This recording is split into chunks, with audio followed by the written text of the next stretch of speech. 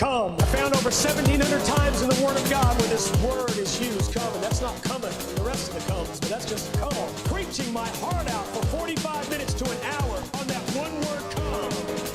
And it was one of our Lord's favorite words. Come unto me, come and drink, come and dine. Jesus said, come, come. And it goes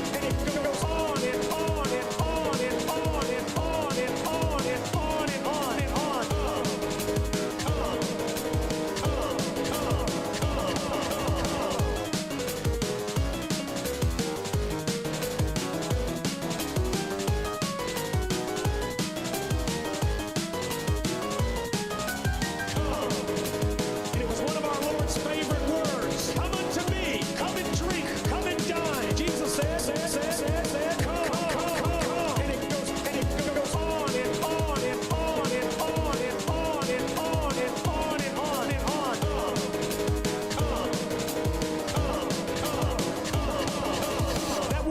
Is universal in its application. Come. What did Jesus say to his disciples? Come. There's no room for discussion, friend. Guess what? Come. Come. It commands obedience. Come.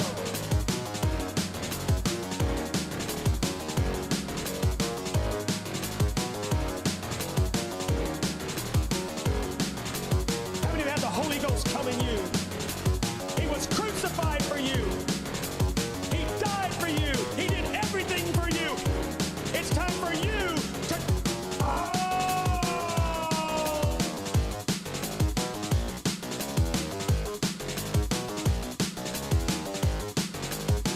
On that one word, come.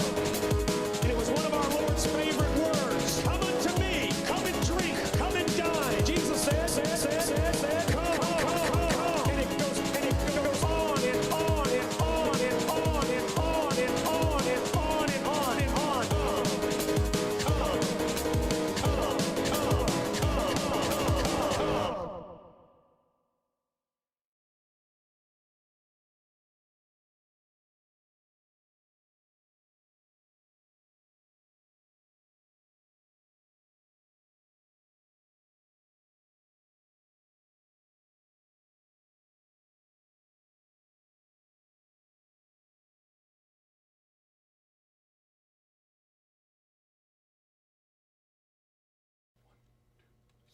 When the union's inspiration through the workers' blood shall run, there can be no power greater anywhere beneath the sun. Yet what force on earth is weaker than the feeble strength of one? But the union makes us strong.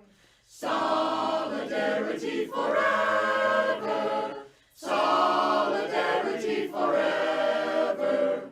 Solidarity forever. For the union makes us strong.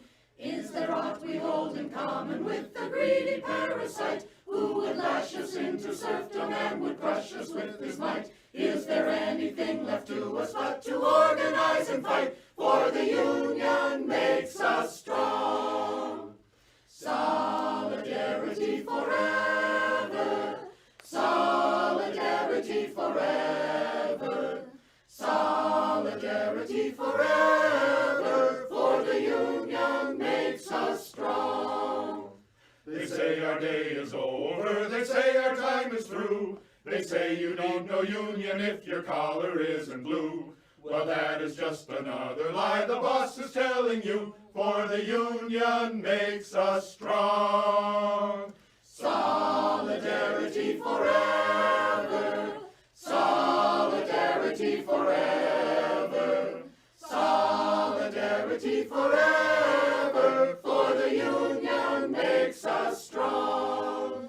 They divide us by our color, they divide us by our tongue. They divide us men and women, they divide us old and young. But they'll tremble at our voices when they hear these verses sung. For the union makes us strong. Solidarity forever.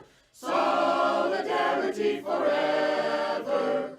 Solidarity forever. For the union makes us strong. They have taken untold millions that they never toiled to earn, but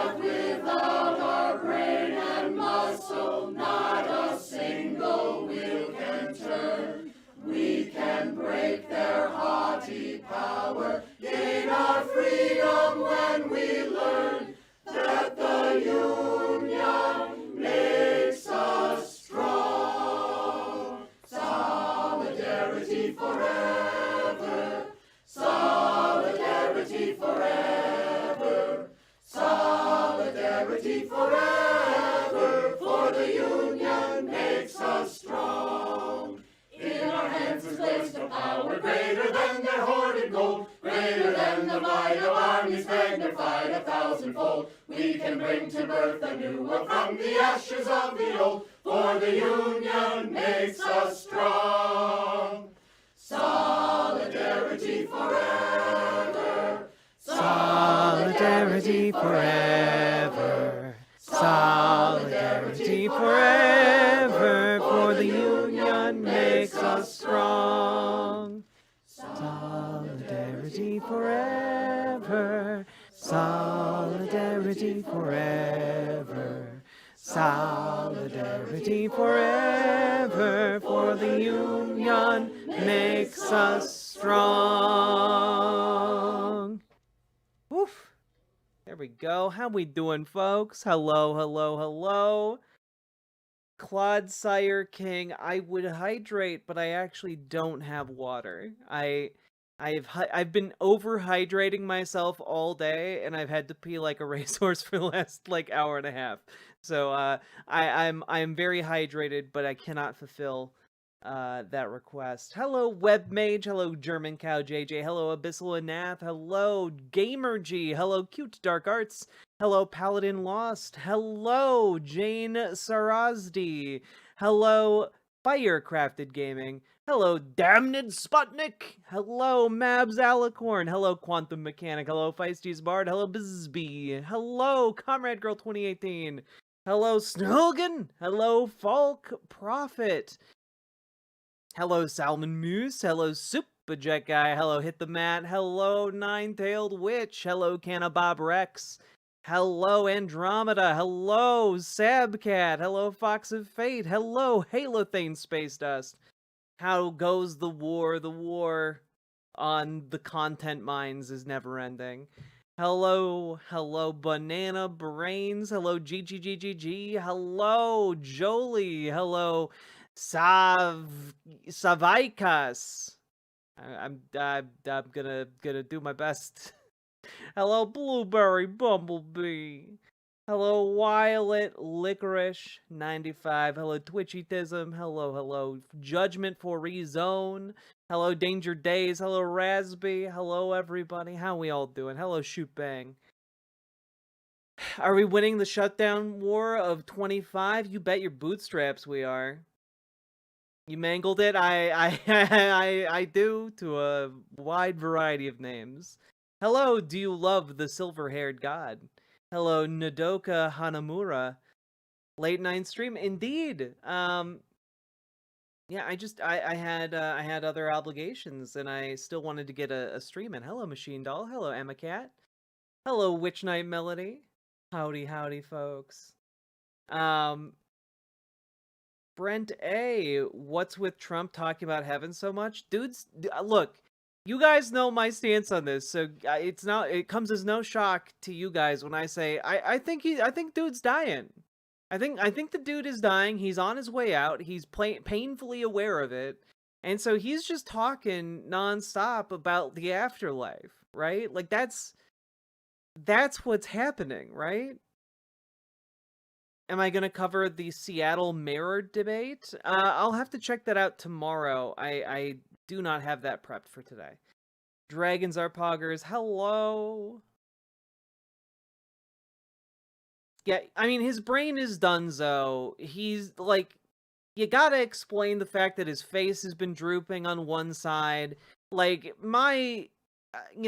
granted, my humble armchair analysis is that this man has been having a series of mini strokes for like the last couple months, and it's not getting better,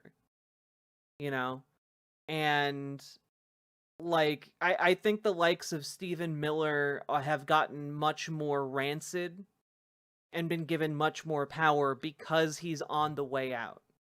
Like that's kind of the consequence. And they're all desperate to try and like shore up what is clearly all falling apart in their fascist authoritarian power grab. I believe in the Democrats' ability to lose this budget battle from way ahead. Okay, that's fair. That's fair, Saket the Nuke. Thank you for the 2 tier 1 subs and for being the first person to support stream today. Very much appreciated. And you know, it's, it's just a good thing that we don't have any kind of like goal today, cuz like damn, that'd be crazy. Be just fucking nuts if suddenly like a number popped above my head and we were going towards some kind of nebulous goal. I'm worried for his grandkids. I lost my grandfather, and God, I wouldn't wish that on anyone. I mean, like, I don't know. I gotta be honest. I'm not at all concerned about any member of the Trump family, except maybe Tiffany. But that's because it's very clear everyone else in that family hates her. You know, like I think they're gonna be. I think they're gonna be okay. Now, his kids, probably not so much, considering they are deeply, deeply embedded in all of his schemes. I'm ready to watch Death of Stalin with some of your community folks if you know Cheeto kicks the bucket. We are going to have such a big party whenever that happens. Oh no, Jack, look up. Oh god. Oh god. No! No! No! Is Mary Trump cool? I don't know. Well, folks, looks like there is, in fact, a gauntlet being thrown down here. Don't look up. I'm honestly not convinced Baron is like the rest of the family. Yeah. God. Hello everybody. This is motivational life coach Yukon DeWitt reminding you that you are amazing just for being you. Because somebody has to be, and it might as well be you. Well, motivational life coach Yukon DeWitt, thank you very much for the $5 dono. I very much appreciate it. All right. Proud Boys are here in Chicago and asking every white protester why you're betraying our race. Yeah, like, no, things are going to get a lot nastier before they get better. Like, there's no doubt about that. But, like, I think we're gonna win. You know? We're gonna fucking win, because this is an untenable situation, and they have not solidified enough power to actually hold on to it if shit gets nasty. You know? I have a Marionberry pie in my freezer. Hell yeah. All right. So let's talk a little bit. Let's just dive right into it. Why am I feeling particularly hopeful about Democrats winning the shutdown? You know, would love your comments on Bondi's performance today. You know, I saw clips of it. I didn't sit down and watch the entire thing. But it was. I mean, I think that the best word for it is, much like everyone else in this administration, it's a performance, right? Like, Bondi, I mean, frankly, she's someone who is paid $25,000 by the Trump organization in order to, like, drop charges against Donald Trump, which she did, and then wound up as being Donald Trump's personal attorney, and then wound up being in his administration, because she's someone who can be bought, you know. And like, there was one intrepid reporter managed to get a photo of what she had in her binder, and it was like just cliff notes on how to attack different lawmakers if they brought up you know, inconvenient talking points. So the thing to know about all of that is, it's for her, you know, she's not really media trained in this way, right? Like, you could see in various moments of her testimony that she was getting really agitated, you know, and you could also, she was out of her depth essentially, but you could also basically tell that this was a performance. This is basically to generate social media clips for the Trump administration, because they are so unhinged from reality that they think this shit makes them look good, and it just doesn't. right? Like, to any sane, normal person, someone acting like this in front of Congress does not look good. So that's kind of my thoughts here. Like, she didn't do her side any favors. Let's put it that way. I'm playing the original Paper Mario right now. It soothes me when dealing with politics. What an excellent game to play. Um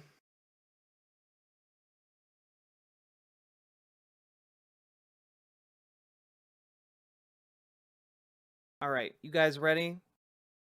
Let's jump into it, shall we? Oh man, I should have grabbed one of my monsters before we came down here. We'll see. Mario games are for children? Not the Paper Mario games. The Paper Mario games are for hardened criminals and the flintiest of steels. Let's see. What about Texas National Guard in Chicago? I talked about the National Guard deployments a bit yesterday. As far as I know, I'm not up on this particular topic today, but a judge blocked deployment to Chicago for now. Like, there's a temporary restraining order that's going to be obviously appealed up to the Ninth Circuit and then the Supreme Court, I believe. But it's it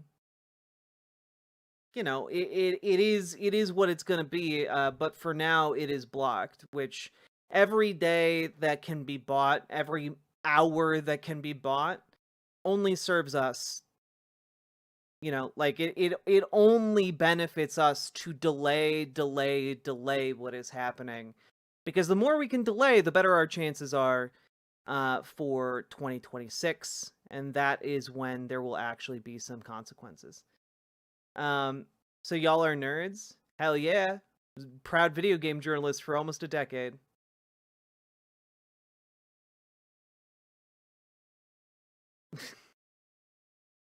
Let's see, especially if we get the Ratman song. Indeed, indeed. They ignored it and deployed anyway? Is that true? I haven't done my research on that, sadly. Let's see.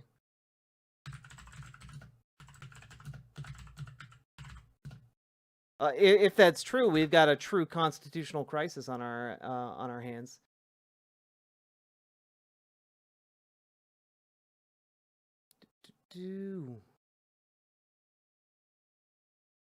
Take a look at the Guardian. Military presence comes after judge declined to block troops from entering following lawsuit filed by city and state. Now, wait a minute. This is a different judge?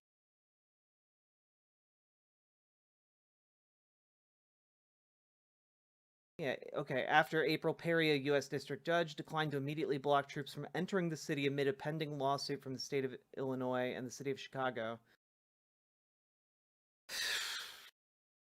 Yeah, this is shaping up to be a real clusterfuck.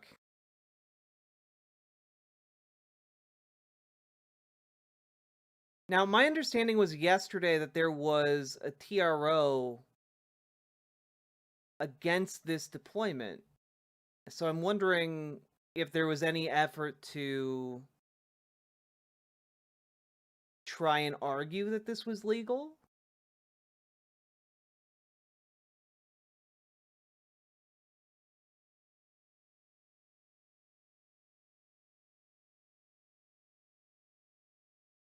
Let's see.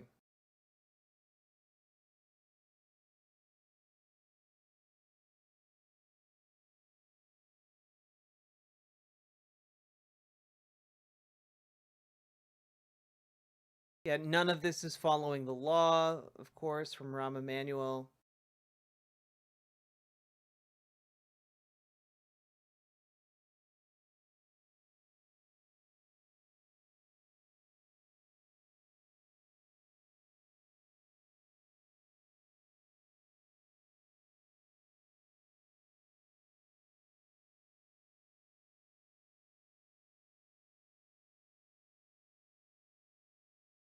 I am really struggling to figure out the timeline here.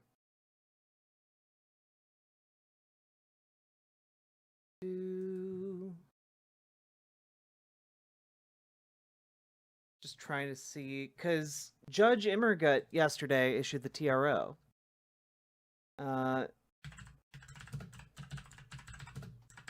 Was that only for Portland? I thought it was actually more expansive than that, so I'm confused.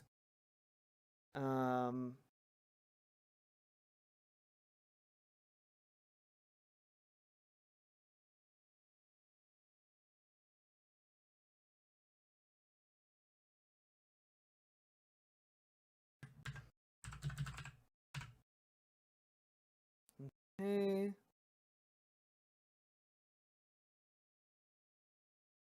And in response to Immergut's decision, Trump administration attempted to send the federalized National Guard members in California to Oregon, and later attempted to federalize the National Guard in Texas to be sent to the state. But then Immergut issued a temporary restraining order, which temporarily prohibits the administration from deploying federalized members of the National Guard in Oregon. Ah! That would be why. Okay, so the TRO was limited to just Oregon, but it was not for this was beyond the scope when we're considering Chicago. Gotcha. Yeah, no. Okay. Well, the reason that I need to stop and make sense of like where that TRO's authority ends, because it makes a big difference whether or not the administration is abiding by a federal order or directly deploying. So basically, they are saying, well, the TRO is only for Portland, so we can send the Texas National Guard to Chicago. Cool. All right.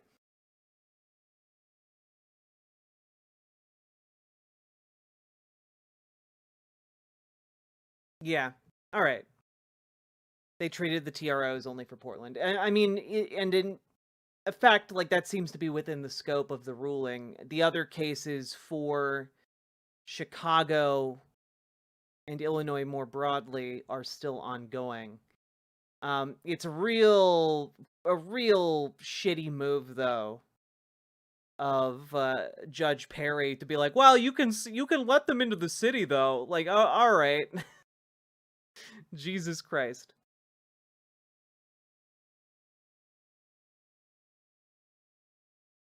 I apologize as a Texan for those National Guard being sent to Chicago. It's all good.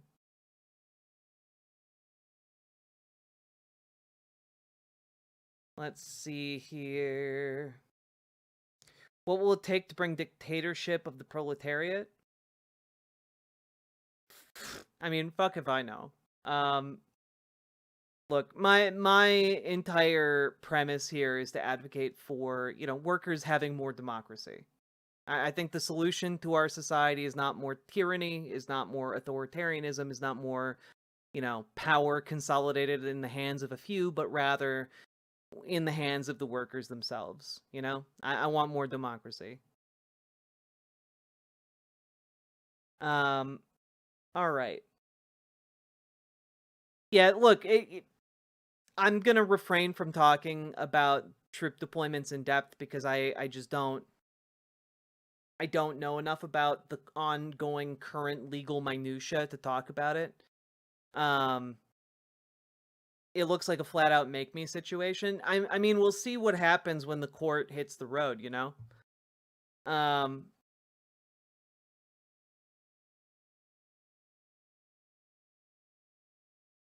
I think the thing is that the administration is starting to say fucking make us to a lot of these orders. I mean, I think they are being slippery as fuck. But that is to be expected from the fact that they are weaselly and cowardly. I don't actually think they have the gumption or the, they don't got the juice. They just don't have the juice to actually like pull the trigger, because they know the second that they start ordering like an actual full-on military occupation of a city, things are going to move a lot faster, and it's not going to move in a direction that is going to end well for any of them, right? This is why you have people like Curtis Yarvin being like, oh man, we should plan to flee the country. Because they know if things really pop off with people having organized the way that they have, with blue states having, shown this level of resistance, they know it's not going to go well for the conservatives currently in power. Because the other aspect of this is that every single Republican, despite the united front that they like to put up, they are all sharpening their knives for one another. They're all sharpening their knives to try and, crab battle it as soon as, the Mad King kicks the bucket, right? So I don't think that this is actually something they're capable of pulling off. You have to, I think that in order for this to actually have worked, they needed to do a lot more to quench dissent than they have done.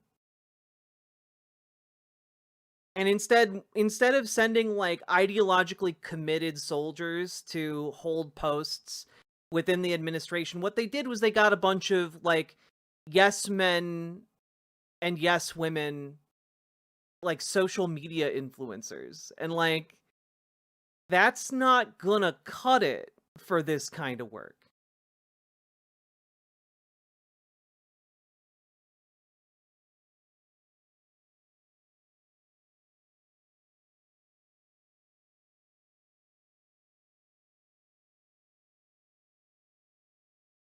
Capable of pulling off the government of America can't wreck shop? No, the people in charge of the government of America right now. They can make a lot of people miserable. They could even kill a lot of people. But you know what? I gotta say, I don't think they are capable of actually pulling this off in if push comes to shove. Genuinely, if push comes to shove, you're looking at, okay, what happens if this escalates? Blue states stop paying their taxes? That's the kind of, economic apocalypse that, you start looking at. Oh, what's gonna happen? Illinois calls up its National Guard to face down Texas's National Guard? We start seeing how this is the precipice of a situation that is going to rapidly devolve out of control if that actually happens, and these people are too incompetent to actually manage that kind of chaos. Did you miss what happens after 9/11? Our military fucks around? You think there's not a difference between sending our military to fuck around in another country versus fuck around inside of our country? We've already seen what happens when that happens. And it's the deadliest conflict that America has ever been involved in to this day. So what I'm saying is if they want to fuck around, you need true believers in the cause, like a Jefferson Davis, your fucking plantation owners, and they just don't have that. They don't have the fucking infrastructure for that. You don't, I'm sorry, you don't call the military leaders from every corner of the planet and call them fat and incompetent to their faces and win over the military leadership. You don't, that's not how that works, actually. You don't, that, you don't win over people this way. Wait, so you want them to use their full power on us domestically? No, I'm saying they are incapable of doing it. I'm saying that the people who are in charge of this are not true believers in their fascist cause, and they are not going to be constitutionally capable within their bodies, within their souls, of actually pulling the trigger if push comes to shove. What I'm saying is, if they try to do that, I don't think the military is going to go through with that. I don't think the US military is going to start deploying itself in earnest on American soil to honestly and completely occupy American cities. I don't think that that's going to happen. I think that a bunch of these people wanted proximity to power so that they could personally profit, and they have no fucking idea what they're doing. They have no fucking idea what they're doing. And I am saying that, yeah, some people could get hurt, some people could die. That is a very real possibility, but I don't think that these people are capable of leading a fucking civil war. I don't think that. I think they are too incompetent to even be able to conceive of doing such a thing. Of course they want to profit, but that's politics. Yeah, but these are even more lick-spittle types without spines than the rest of them, right? Like, these are... But like, Pam Bondi was bought for $25,000. You know? Like, that's nothing. That's nothing. So, all I'm saying here is that, like, what is happening here, it's like you got like a bunch of used car salesmen and like grifting pieces of shit together, and then said, okay, now do a war on America. And like, they don't know how to do that. They don't know how to do that. And they're not going to learn how to do that. And if push comes to shove, they know that they're fucked if they do that. So I just don't... What I'm saying is, these people have some semblance of self-preservation, and I don't think they are going to be able to throw themselves into the fire in a way that is required for this type of fascism to function. They don't know how to do that because they don't have to. I disagree. I think things are coming to a pretty interesting point of time. I offered $25,000 and $1 for her to stop. God. We don't have to fight either? I disagree, actually. I think that what we need to do is actually organize and protest and make the will of the people known. Americans on both sides in this day and age are too lazy to prosecute a civil war. Too busy with Netflix and social media. You know, I might have agreed with that a couple years ago. I don't agree with that anymore. The craziest part is the adage is, cut a liberal and a fascist bleeds. But when faced with knife-wielding fascists, liberal wine moms will break their wine bottles like it's a bar fight. I mean, that's the thing, right? Like, you know, you might say like, oh, everyone, they're too lazy with Netflix and social media, and meanwhile you have like 70-year-old, you know, lifelong teachers and like, you know, your local neighborhood dentist talking about like how, hey, it's time for the tree of liberty to be watered with the blood of tyrants. You know, like, you've got like middle America, you know, salt of the earth American types basically quoting revolutionary literature. And so the idea that they're too lazy, like, motherfucker, like, they're gonna get like an untold number of people on the streets on October 18th. You know, the people are getting up off their asses already to do stuff they never dreamed themselves capable of. And they're doing that to fight these fascist fucks. And like, that's not going to stop when, like, in the face of an administration that wants to continue to clamp down. That's going to only accelerate the radicalization of the working class.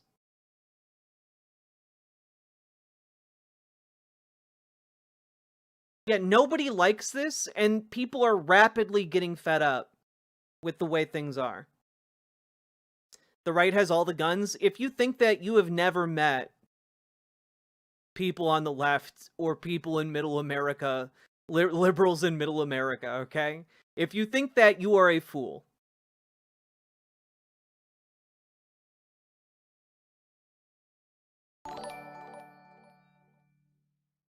Give me liberty or give me hot dish. Because hot is the devil's temperature. Lily Love Stuff, thank you for the $5 dono. God. Also, we're up to there we go.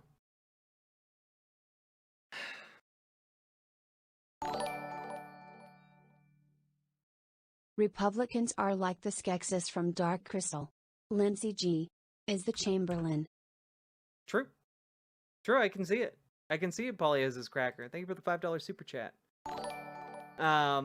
What are you going to do with your weapons against The airstrikes? right doesn't have all the guns. People on the left can be dumb too. Well, okay, like, if we're really gonna, like, game out this idea of things escalating to actual warfare, keep in mind that, states can have, like, their own state-level armories. They have their own military facilities within their borders. If it really comes down to a Civil War-type fractioning of, like, the military, or factionalization of the military, like, you're gonna have military equipment predominantly in blue states under blue state control. Like, it's like I'm sorry, like, California and, like, California, the East Coast in general, like, you're not going to have a great time if that is the case. And you should also consider where Washington D.C. is located relative to other parts of the country that might break in a more conservative fashion. So I'm just throwing it out there. Like, if you game it out, it starts looking very, very messy, but by no means does it look like, oh, suddenly the conservatives just win the war. But I don't think it's going to get to that because the people in charge on the conservative side are cowards. They're cowards, and they're weak, and they're pathetic. On a side note, even though I regularly hit 56/60ths at the range, I can't brandish any of my sword collection despite 20 years of training in public. And that's a crime, Sake Tanuki. It's a crime that you can't brandish a sword in public.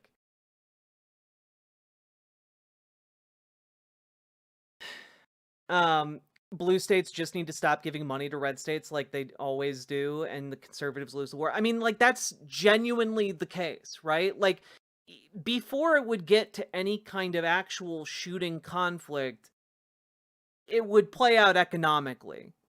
So all I'm saying here is that, like, a lot of people are like, well, the US military would just bomb Chicago. And it's like, yo, the second the US military drops a bomb on Chicago,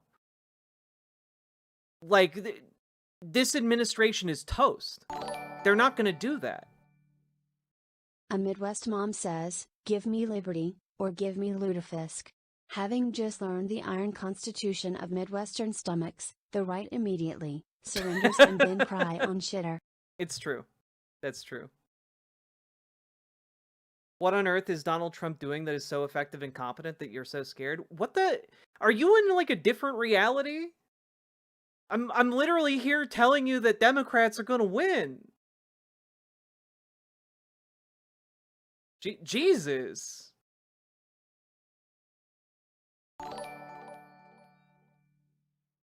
I'm also 90% sure if the North had done a blockade of all the South's economic trade, they'd just walk in and crush the South a couple years later. It's true. Also, Sake Tanuki, thank you for the 2 tier 1 subs. Impluvius, thank you for the $5 super chat. This is your average apolitical American child. The guns don't matter. What is this? Yeah, maybe 2. There you go. You gotta shake it up, that's why. It was shaking up. You gotta shake it up more. Dude, don't fucking do that. Oh, fuck! Oh, shit! God, I hate kids. Jesus Christ, dude. I'm glad he didn't lose a finger. Don't do that. If you're a child and you just saw that on my stream, don't do that. Especially after you shake it. After you shake it up and throw it, don't, like, go fucking pick it up. You don't pull the pin out of a grenade, throw it, and then go, huh, why didn't it explode? And then go pick it up. Don't do that. Jesus.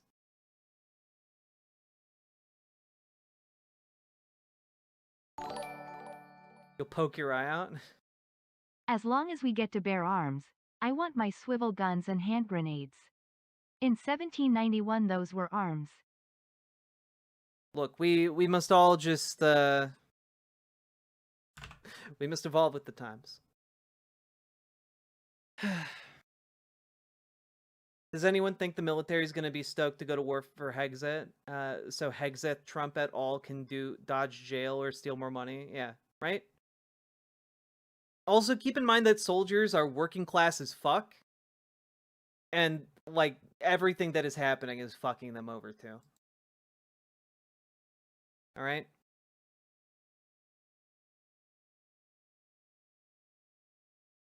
Alright, folks. Let's talk about why Democrats are going to win the government shutdown. So, folks, Democrats are going to win the government shutdown. It just is becoming more obvious by the day. It's becoming more obvious by the day. You know, we've talked about this for a while now, and I gotta tell you guys, you know, I think we got it. Republicans are becoming more and more squeamish with how things are going, more and more uncomfortable with the ranting and raving of the Mad King Trump. And as they become more uncomfortable, Democrats are easing into this position of being essentially the antagonists to the Republicans. And frankly, they're doing a pretty good job. Here's Patty Murray for Washington speaking earlier today. Just because you can't justifiably hate soldiers doesn't mean you can't justifiably hate police. We know their demographics. It's true. Google police 40%. Anyway, moving on. Sake Tanuki, thank you for the 2 tier 1 subs. The 10 states facing the biggest healthcare increases if Republicans refuse to act, all red states. West Virginia, looking at a 387% rate hike for families that rely on ACA tax credits. Wyoming, 382%. Alaska, 346% rate hike. Tennessee, 320%. Mississippi, 314%. That is 5 red states where premiums are going to more than quadruple for families that rely on those tax credits. But you know what? Let's keep going. Let's do the next 5. These are states where the average premium will more than triple for families relying on the tax credits.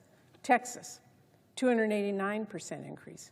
South Carolina, 285%. Alabama, 284%. South Dakota, 235%. And North Dakota, 234%. So there you have it. The 10 states facing the... I mean, like, frankly, that's devastating. That's a mic drop moment, right? Like, you're gonna see your health insurance monthly premium, the monthly amount you pay just to have for the privilege of having health insurance, go up, if you're in Texas, by 289%. 289%. Hardly anyone can pay that kind of an increase. Like, even if you're doing okay, if your family plan goes up 289%, you're boned. And now, are a bunch of people, a bunch of conservatives watching Patty Murray from Texas? No, but you know what is going to happen? News of those price increases is going to trickle down to the working folks of Texas. And they're going to start going, wait a minute. What do you mean our premiums are going to go up? What do you mean our health insurance is going to go up by that much? What do you mean?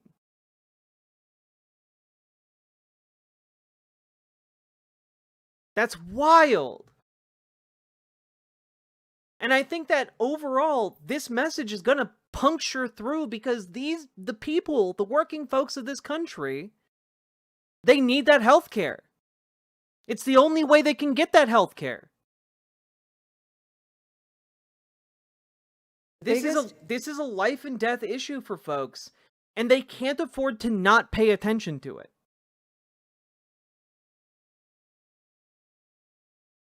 honest question, are Democrats fighting to save people in these red states while Russell Vought brags about ending investment in blue states, just doing more ineffective, high-minded signaling? No, because this is genuinely like an issue. One of the major demands Democrats are making here is to basically save all of America from these types of premium increases, because it's not just blue states that are going to be affected, it's red states as well. And they know that the name of the game is building up political pressure in red states against conservative lawmakers. That is the entire premise of holding the line here, is that they are slowly amping up the pressure on conservative lawmakers day by day, hour by hour, in order to get them to buckle and bend the knee and actually come to the negotiating table to save healthcare for America, right? This is actually not just high-minded rhetoric. It actually matters. And to that, let's just take a look at how Chuck Schumer has, the bar is in hell for Chuck Schumer, but, he has managed to clear it, So now we're maybe one of his best statements on what is happening yet. This was posted yesterday evening. So now we're in a government shutdown. And you may be asking yourself, how the hell did we get here? Donald Trump and the Republican Party are hell-bent on taking healthcare away from 60 million people, closing community clinics, rural hospitals, nursing homes, all so they can keep giving tax breaks to their billionaire friends. It's a disgrace. So Democrats have 3 words for this: no fucking way. It's literally life or death. We will not let Republicans blow up our healthcare system. And this isn't the first time they've tried to do this. Total repeal of the Obamacare bill. Is Schumer cosplaying as Bernie Sanders? No, he's cosplaying as Zoran Mamdani, right? Understand, yeah, this is really pandering. I understand that this is all an affect from him. This doesn't reflect where he actually is in his politics. But understand, that's a good thing. It is a good thing that this man is breaking character in order to pretend to play effective politics, because we need effective politics right now. That's what we need. It is good to see, essentially, these centrist Democrats buckling and actually saying, "Okay, all right, we'll play ball. We'll do the thing." That's good. That is a good thing. Or the second, the repeal of Obamacare, or even the third. You get the point. If Republicans are consistent about anything, it's about taking away health care from... Oh yeah, no, he's not saving his job here. Just to be clear, we need to primary the fuck out of this guy. But that being said, in this particular moment, we do actually need someone to signal to, the wealthy, out-of-touch liberals or even neoliberals that actually, yeah, we do need to go to the mat on this one. As many of you as possible. Let's dive into the facts. The so-called big, beautiful bill, which is really a big, ugly betrayal, cuts $1 trillion from health care. Oh God, he's doing the fucking Glenn Beck thing. This is so embarrassing. And causes the ACA credits to expire. Insurance premiums will go up 93%. As a result, 22 million people pay more, 4 million lose coverage altogether, and even if you don't have ACA... Why is this still going? Genuinely, it should have been cut after 40 seconds, but there's another minute and a half of this. Your premiums are going up also. What does it mean in New York? $2,500 increase for those on ACA. Working families can't afford that, and 450,000 people lose their... No, Chuck Schumer hasn't been taking advice from Bernie Sanders. Basically, all of the Democratic establishment has seen the success of Zoran Mamdani, and they're scared as hell, and they're trying to say, well, if we just copy his social media style, we'll be fine. And they're wrong. Healthcare. This is not about politics. It's about people. But don't take it from me. Take it from the patients and the providers themselves. A lot of these patients are losing their care and they cannot go to the preventive care doctor. So where do they go? They come to the emergency department. Unfortunately, the emergency departments are being overflown. They're being overwhelmed. It really does really bring me to tears. It's really sad. Like we have Yeah, I guess George Bailey must really like that Zoran Mamdani guy. to end up begging, don't make those cuts. Somebody has to stand up for us. We stood up for you. Now you're on our shoulders. Please do the right thing by us. The beginning of this year marked the first time in recent history where we actually saw a decline in overdose fatalities and fentanyl poisonings. Any reduction in benefits, any reduction in coverage means that those overdose numbers will go right back up. Suicides will go right back up. This has so little riz, and yet, again, I need to reiterate, the bar is so low that Chuck Schumer is managing to clear it. Because, at the very least, he's like, no, I guess we gotta do our jobs. Aw, man. It's good. That's a good thing. Anxiety, depression. The bottom line, Donald Trump and the Republicans have chosen to shut down the government rather than work with us to defuse the ticking time bomb that will blow up healthcare for millions of Americans. Congressional Democrats are on the side of the American people, and together we will fight to make this right. So, yeah, again, a lot of their strategy is to increase pressure on conservative politicians. That's why this ad effectively ends by saying, call your Republican representatives, huh? So, you know, this is a good sign. And I want to also put out there that,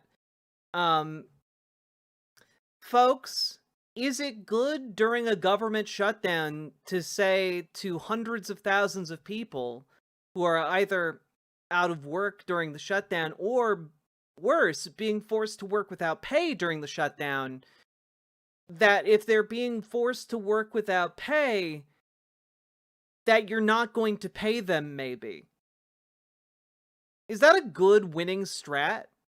Is that going to win over people's hearts and minds at a moment when you need everyone on board for this particular project? No, it's not. It's not gonna win people on board. And this came out again earlier today. White House floats no back pay for some furloughed federal workers despite 2019 law. Hey, guys, do people like being illegally stolen from? Do people like it when you steal their wages? Oh, no, they don't like that, actually. Hey, do you need those people to keep the government functional? And now you're saying we're not going to pay you? Guys, when I say that this administration is literally too incompetent to succeed at, its fascist objectives, I do mean it, right? I mean it. They are not capable of doing this. The bad ideas are just flowing. Speaking in the Oval Office on Tuesday, Trump appeared to publicly back a draft White House memo that includes an argument for denying workers pay.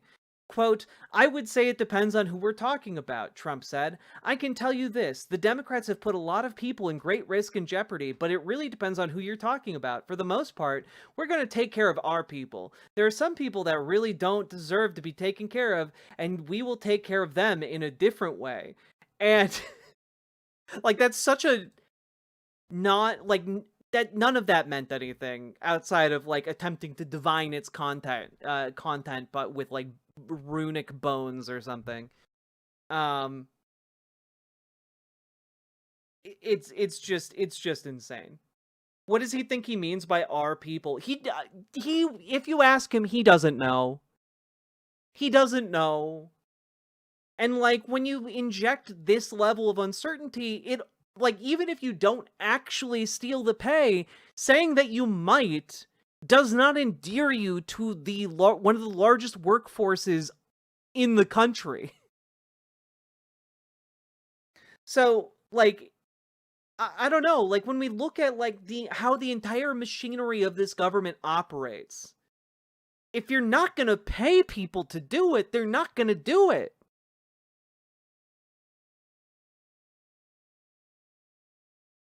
Yeah, no, there, and Nara Neela, who writes, my friend is an air traffic controller. He had to start Uber driving. He's worried they won't pay him despite being furloughed and being legally entitled to back pay. Yeah, no. That's the thing, I'm right? honestly amazed Schumer didn't name his fictional American couple the Benjamins. Sake Tanuki, thank you for the 2 tier 1 subs.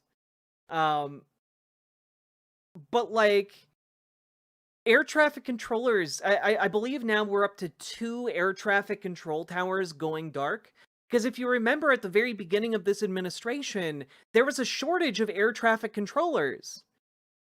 And they ruined plans to continue hiring more, and then they had to be like, well, okay, I guess if you're like 60 up to 60 years old, you can be an air traffic controller again, and if you previously retired, you can unretire and we'll pay you. And then they fired a bunch of air traffic controllers. Like, it would and what you're seeing now is multiple towers going dark because the air traffic controllers are all coordinating together and calling out sick. I still don't understand why we haven't changed what qualifies as discretionary spending. ATC should be mandatory. I mean, it really should be. But, like, a lot of things should be, and it just aren't. So, I mean, what we're gonna see here is some pretty interesting things happen relatively quickly, you know? That's my opinion anyway. Luckily, my FAA facility actually already has funding for the rest of October. We won't have to shut down fully until November. Like, still, like that's not great. I'm glad your facility is taken care of, though.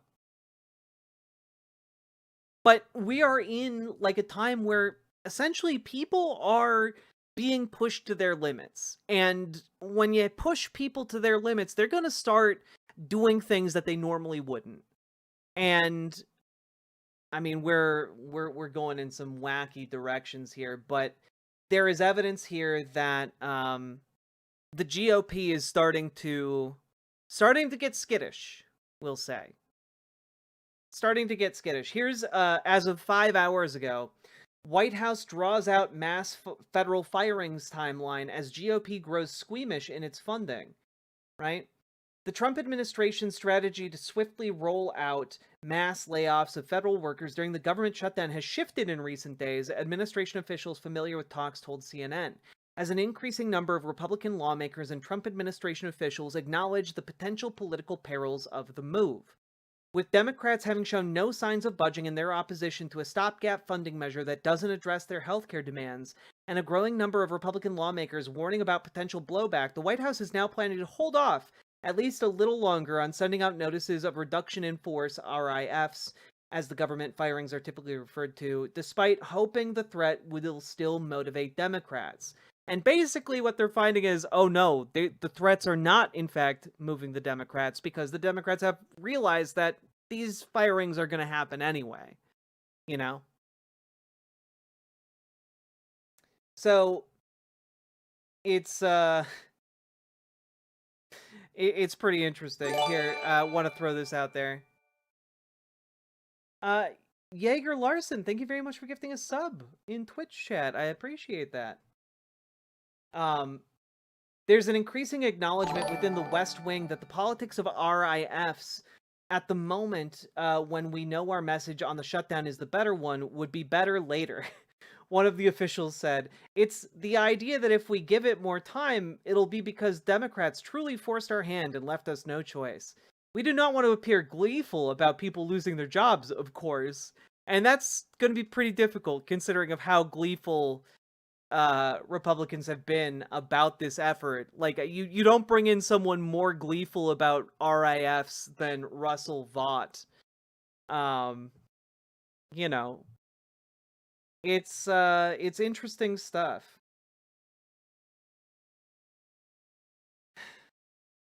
Like, they are just, again, Republicans are just in a completely different world. And when we're talking about what's happening here, people can't get on board with this shit. They just can't. When you start looking at what ICE is doing, snatching people off the street, when you start looking at like Texas invading Illinois, when you start looking at air traffic controllers needing to like shut down airports because they just can't justify going to work anymore because they're not getting paid, like, you're looking at all of the recipe for like a losing confrontation between Democrats and Republicans. And Republicans are going to be the losers in this scenario. You know, like, they're not going to come out good. Every single day that this shutdown goes on, more and more people are aware that the Democrats are the ones who are, they're fighting to not have my healthcare premiums go up by several $1,000s every year. Several $1,000s I don't have. And wait a minute, the Democrats are fighting for us, and the Republicans are gleefully cutting jobs and not paying people? What? Like, this is something that breaks through the normie brain. Because so many people rely on the government to actually function. And so when it comes to like the hollow rhetoric of Democrats, you know, you take that with a grain of salt every damn day. But when it comes to the actual material conditions that are being put in place right now, Democrats are going to win. Democrats are going to win this.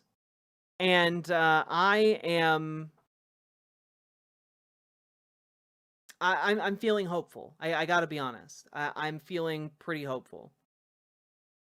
So, with all that being said, we've got a lot to talk about tonight, so we're gonna move on. Remember to like, comment, and subscribe if you enjoyed this, and see you next time. And yes, we are up to, I think, 25, actually. There you go. Oh, boy.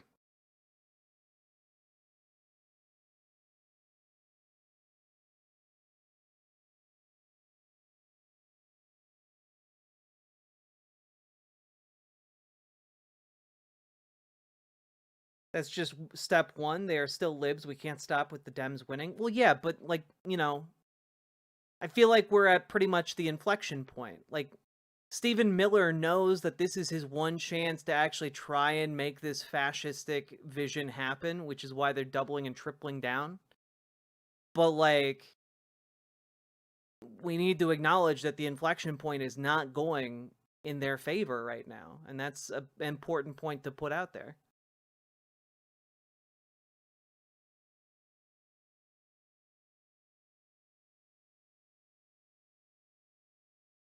Portland police almost arrested an ICE CPB driver that tried to drive through a crowd.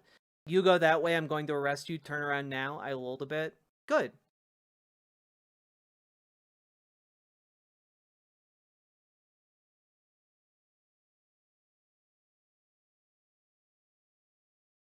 I have cautious optimism. Yeah, look, I'm not saying, yeah, boys. Yeah, boys. We're definitely gonna win. It's gonna be like, it's not gonna be scary at all. We got this. Like, but I am saying, hey, redouble your efforts. Do more. Get more involved than you have been, because we are gonna win this shit. We are gonna win this shit. Organize harder. Get more people to go to protests. Get more people to go radicalize your local Dems. Get more people involved in making DSA, like, actually effective. Get more people doing this shit, because we are going to win.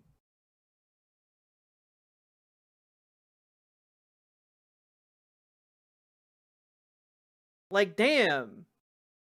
Have the confidence of a fucking Midwest wine mom who's talking about watering the tree of liberty with the blood of the tyrant. You know, just have 1/10 the confidence of a Marge, man. Like, fuck.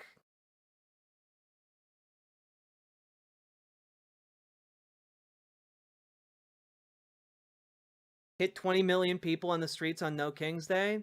That's the goal, you know? Get as many, like, fuck, my conservative, creationist, transphobic piece of shit dad is going out onto the streets to protest the Trump administration. Get your fucking friends who are better than that out there too, alright?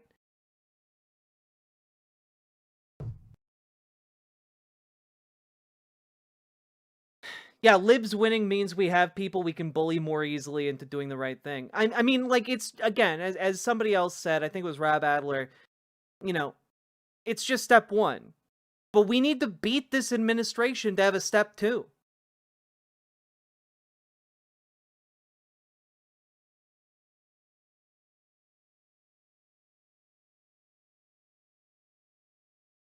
And you organize so you can continue pushing after we win.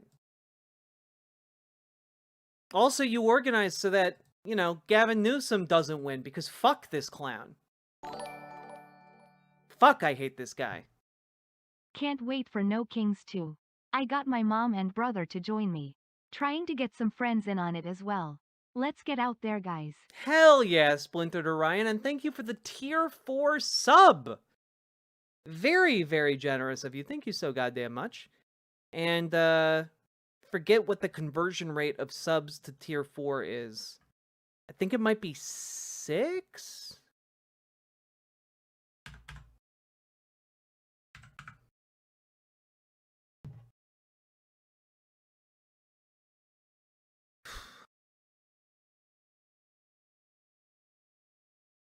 Eight? Okay. Why is no one seriously talking about removing Miller from office? Is that even viable? Well, I think any kind of removing Miller from office would require Congress. You know? And, we don't have a functional Congress, and we don't really have a functional judiciary. So it's kind of... We don't have a means of removing him, you know? But Zia Spots, thank you for the $5 super chat. It would be great if we did.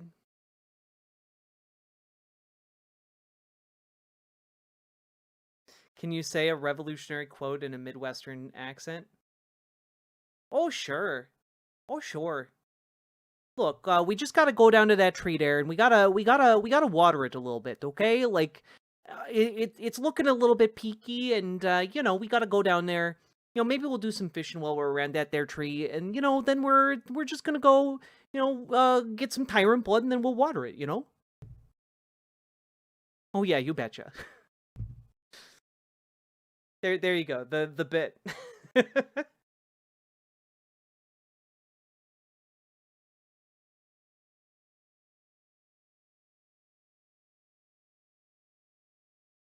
I don't sound like that. Hey, I'm from Minnesota. I also I do sound like that. I come across that that accent honestly, okay? I spent many a summer up in the middle of nowhere, Minnesota, okay?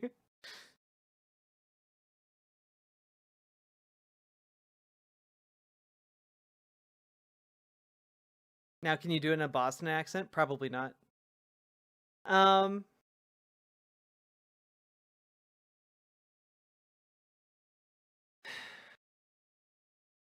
Hello, Andrew Petrie.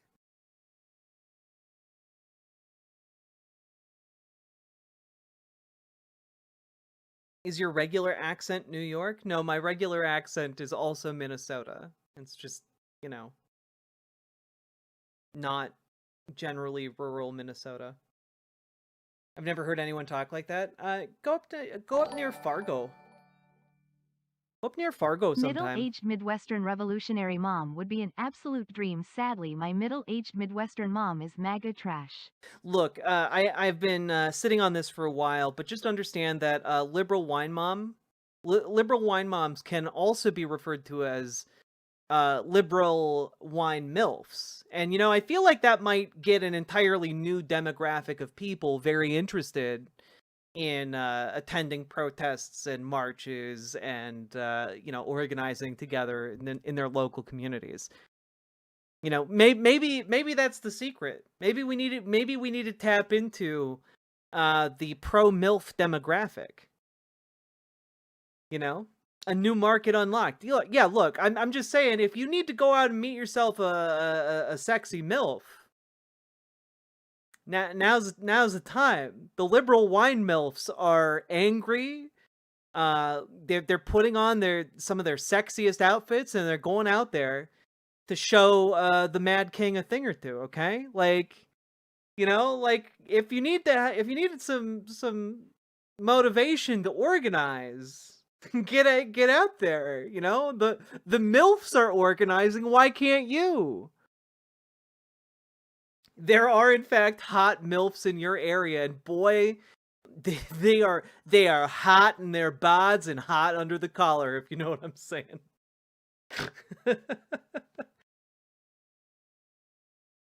What a segment. I don't think that this is a segment. I'm just riffing. Yeah, there are hot MILFs in your area organizing. So that's why you should join DSA, your local Dems, and go to No King's Day on October 18th, okay? And if you want to join your local DSA and your local Dems, join our Discord. Use !Discord in any of the chats. You'll get a link to the Discord. Join up. You can message GamerG for help joining your local DSA. You can message Dragonfly for help joining your local Dems. And of course, if you want to join No Kings, I recommend signing up a new event over on nokings.org. And look, if you want to meet your local MILFs, all right, excellent opportunity. Never been an opportunity like this, all right? When it comes to No Kings.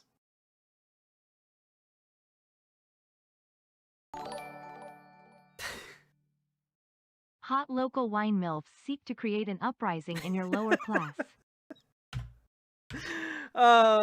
No Kings, only MILFs. Oh god, I need to make a shirt. We're gonna make that a shirt. It's gotta happen. I would love Indivisible if they created a hot MILFs in your area, and they're SOOO excited to crush fascism between their thighs. No Kings, yes MILFs. Exactly. Isn't hot MILF technically redundant? Not necessarily. Okay? Not necessarily. Do I have merch? I do have merch. I haven't updated it in quite a long time.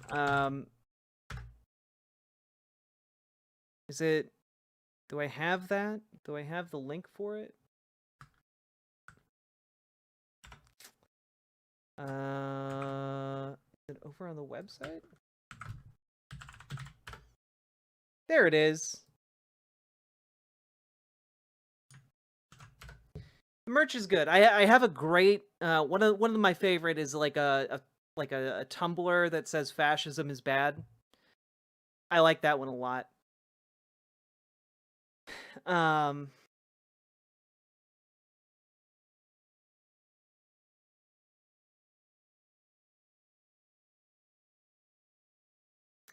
The I in MILF implies that it is a subjective take, and MILF literally just has to be hot to you. It's true.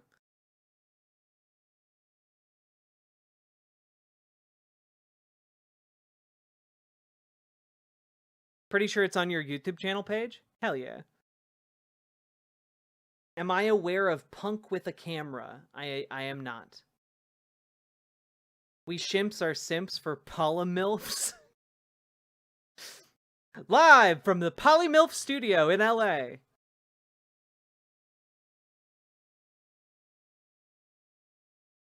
God. All right.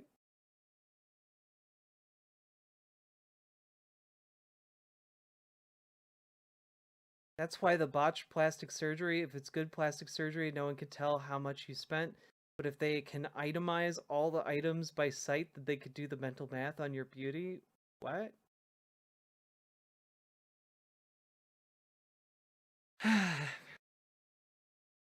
You dig their merch?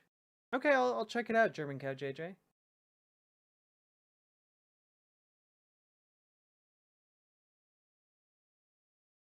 It's Hormones Tonight with Riverboat Jack. The merch is on the channel page. Okay, cool. A MILF can, technically a MILF can be, I would only consider someone a MILF if they are over the age of 30. It's true, Ms. Milena, it's true.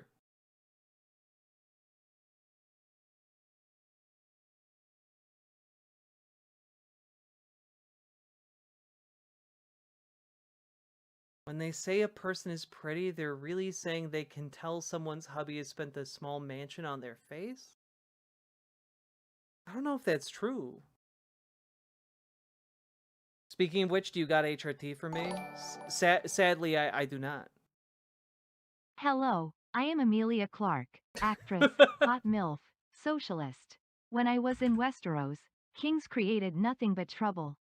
Why have a bad orange king, when you can have a hot blonde Khaleesi? Oh, man.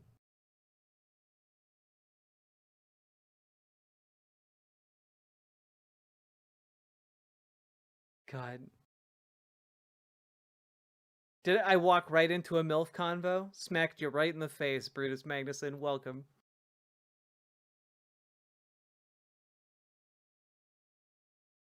Jack, I love your audience. I love my audience, too.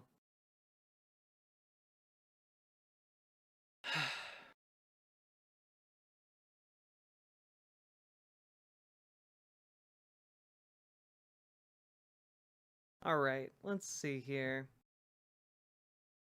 Thanks, Ms. Milena. Alright. Let's see where we're at. I'm still blown... Can I just, again, reiterate, I'm blown away by the fact that Chuck Schumer actually put out a video saying, like, they're gonna hold the line. I'm actually shocked that, like, Chuck Schumer has changed his, like, political stance, and, like, I have all of the doubts that it is in any way sincere, but, like, that's shocking. Yeah, the Baileys are on our side. He should still be primaried? Yeah, of course. None of that means that he shouldn't be primaried, but, like, I'm still shocked that he's doing good politics. Because this is good politics. What he did is good politics. It's, like, fucking belated as hell, but it's good politics.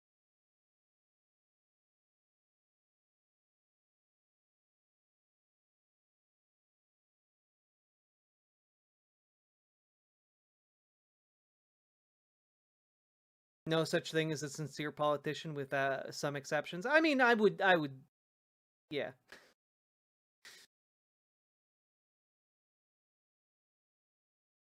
Jack, who are you voting in primary? What?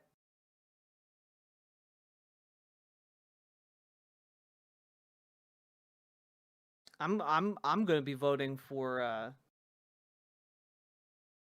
fuck, I'm having a brain fart. My brain wanted to say Zoran Mamdani. That is not his name. Omar Fateh. There we go.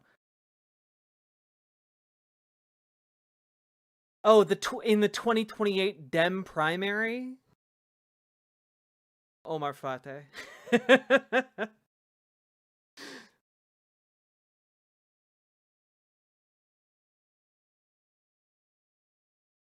By the time the Dem primary rolls around, Omar Fateh will have set all things to rights in Minneapolis and risen to national prominence. There we go, nailed it.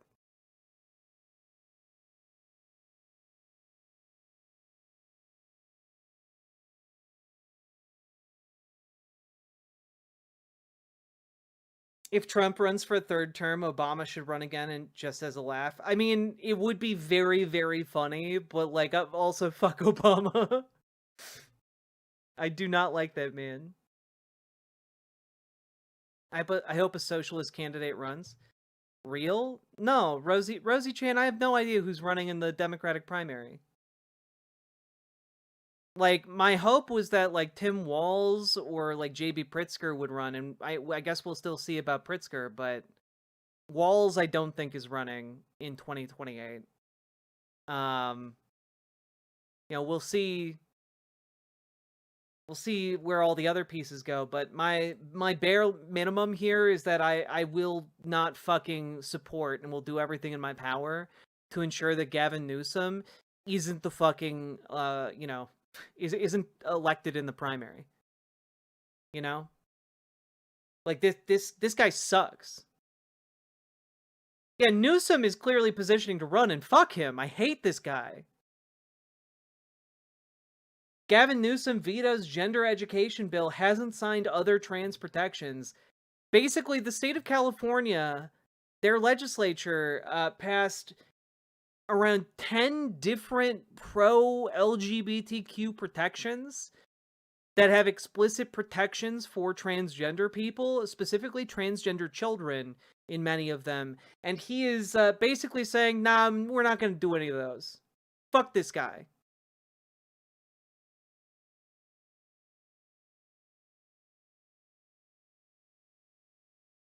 Like, I'm going to do everything in my power to make sure this clown doesn't win.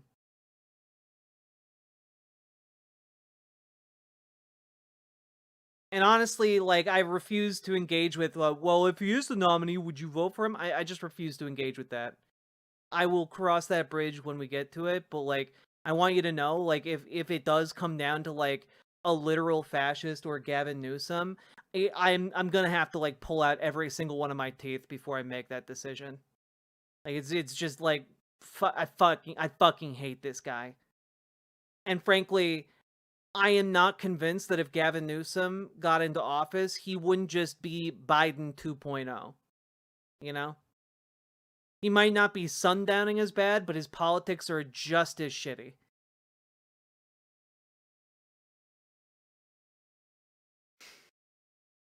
Is Gavin Newsom bad? Yeah, he's fucking terrible.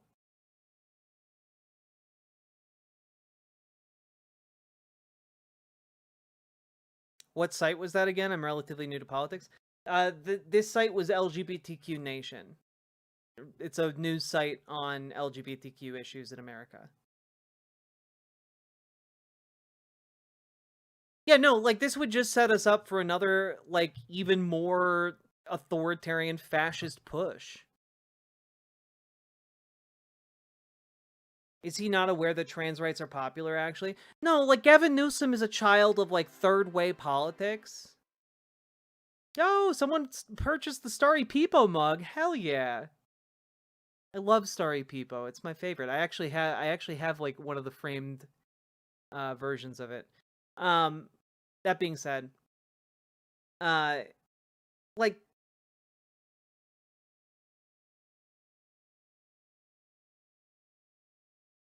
yeah, Gavin Newsom would just set us up for Trump 2, Electric Boogaloo.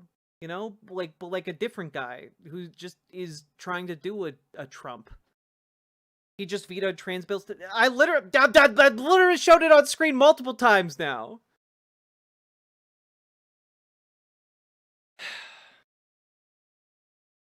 How do we draft Pritzker's campaign? I mean, JB Pritzker is also setting himself up to run. You know, he's got his own self-funding. He's, like, actually trying to do shit in Illinois to counter the Guard. It's, you know...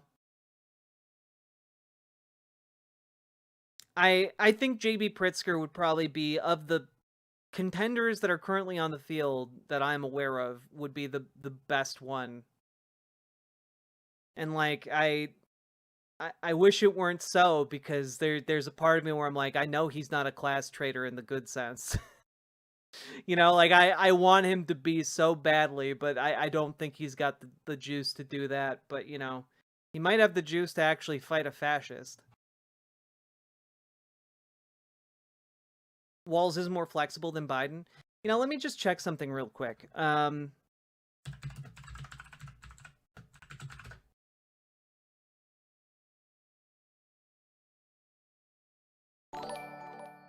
Okay. Gavin Newsom just makes me think of Dead Kennedy's songs. Leak I See His Face and California Uber Alice.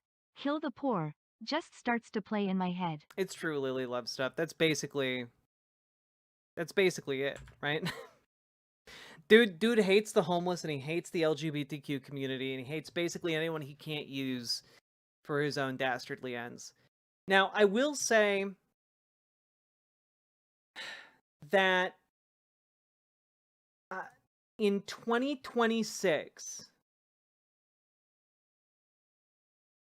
next year, Tim Walz is running to be governor of Minnesota again.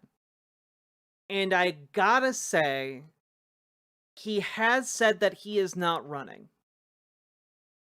He said he is not running for president of the United States. But I'm gonna throw out there that maybe he's telling a little bit of a fib. I think I gotta be honest here. 2026, that's still 2 years away from 2028. And if you do think about it, it would make sense for Tim Walz, someone who does not have a bunch of money to bankroll himself. It makes sense for him to maintain a position of political prominence from which he could launch a political campaign. So all I'm going to say is I haven't completely written Tim Walz out of the picture, but I think he's doing what he needs to do to remain politically relevant until much closer to the 2028 election. So let me just say that if Tim Walz throws his hat into the ring, and J.B. Pritzker throws his hat into the ring, I think those two would have a decent shot at making this work. Some people want AOC to run.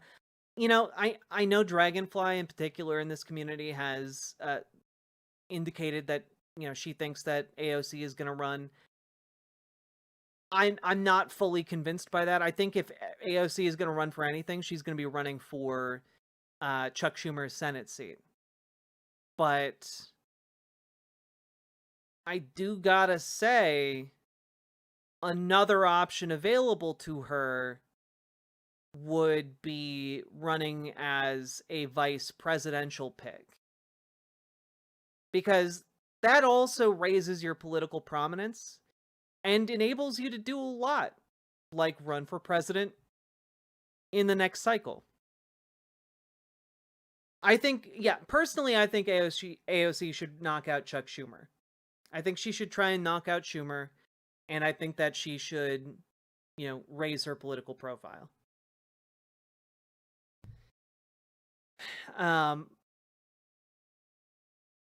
Yeah. Well, I mean, we'll see. How much does the right hate AOC due to right-wing media? Almost entirely. You know, like the people who hate her really just fucking, like, it's like a weird race thing. It's like a anti-woman thing. It's like she checks a lot of boxes for their hatred, you know? How about Andy Bashir? I mean, Andy Bashir's all right. He's okay.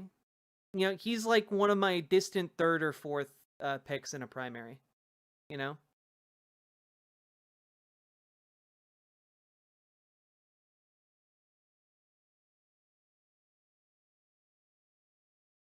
AP Harris, I would not be mad at a Walz AOC 2028 ticket. Zoran can't be president. He cannot be president. He was not born in the United States. It'd be cool if he was, though. Graham Plattner for president? Look, we got to give Graham Plattner time to cook because, frankly, we've been burned by large dudes who seem really righteous and cool before in Congress. That's right. I'm looking at you, John Fetterman. I want to make double dog sure that Graham Plattner isn't the John Fetterman. Jared Polis? Fuck Jared Polis. Dude sucks.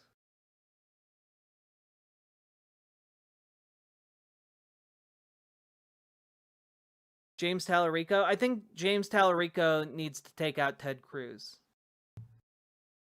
Like he needs to run and dethrone Ted. All right?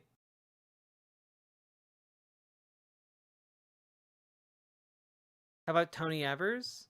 Tony Evers would be great. I just don't think he's got the juice to run, you know?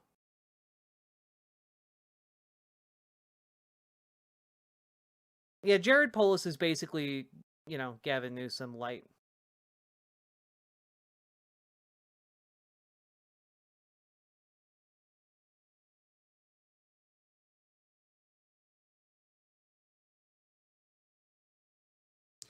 I mean, yeah, Jared Polis is better than, you know, John Hickenlooper, but like the bar was in hell.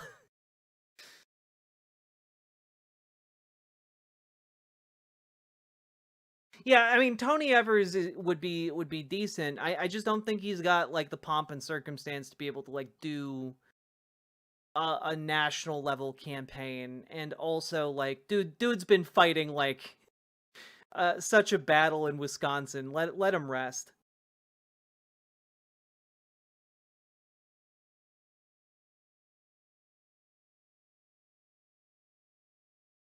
God. Oof. All right, folks, we've been going for an hour and a half now. If you've been enjoying the show, hit that follow button, hit that subscribe button, hit that like button, click the goddamn buttons, and, you know, like, be cool. Be cool about it.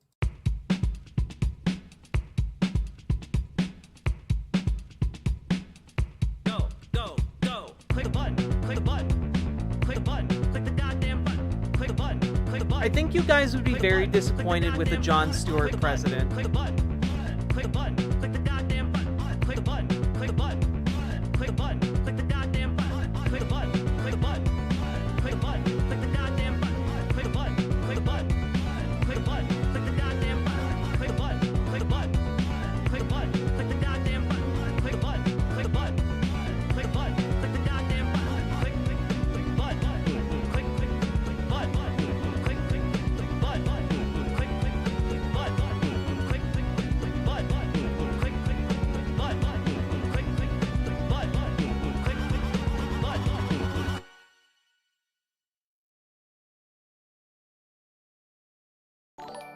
Nadoka Hanamura, thank you very much for subscribing with Prime. Let's fucking go. Thank you so much. Yeah, we got the jazz dog music. Oof. What an absolute banger.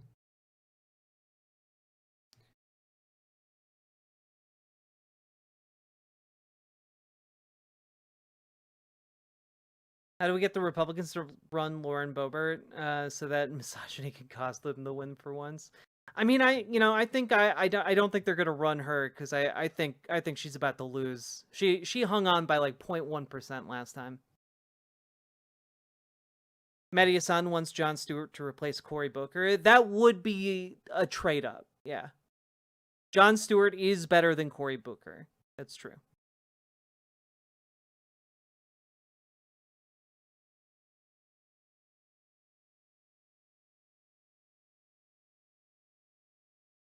How about Abigail Spanberger for president?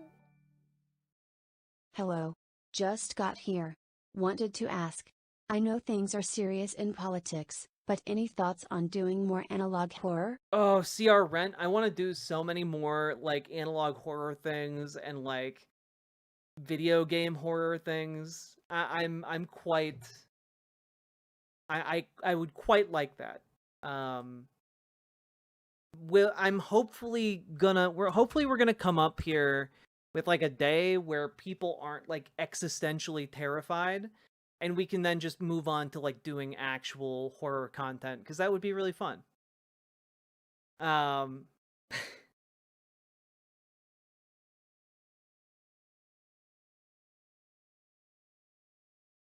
Please, no more president fantasies. Yeah, it's really too early to be speculating, frankly. All right. I got one more segment that I want to do, and then maybe two more. Let's see. Refuel the tab machine.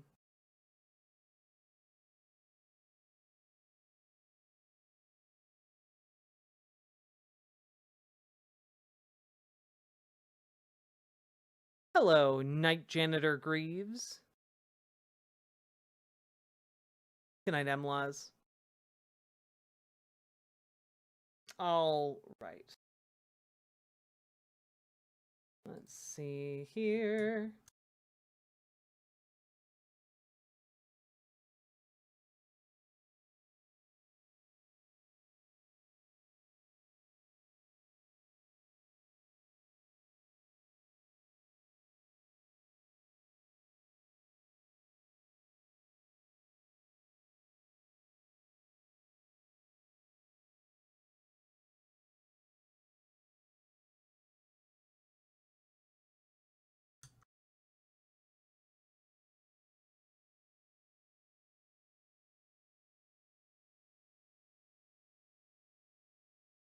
Sorry, I gotta organize these a little bit more.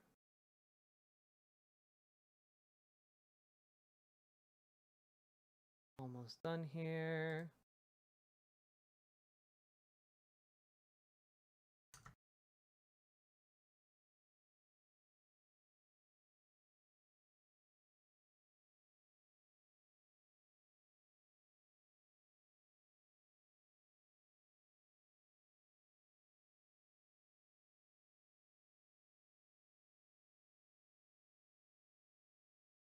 All right, you guys ready?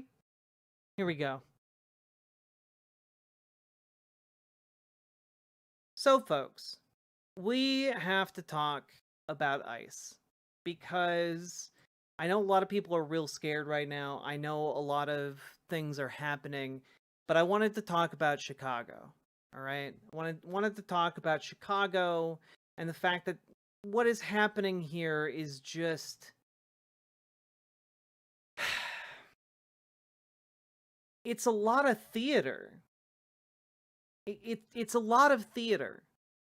And in order to really get a full idea of what is happening, you have to understand that what the Trump administration is seeking to do is inflict a lot of pain, a lot of suffering, a lot of,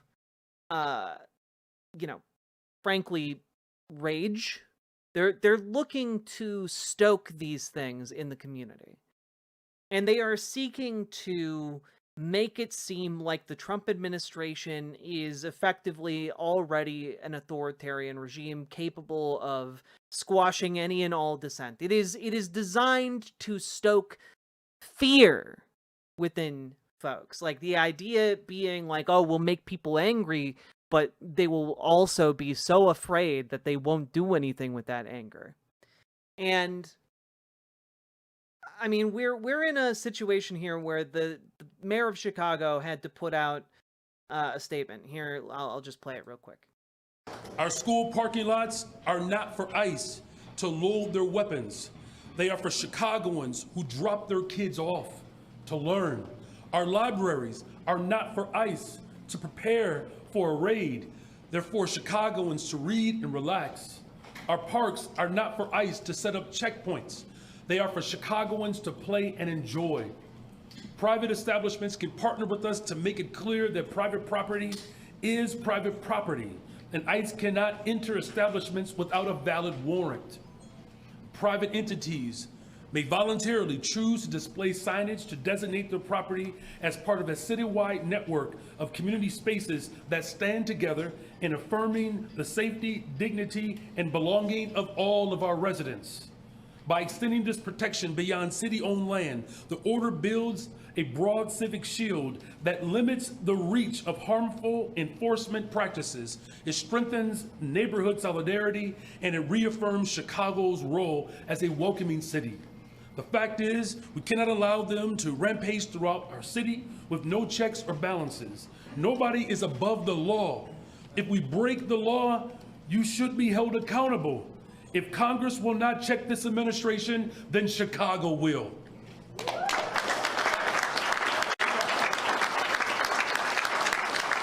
Our school. Basically the mayor of Chicago standing up and saying, hey, look, if ICE is breaking the law in this city, we need to actually start arresting them is pretty great. I'm going to throw out there as a prime candidate, if we're going to be talking about making arrests of ICE agents, Here is an event that took place earlier today in Chicago. You can see here there are 3 ICE agents on top of a building, on top of the ICE facility. And here you can see this person in black here, who is actually a priest.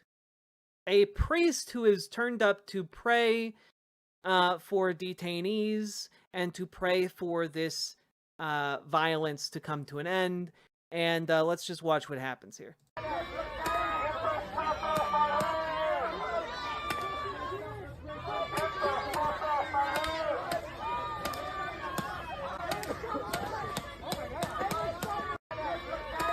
That's right. They shot him. They shot him. Luckily, not with a traditional bullet, but with the pepper balls. Their pepper ball guns, and you can see they shot him right between the eyes. Yeah, it was more than just one shot.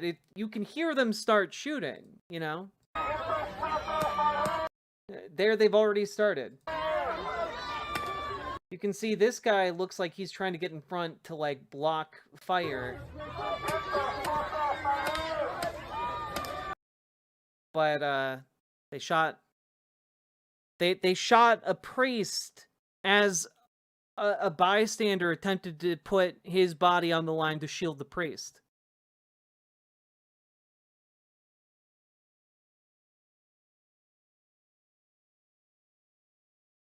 Like, where we're at right now is we have Catholic priests turning up to protest what's happening. We have, liberals and conservatives now taking to the streets to protest this regime. I mean, like, I played this the other day, but, like, really soak in what this means. Really soak in what this means.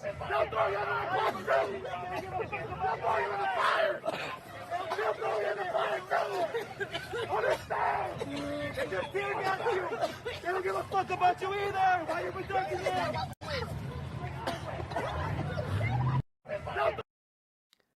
Like the police are being tear gassed. The police that you need, if you are doing like a fascist occupation or an authoritarian power grab, you can't afford to alienate local cops. And that's exactly what they're doing. ICE agents and, DHS, they are tear gassing cops. And anything that is aligning protesters and cops together against this authoritarian overreach, that's good. But it is also a sign that effectively these people, like this authoritarian power grab is not going to succeed. That it is a sign that we are not, in fact, cooked. And it is, in fact, the administration that is cooked. Does that make sense? Like when you have photographs like this one making the rounds, and I believe this is the same priest. Oh no, this is the photograph of the priest being shot or punched. Wait, what is this? Armed men pepper spraying a pastor. I believe this is the same guy. Putting himself on the line.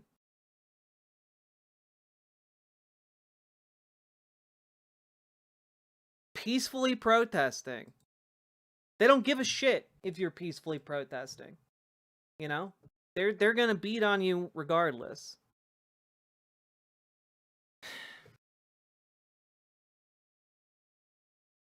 It's disgusting. It is disgusting and lawless. And you might say, like, oh, well,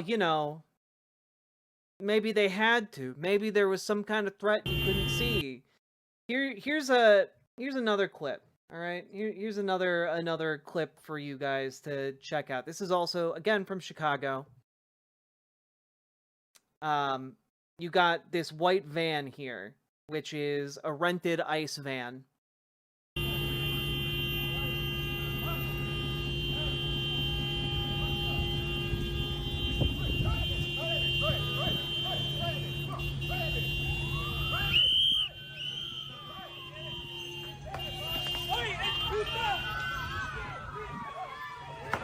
Fuck you, you fuckers! Fuck you!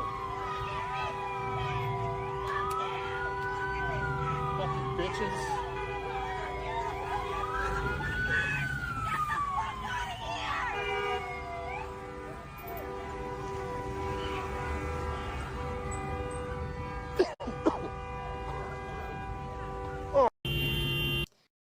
Just dropped tear gas in the middle of the street.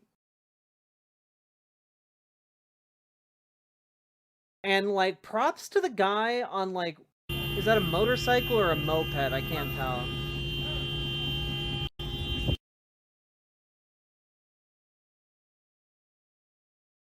So, I still can't tell if it's a motorcycle or a moped. I think it's a motorcycle, but there's just a guy on a motorcycle sitting in front of these cars, delaying them, causing them as much grief as possible. And in response to that, they just start throwing tear gas out of the windows.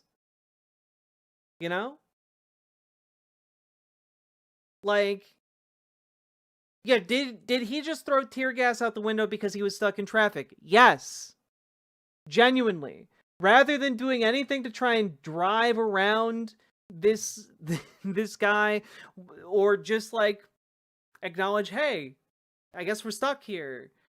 No, let's tear gas the entire community. Surely that will better our situation. Surely that won't just stoke an undeniable rage within our hearts.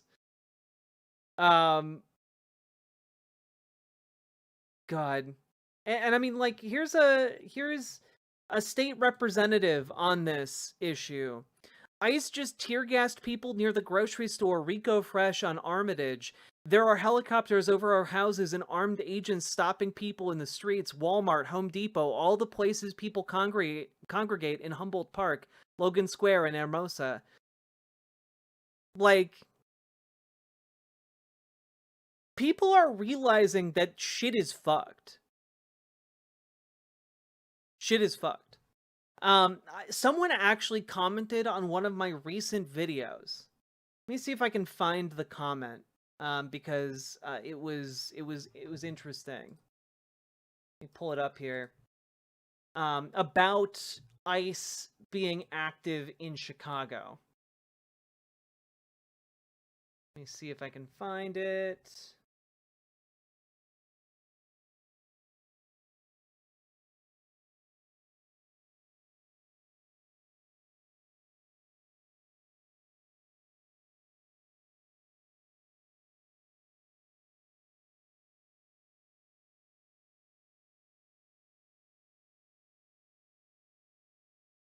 God, where is it?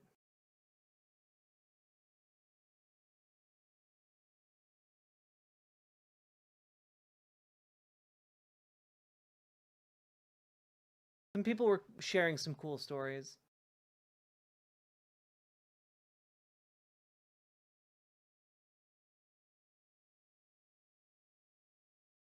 Not cool stories, but, like, some people were sharing cool stories. This wasn't one of them.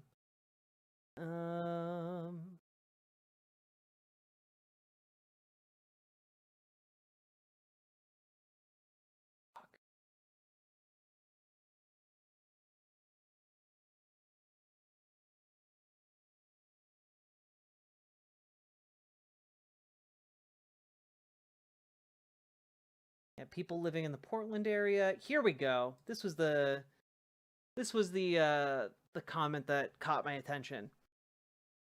From Jesus Kun, 3673. I am in Chicago. My extended family, all from Midwest red states, were in Morton Grove for a wedding, and an ICE helicopter, one from the Saturday South Shore raid, flew over them. My relatives were shocked. Such a beautiful event in a lovely garden was getting interrupted by ICE because quote, "We thought it was only the inner city," unquote. And my immediate family had to say, quote, "No, they're everywhere, even the nice suburbs."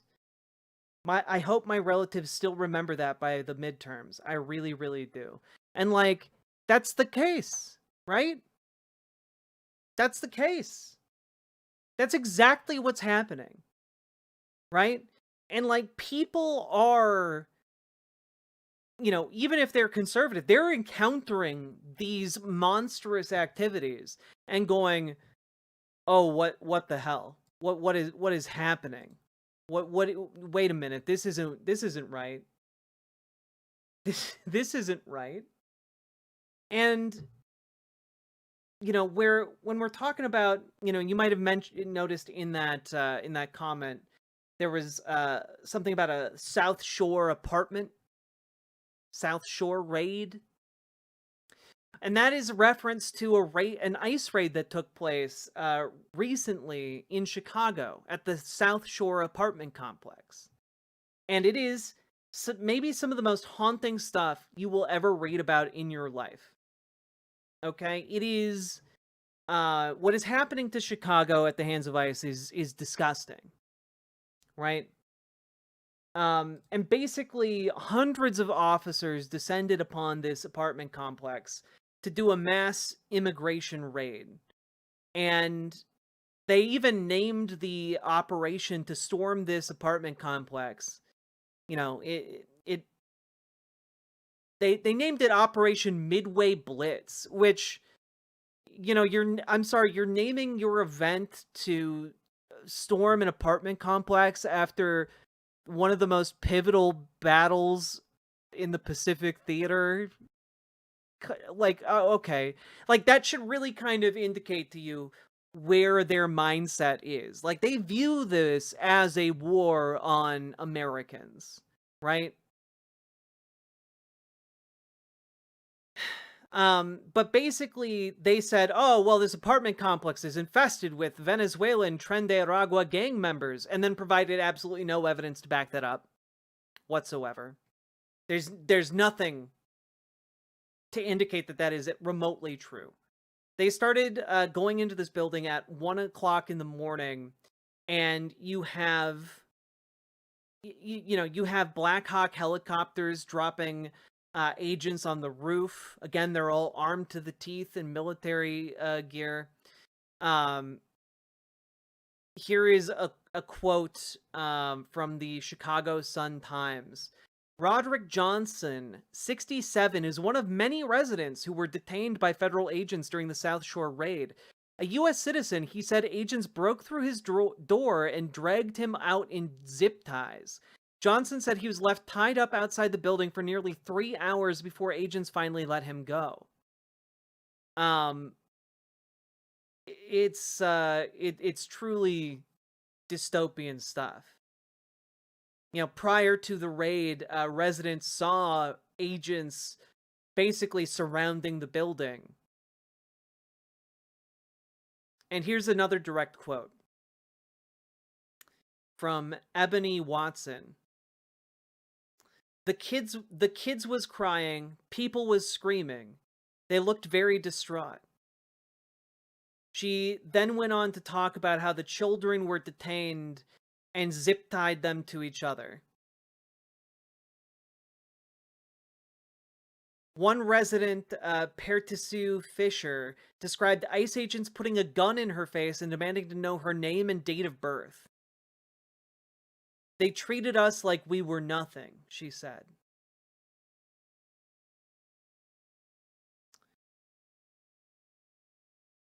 And like, I mean, like, some of this is just awful. Here's the reporting from the Chicago Sun-Times, by the way. That gives you some indication of what happened here. Let me make this a little bigger. Because these agents didn't just like go door to door and like grab people, right? They like ransacked entire apartment buildings, entire apartments. They came in, busted through the doors, broke shit all over the place, and then just left it. So even if you weren't like one of their targets, They wrecked your shit. Right?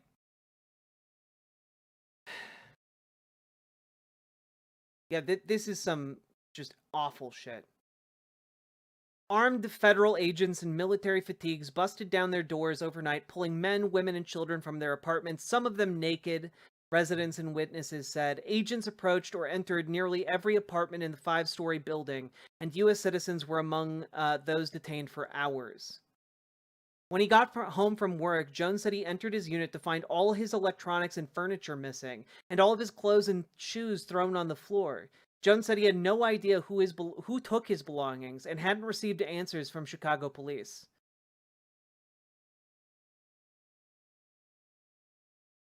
Like, they literally just broke in and stole shit. This is a criminal gang operating with impunity.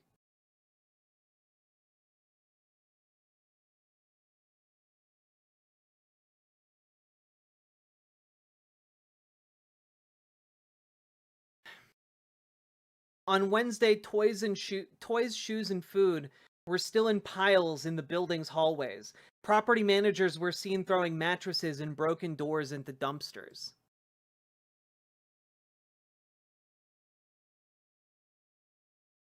All of this, by the way, to arrest 37 people. And again, on what charge?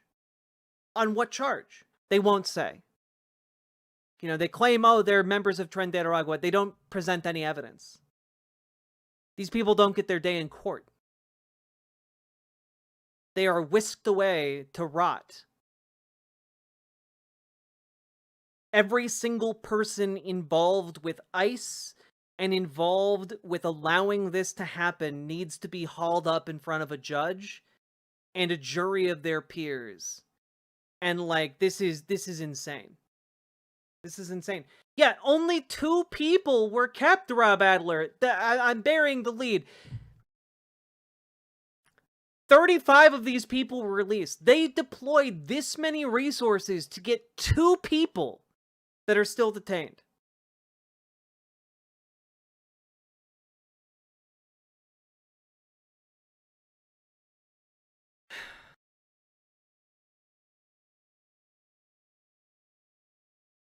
I asked agents why they were holding me if I was an American citizen, and they said I had to wait until they looked me up. I asked if they had a warrant, and I asked for a lawyer. They never brought one.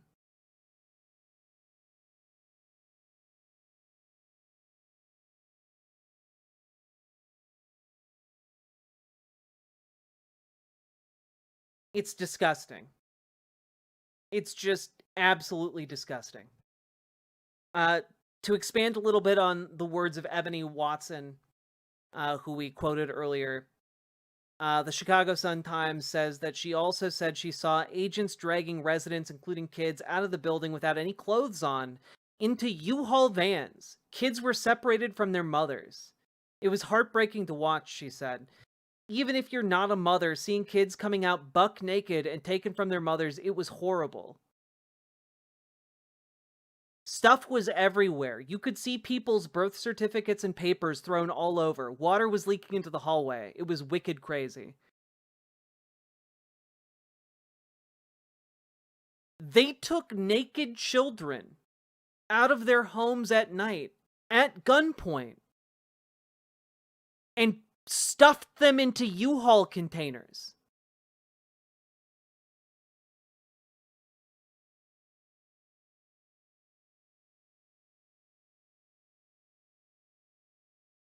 Like, I want you to sit with that for a moment.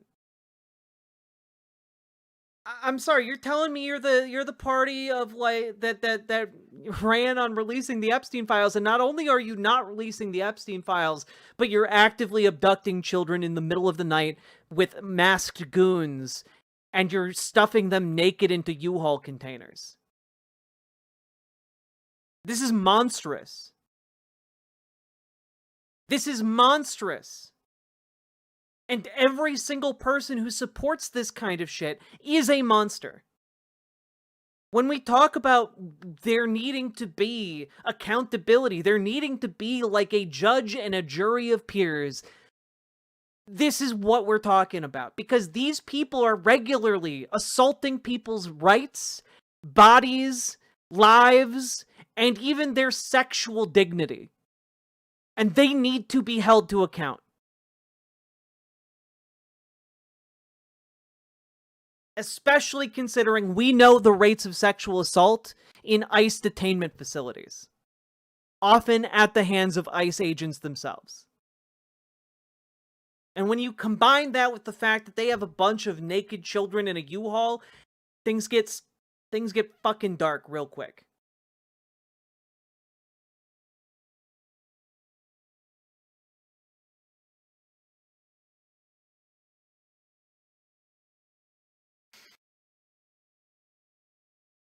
I mean, like, just this entire article from the Chicago Sun-Times, I'm going to link it in chat for you guys to check out. It's absolutely insane. But, I mean, just Jones, who lives on the 4th floor, said most of his neighbors were Venezuelan and often took turns cleaning the hallway because the property owners did little to maintain it. They were cool people, Jones said as he looked into his next-door neighbor's unit. They didn't speak a lick of English, but we used translator apps to talk to each other. Jones wondered what would have happened to his neighbor's young children. And there's no follow-up on that. We don't find out by the end of this article what happened to his neighbor's children. Okay, why were the kids naked? They were naked because the soldiers were... Not soldiers. Armed agents came to their door, guns at the ready, and told them if they don't come out, they're gonna get shot. They weren't there to give them time to, like, put on clothes. They said, if you don't come out, you're going to be shot. When we're talking about... When we call, like, ICE agents Gestapo, this is why... This is what we're talking about. This raid started at 1 o'clock in the morning. These children were asleep.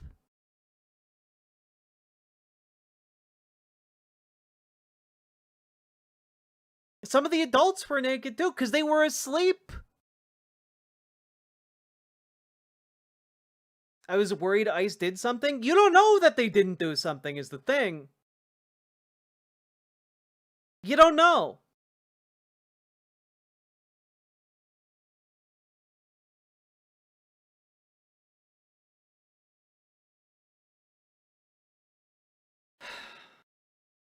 And, like, I think the other component to fully make sense of what is happening here, why did ICE deploy this many resources to effectively arrest 2 people who might be undocumented, folks? Well, I think we have our answer here because DHS posted this video.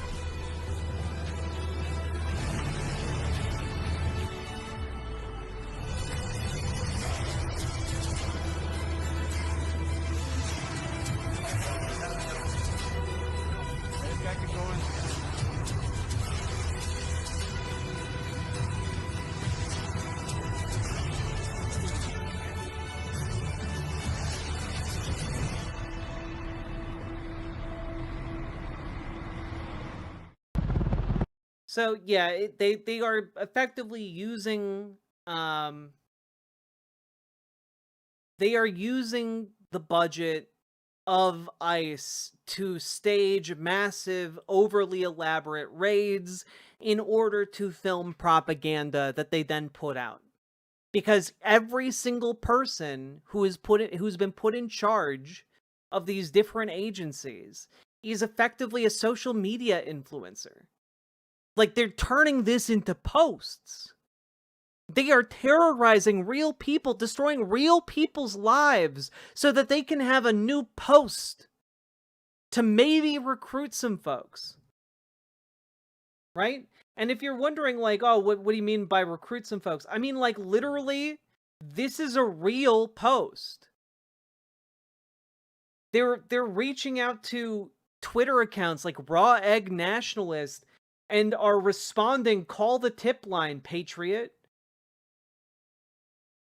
They are openly flirting. Our Homeland Security social media accounts are openly flirting with fascist accounts.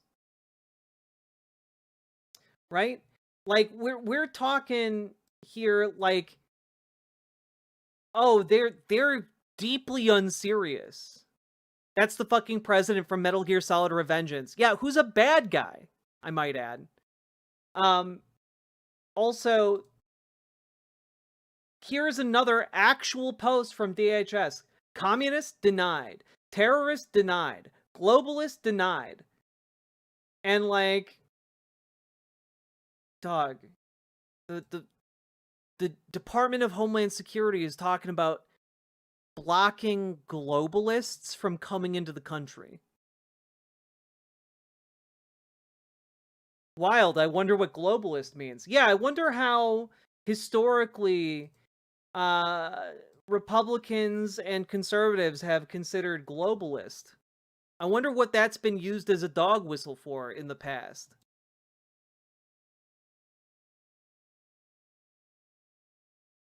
Recapture our national identity. Another post from Homeland Security. This week, we arrested hundreds of criminal illegal aliens, terrorists, and terrorist sympathizers across our country in Portland and Chicago. And we need your help. Block communists, terrorists, and globalists from entering our entering our country. Go to uscis.gov/join.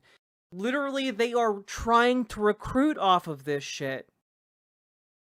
It looks like a foreign invasion. Frankly, mentally, you all have to take into account that when ICE comes into your town or city, it functionally is a foreign invasion. These people are only here to make you suffer and terrify you.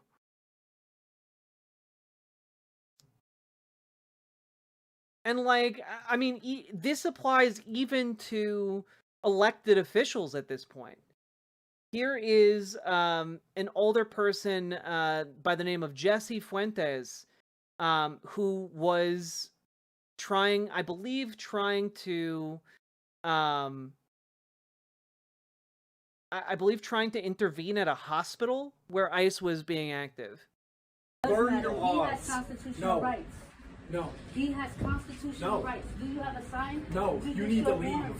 Turn around. You're turn around and leave. He is under. I'm going to arrest you if you do not leave. You are going to be placed under arrest. Turn around. Do you have a sign? Judicial warrant for him. Can somebody go in the hallway and get Lisa for me, please? Judicial warrant for him. Can somebody go in the hallway and get Lisa for me? This is an older person who's being under arrest. I need my other staffer who's in the hallway by registration to come here, please. You are hurting. I am asking. Can somebody get my staffer, please? This is the hospital. Do you have a signed judicial warrant for him? I am asking. I am asking. I did not touch you. We told you to leave. I did not touch you. Now you're under arrest for impeding. I'm sorry, but every single guy in ICE is just this guy copy and pasted, okay? They're all like this. They are all off-putting freaks who are incapable of actually being human beings. All right? They are incapable of it. I did not touch you. I asked you if you had a signed judicial warrant for him. It is very simple. It is very simple. That man has constitutional rights. I did not touch you. It is a public space. I am not trespassing. I am asking you. Do you have a signed judicial warrant? I am asking. Do you have a signed judicial warrant for him? It is a question, sir. You are an agent. You are a federal agent. We do not need a You are a warrant for federal somebody agent. under I am arrest. an elected official, and I'm asking, do you have What assigned elected official? judicial warrants? I'm the alderman of this Can you board. keep recording? I need a call. It is escalated to the point where they are arresting them, and just as they're about to leave, cuffs already on. What's an alderperson? Oh, you're an elected official. What's an alderperson? What's an alderman? I've never heard of that before. 'Cause I'm just a fucking dipshit. That's every single one of these guys.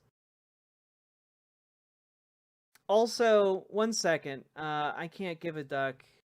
Sent me this. At 1 minute and 50 seconds. So, the track apparently used in that ICE video for propaganda, you know, the music track that was over it.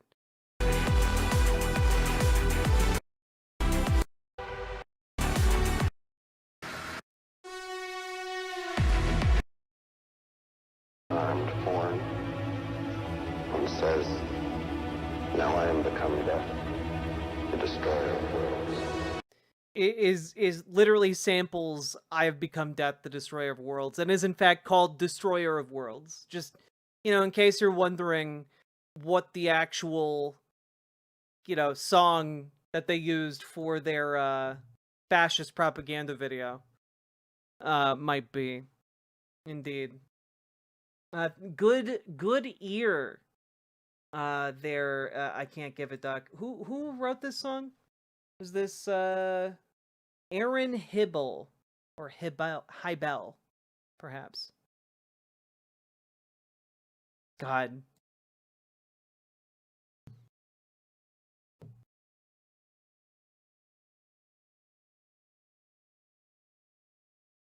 And I do want to put out there, right? Like we've now taken quite a few looks at what is happening here with Chicago in particular.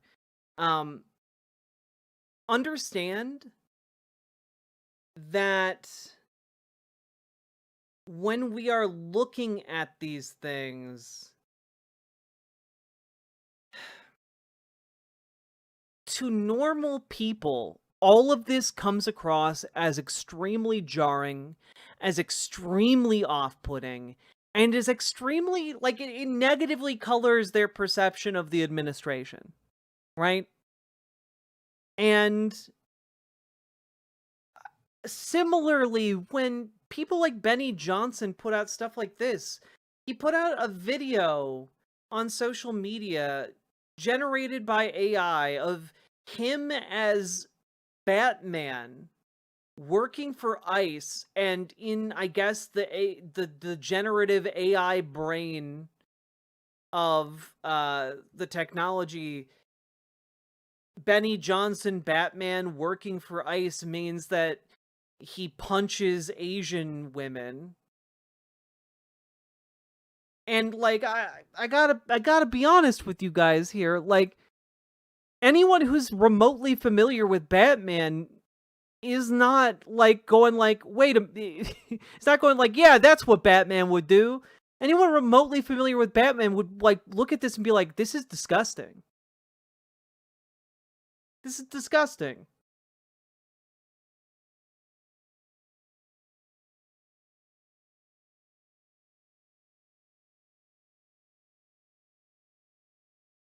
And also, like, I want to put out there that we're winning. We are going to win this. Because there is no scenario where people's opinion of ICE gets better than where it is right now. There's not a single scenario out of all of the multitudes of possibilities where people perceive ICE better than they do right now. Like, ICE could just go around the country letting people pet puppies. It would not recover their image. They are tarnished. Forever.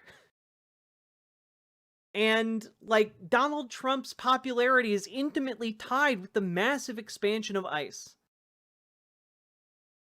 And remember, folks, remember how we were talking not that long ago about how the aggregate approval of Donald Trump was at negative 17 or negative 15%?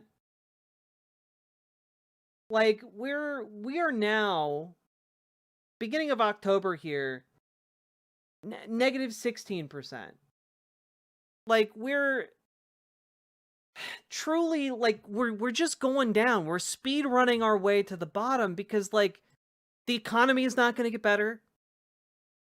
These, you know, these immigration issues are not going to get better. They are, in fact, going to get worse. ICE is only going to get more cruel.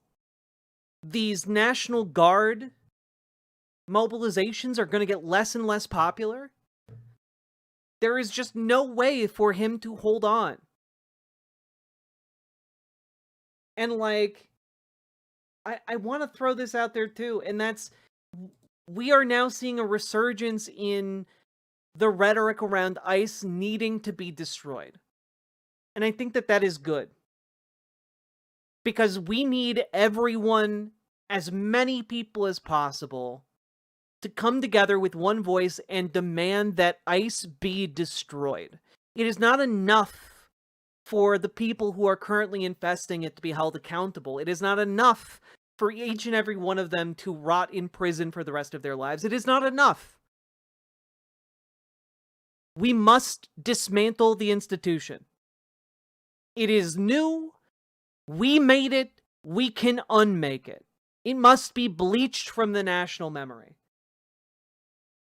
And, you know, at the very least, AFC is still going with the abolish ICE rhetoric and talking points.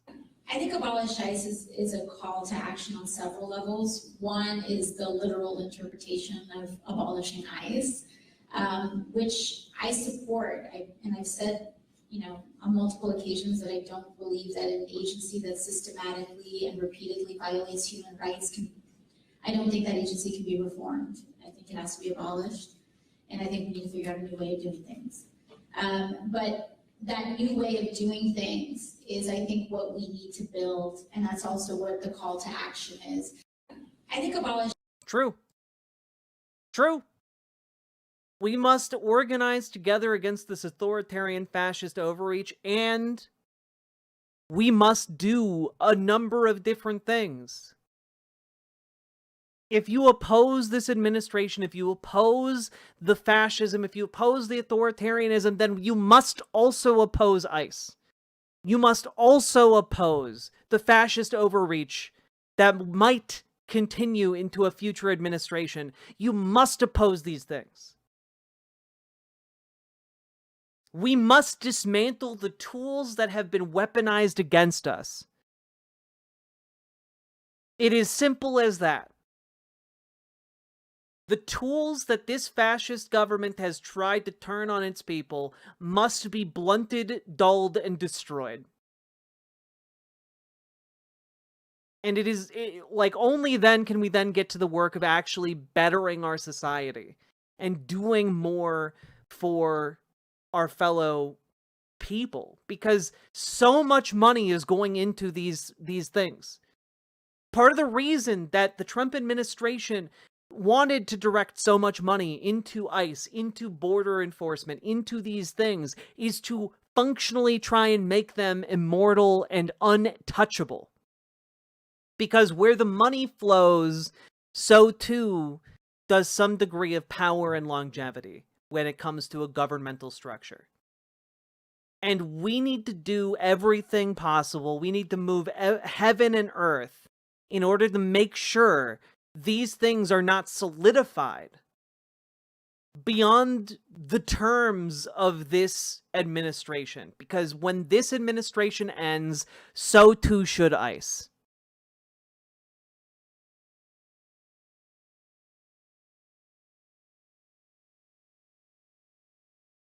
So with that, remember, folks, the next big day to organize is October 18th. That is your next big day to join a nationwide mobilization to oppose this administration. It is no King's Day. If you are more than 30 minutes away from one of the protests shown on this map, consider making a local event for people to organize and rally around, because I guarantee you there are going to be other people in your community who want to join you and voice their dissent and voice their dissatisfaction with how this country is going. And we must make these protests as loud as humanly possible. The more of us that get together, the more of us that organize, the harder we are to ignore, and the more this administration must bend to our will. The name of the game is amping up political pressure. The name of the game is empowering better left-leaning politics. And the name of the game is defeating this fascist moment. So get out there and organize October 18th. Sorry, we've been going for a while. And folks, organize with your local Dems. Organize with your local DSA. If you need help joining either of those groups, you can.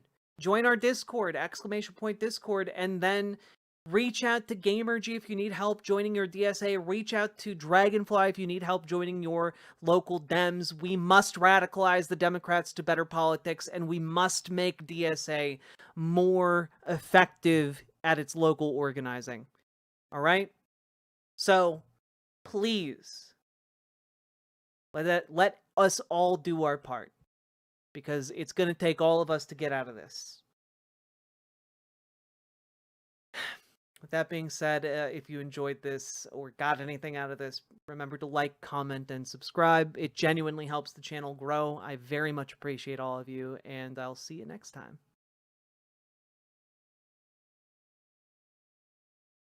Oof! There we go, folks! The fascists really do need to see every single person available come out to challenge them. It's true, because they're cowards. They're cowards. Like, my dad, who is like a creationist, evangelical, transphobic, like conservative who voted Republican all his life until Donald Trump came along, is turning out to protest on October 18th. So can you guys. I apologize for the crash out. You're good, comrade girl. Oof.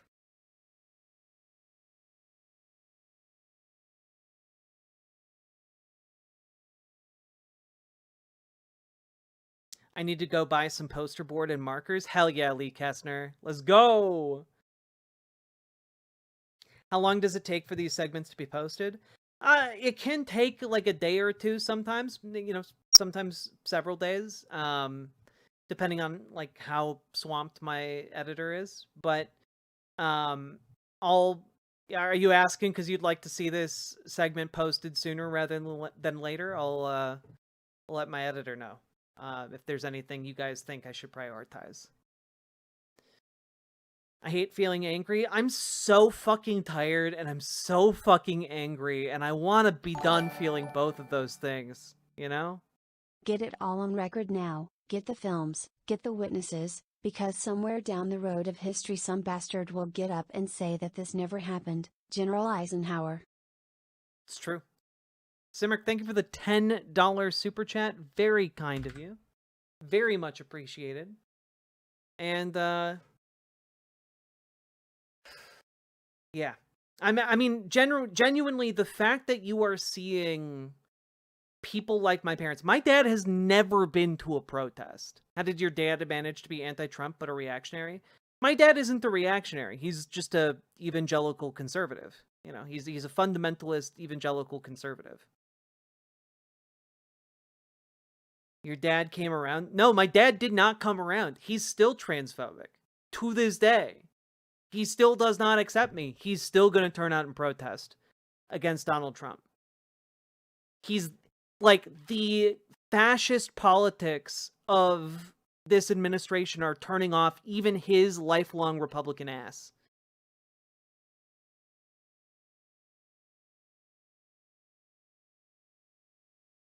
Can my dad not be educated? I mean, maybe, but not by me.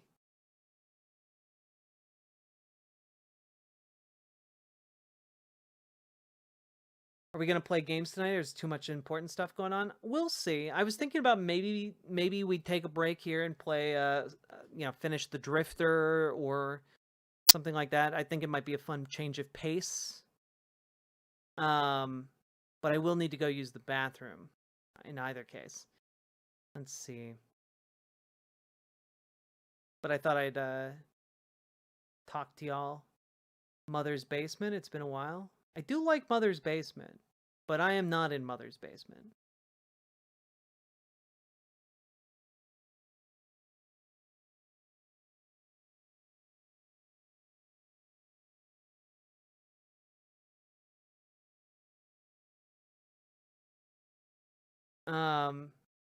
So you're proof that trans kids exist, even if raised in a fundamentalist Christian household that isn't gender affirming or okay with transgenderism? I mean, I guess.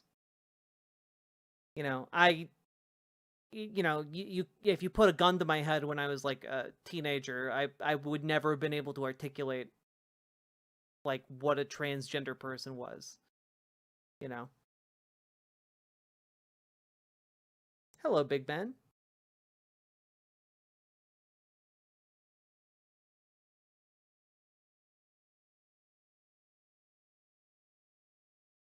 Were you a fan of I was a fan of Command and Conquer, Distron. I like those games a lot. Hope this can be a domino in the process of your dad coming around to supporting you. We'll see, Mr. Malachite. I'm not gonna hold my breath though. Like I don't answer my calls. I don't answer when my dad calls anymore,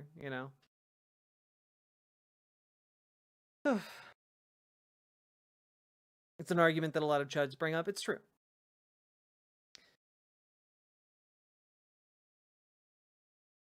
The term transgenderism is a red flag. Sure, but depraved ambiance is a good egg.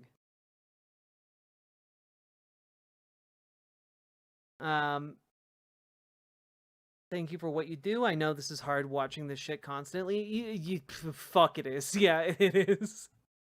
And I gotta say, it's been a lot harder since my move. But hopefully, guys, today is supposed to be the day, later today is supposed to be the day that they put down the floor in my new studio. So if all goes well, by the end of this week, I should be able to move furniture into the studio. And that's going to be really, really, really exciting because it means that I can finally get my elliptical. I've been waiting to get an elliptical until this move is done. And it's made dealing with the news so much harder because I have no way to physically work off the stress. Because that's how I've been dealing with it for like the last year and a half. I've just been so goddamn stressed that I have been like running on an elliptical, and I can't do that because I don't have access to an elliptical anymore. And so I'm really looking forward to getting one and making like finally getting able to like sweat off all of the stress and anxiety. Genuinely, it makes me so much better able to deal with this shit. Oof. Is it trans if you only go halfway, as in just stopping hormone production? I mean, it has nothing. Being trans has nothing to do with your medical intervention. Like, has everything to do with, do you identify as a gender other than the one you were assigned at birth? Yes, then you're trans. Congrats. Transgender is a very large umbrella term. And there are all kinds of people who occupy it at varying stages of medical transition, or from none to a bunch,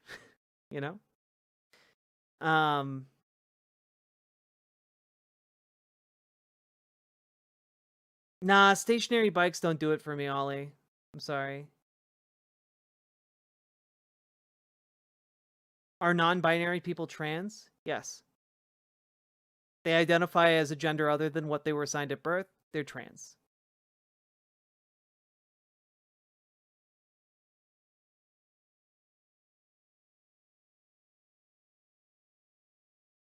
If you identify as a different gender but cannot publicly transition, are you trans? Yes.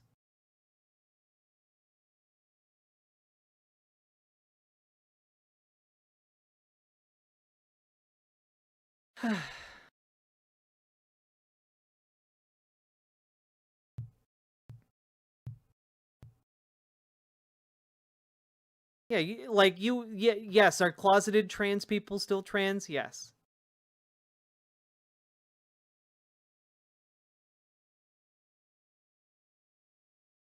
Are you other than two? You trans. What?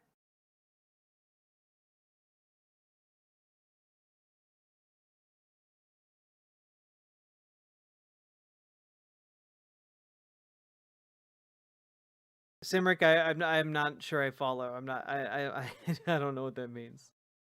There are probably more non-binary folks than binary trans people. Probably. Yeah, I mean, it would make sense to me. If gender's a spectrum, people would be all over the place.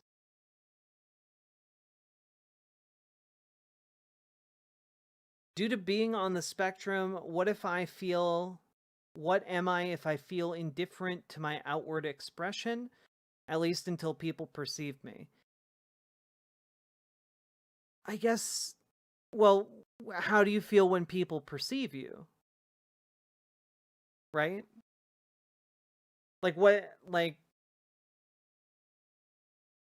Often we find ourselves within social spaces, so maybe you're agender, maybe you're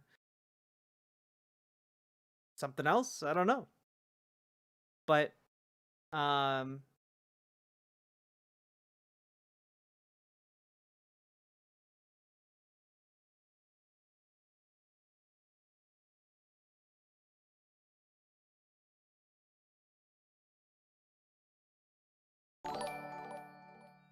quantum transgender, maybe. Fascists are just bullies who peaked in high school. All they want politically is to call people nerds and shove them into the closet so the whole world looks exactly like them. It's true. Oblivious, thank you for the $5 dono. Also, folks, we've been going for 2.5 hours. If you've been enjoying the show, hit that follow button, hit that subscribe button, hit that like button, do the things, click the buttons. You know the things that help the show. Do them.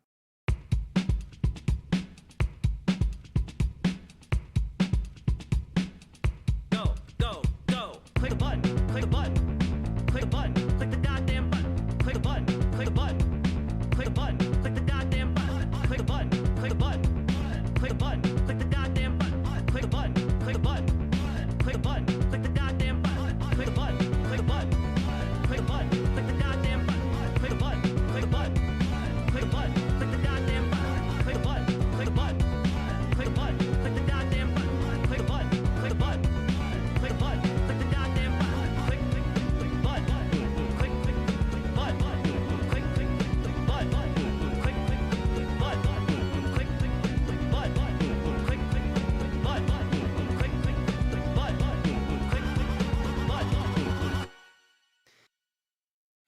Big Ben, I mean, that sounds agendered to me. But your mileage may vary with how closely you identify with that term. PC Schwartz, thank you for the $5 dono. ICE agents are the people that stole the lunch money from the other kids when they were in school. It's true.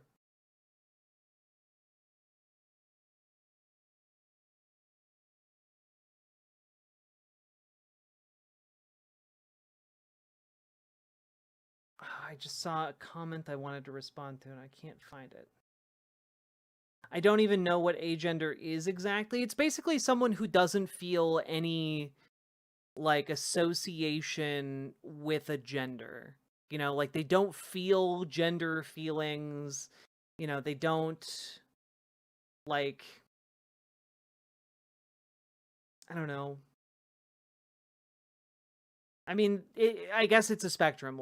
Someone could experience gender feelings or feel very neutrally about gender, etc. What am I if I just don't want to be perceived at all?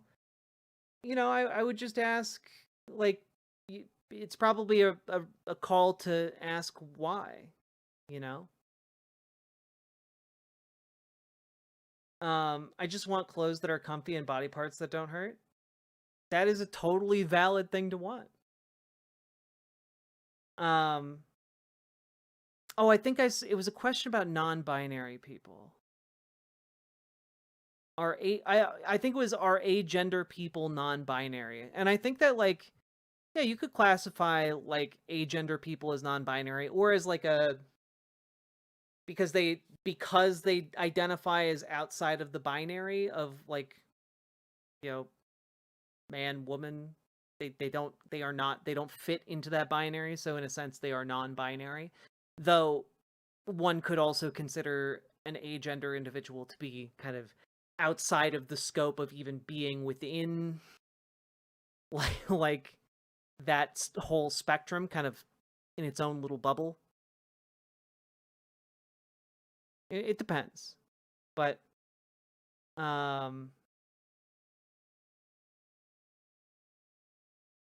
I use he, they. It started as a show of solidarity, but now I don't know. I mean, like, yeah. Depression could be a thing. Dysphoria could be another thing, you know? Sometimes they go hand in hand.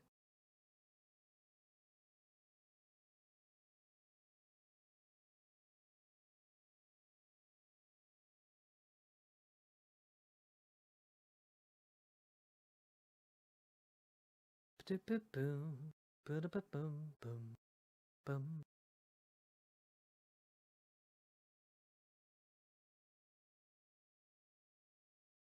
Fun fact, categorizing everyone into binary or non-binary ends up making everyone binary again.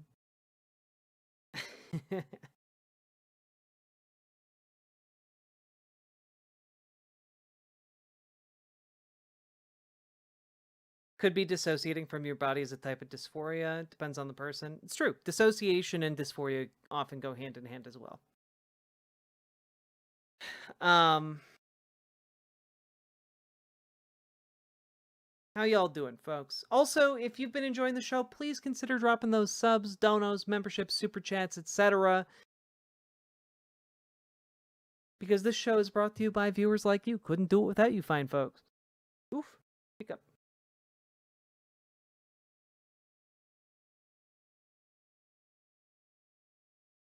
I guess I forgot to set the Riverboat chat to now being live. Is gender fluid non-binary? I mean, I would consider that it exists outside of the binary to some degree. To the extent that the fluid is sloshing between two different points, you know, and I would say the transitional time would be non-binary at the very least. This is the Riverboat's handy-dandy guide to gender, I guess.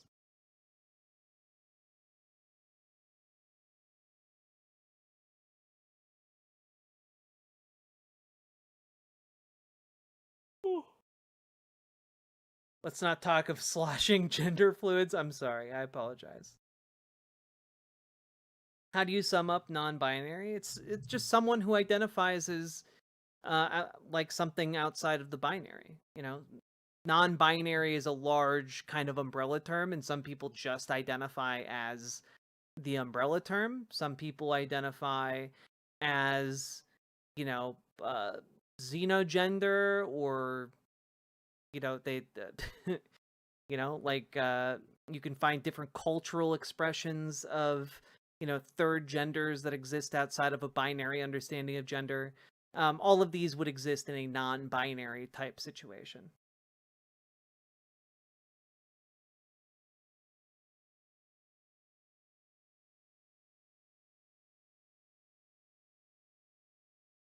At what point does it stop being gender and start being personality? You know, I think it's a little bit of both. You know, much like there's not a firm line, right? Like your personality and like how you identify kind of go hand in hand, right? Like your personality and that which you identify seem pretty inextricably linked to me, right?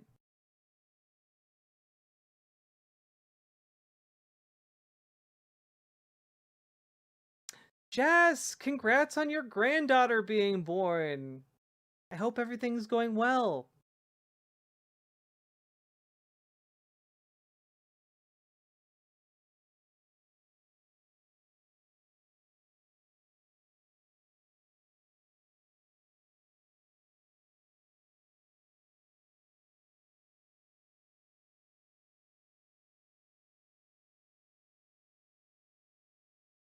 Wait, what is transhumanism?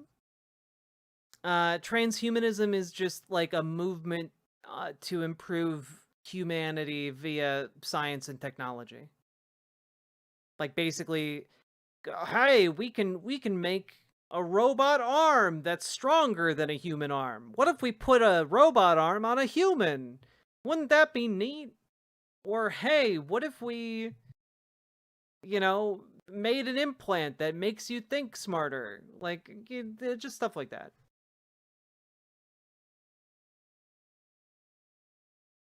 Yeah, the genetically enhanced super otters, exactly.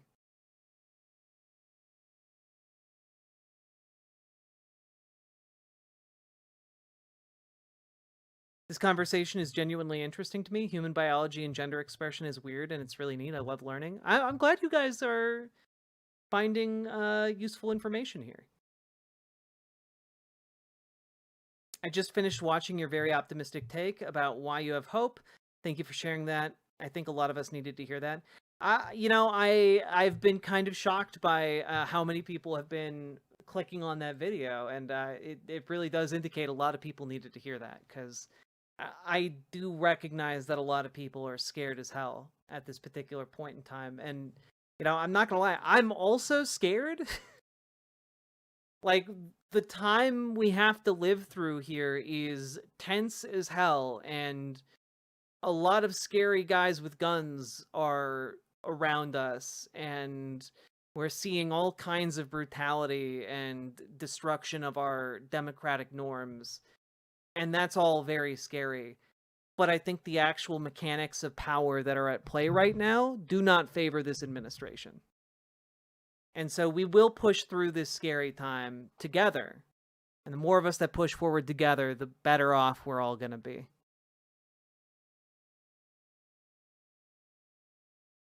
Yeah, honestly, that's kind of the thing, right? Like, I don't think any of us expected them to be just this incompetent, which is great.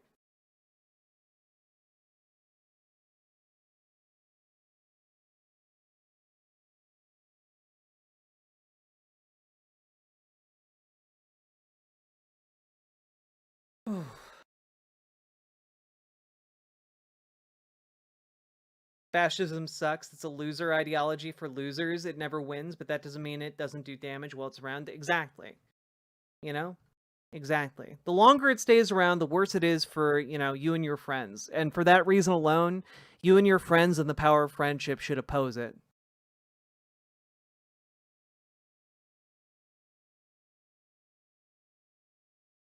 I, for one, find the incompetence incredibly insulting. I like that perspective. I like it a lot. Let's close some of these tabs here. Oh man, I have a banger of a segment coming up. Maybe not tonight, but like maybe tomorrow, about the cancel or boycott Netflix movement that conservatives are doing. And you guys will never guess where that rabbit hole goes. All right, I will be back in a handful of minutes. I gotta go use the bathroom and drink some water, etc. And when I return, I think we're gonna switch gears and play some of The Drifter, and kind of see where that goes. Isn't Netflix transphobic? A lot of things are transphobic. But we'll get back to that. BRB.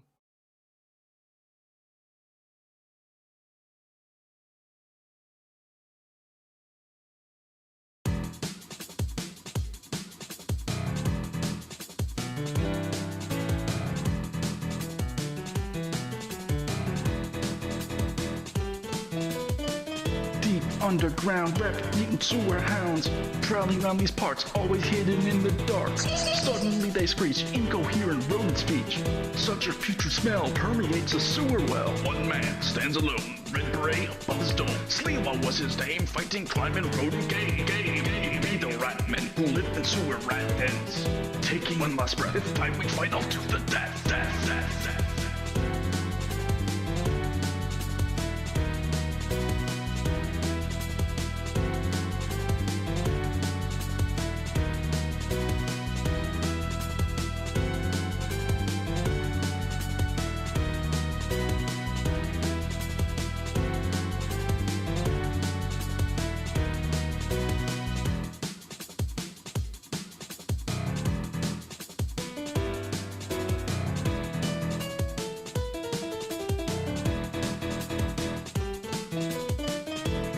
Oh, geez, Sarge. You tell me that I needed to go after this rat, and I needed to, like, bait him or something. So, I gave him a whole wheel of cheese, Sarge. It cost like $2,000, and I used your credit card, Sarge. I'm sorry. I thought it was gonna be a good investment, but oh, geez, I'm gonna get it now. Oh.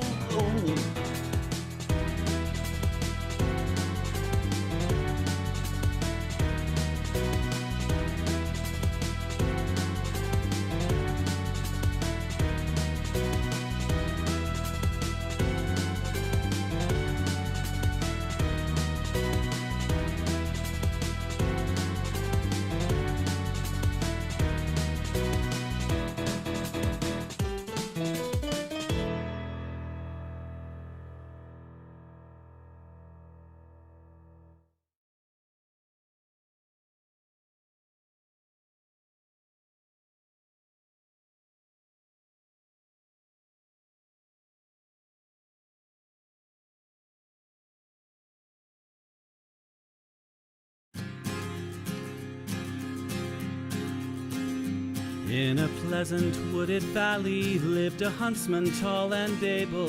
He relied on skill and cunning for the food upon his table. He would walk the forest shadows with his little son in tow, teaching him the archer's art and all that he should know. Keep your eye clear and keen like a falcon on the wing. Keep your heart strong and steady like your hand upon the string. Never bow to a tyrant while your people are laid low, for the highest head may fall to the man who wields a bow.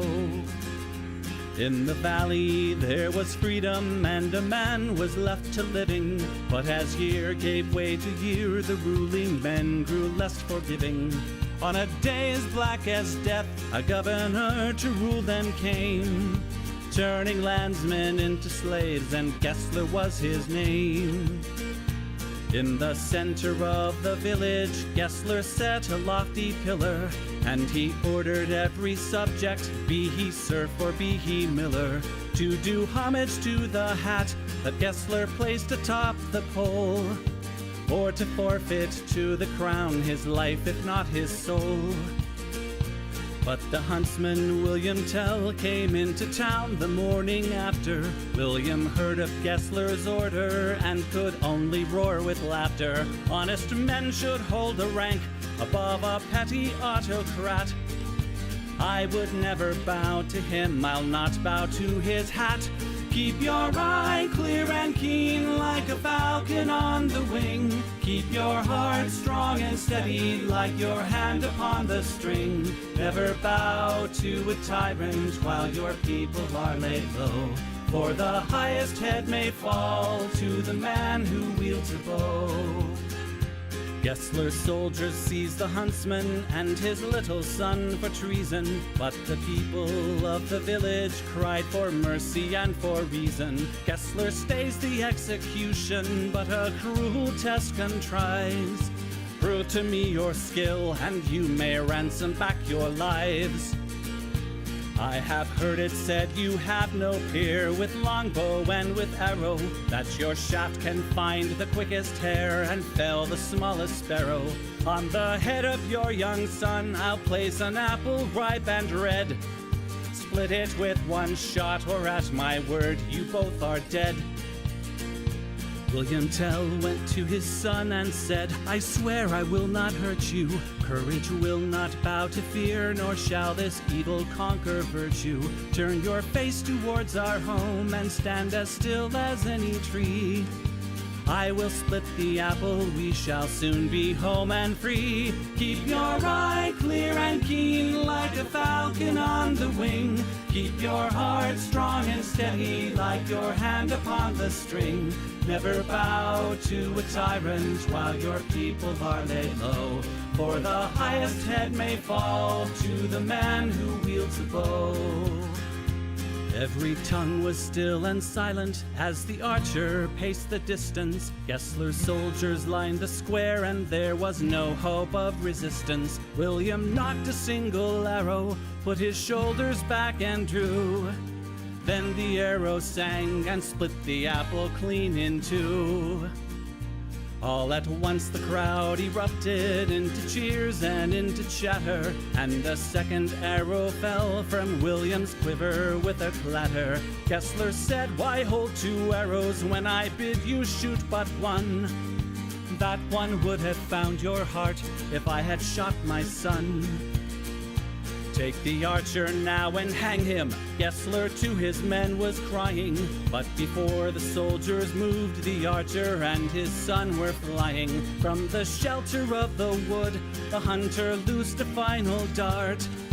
Gessler died with William's arrow buried in his heart. Keep your eye clear and keen like a falcon on the wing. Keep your heart strong and steady like your hand upon the string. Never bow to a tyrant while your people are laid low, for the highest head may fall to the man who wields a bow. Keep your eye clear and keen like a falcon on the wing.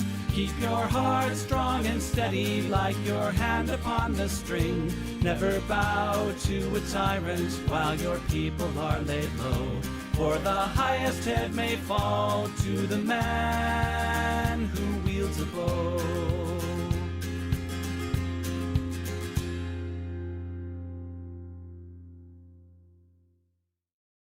Those who make peaceful revolution impossible will make violent revolution inevitable. Yes, we have to deny so many claims from to meet our shareholders' expectations.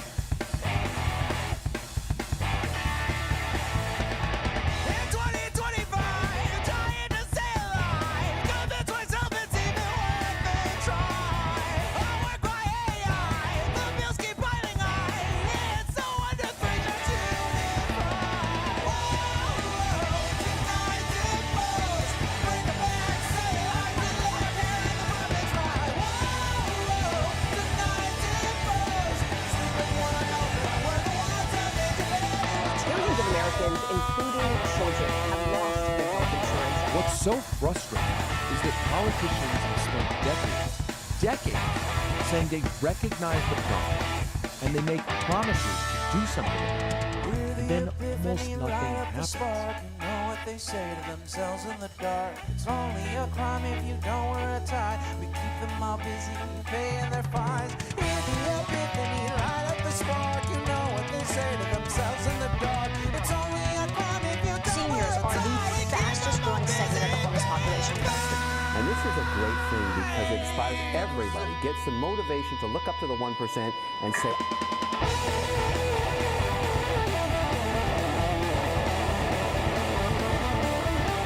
Now they're looking at your vote, they're looking at your anger, and they're moving to apprehend those who say something in anger.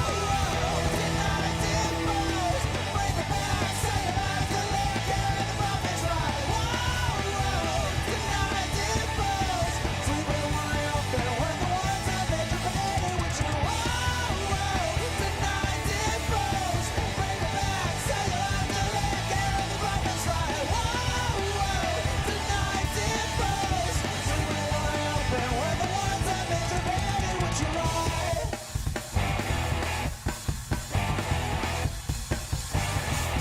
Increasingly by choice or by accident, this is the role our nation has taken, the role of those who make peaceful revolution impossible by refusing to give up the privileges and the pleasures that come from the immense profits of overseas investments.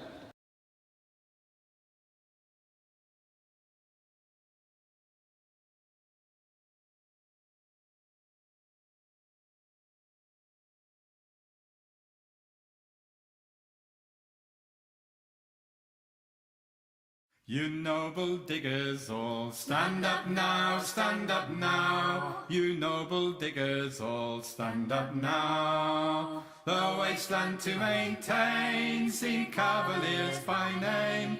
Your digging does maintain, and persons all defame. Stand up now, stand up now.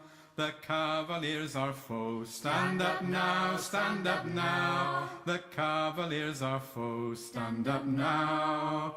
The Cavaliers are foes. Themselves they do disclose by verses not in prose to police the singing boys. Stand up now, diggers all. The club is all their law. Stand up now, stand up now. The club is all their law. Stand up now. The club is all their law to keep poor men in awe. But they no vision saw to maintain such a law. Stand up now, diggers all. The gentry are all round. Stand up now, stand up now. The gentry are all round. Stand up now. The gentry are all round. On each side they are found. Their wisdom so profound to cheat us of our ground. Stand up now, stand up now. Your houses they pull down. Stand up now, stand up now. Your houses they pull down. Stand up now. Your houses they pull down to fright your men in town. But the gentry must come down and the poor shall wear the crown. Stand up now, diggers all. The lawyers they conjoin. Stand up now, stand up now. The lawyers they conjoin. Stand up now. To arrest you they advise. Such fury they devise. The devil in them lies and hath blinded both their eyes. Stand up now, stand up now.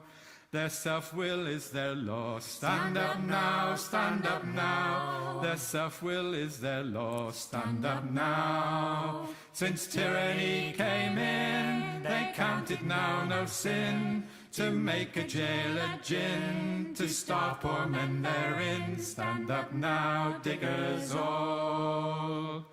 The clergy they come in. Stand up now, stand up now. The clergy they come in. Stand up now. The clergy they come in and say it is a sin that we should now begin our freedom for to win. Stand up now, diggers all.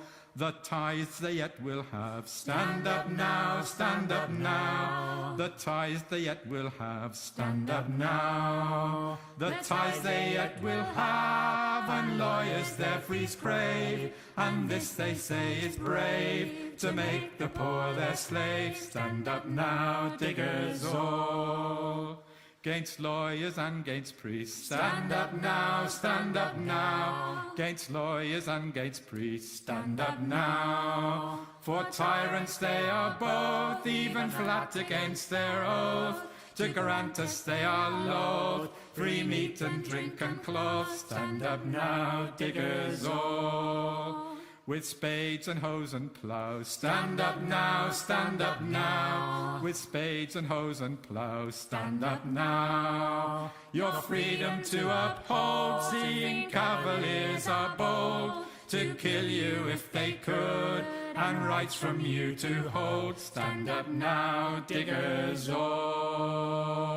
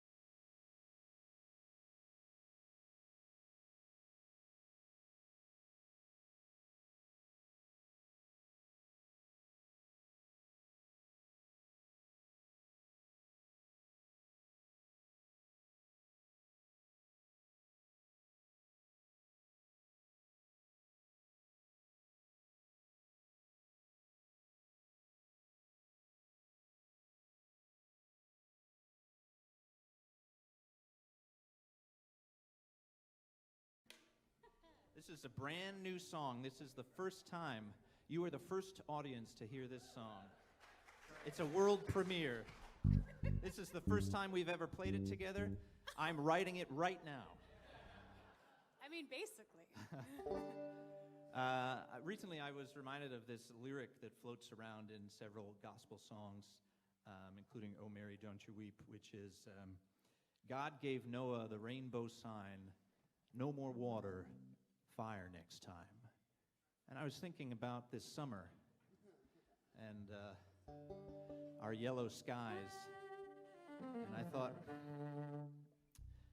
fire next time. So this song's called "No More Water."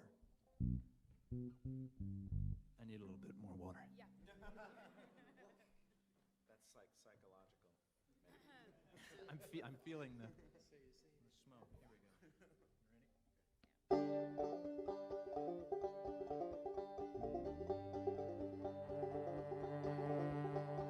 No more water. No more water. No more water. Fire next time. Come gather, my children, come gather to me. The sky in the west is as dark as the sea.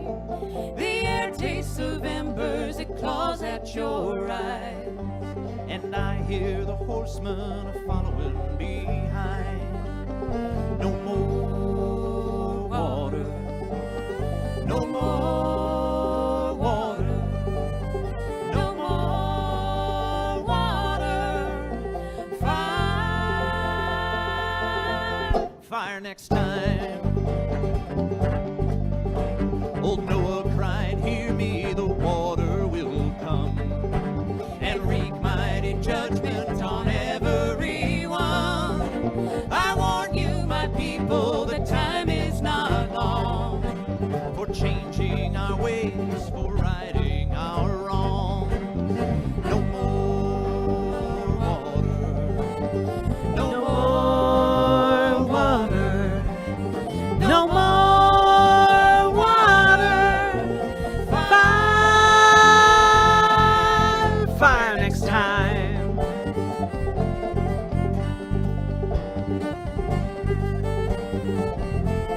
Lee Kestner, here you go.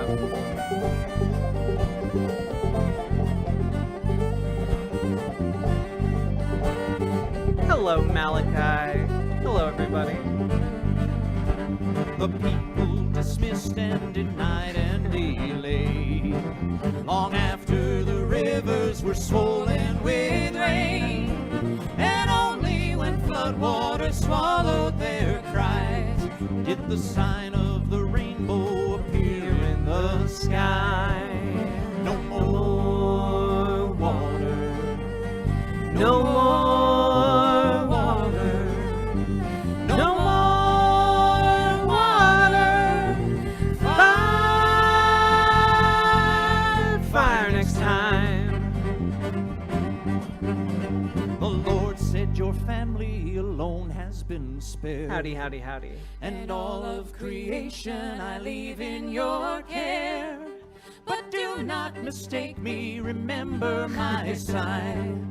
I'll send no more water but fire next time.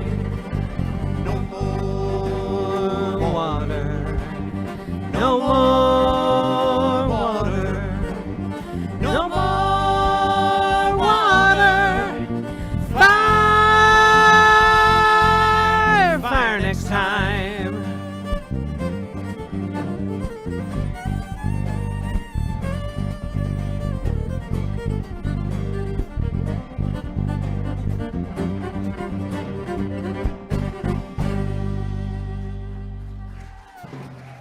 Hell yeah. The new students. Excellent stuff. I wonder if ICE realized that in a few years when we hit the "we were always against this" rewriting history stage, everyone will treat them as villains. I mean, I just don't. Frankly, I don't think most of them care. You know? Most of them are doing it for the money. Most of them you know, they're willing to, you know, be a piece of shit for money.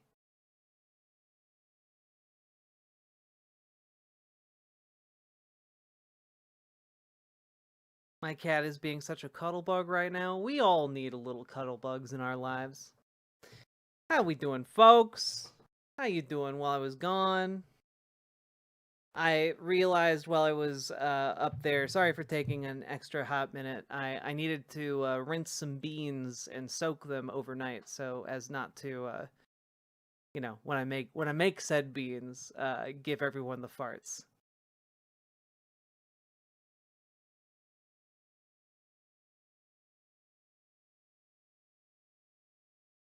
How we doing, folks? Let's see, how we doing on like likes and stuff? How we doing on all that jazz? Jack out here bean posting. Look, don't call it Jack in the Beanstalk for nothing.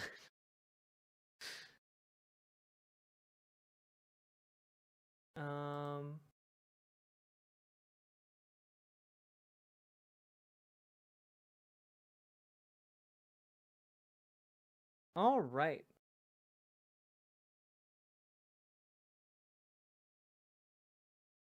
I am exhausted, but I think I have some video gaming in me today. All right. Okay. Let's do it, shall we? Look at me, Beanstalk posting. I'm sorry. Yeah, we're gonna do a little bit of gaming. We're gonna get back to a little bit of the Drifter. It's been a hot minute, and I would really like to finish the game.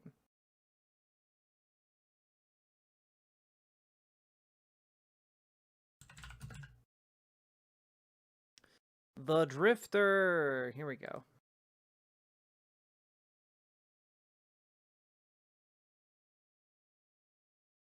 No, why is it on this screen?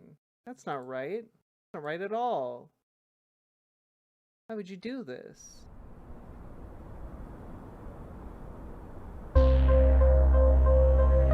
Such a banging track, though.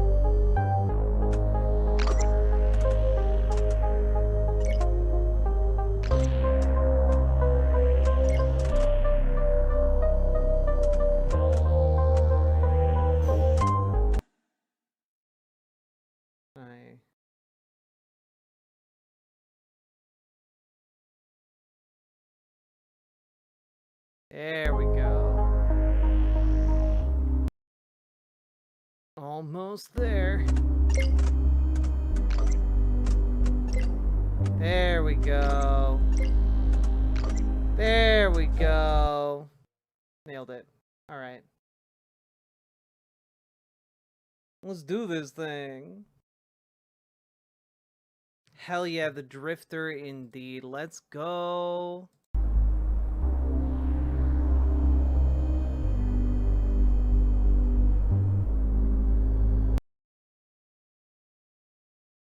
My hair is so bedraggled today. That's what I get for leaving it in a bun.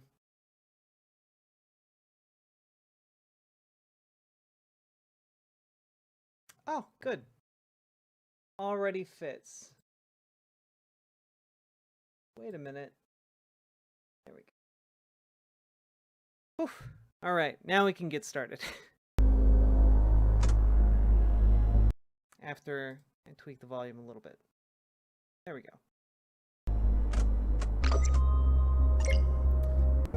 So, last time we started on Chapter 7. We ended on Chapter 6. I can't say I'm completely convinced. Fragments of conversation start to pierce through my own spinning thoughts. Nor would I expect you to be, Detective. But I'm free to look around? Of course. We have nothing to hide. Hara seems to be taking it all in stride. And what do you want with me, then? I understand how difficult this must be. I want you to feel you can trust us. Huh. No chance. How about I show you the place? You must have a lot of questions, and I am more than happy to answer now or after you've had a look around. Don't look at me, boss. I'm confused as you. Okay, so to catch folks up,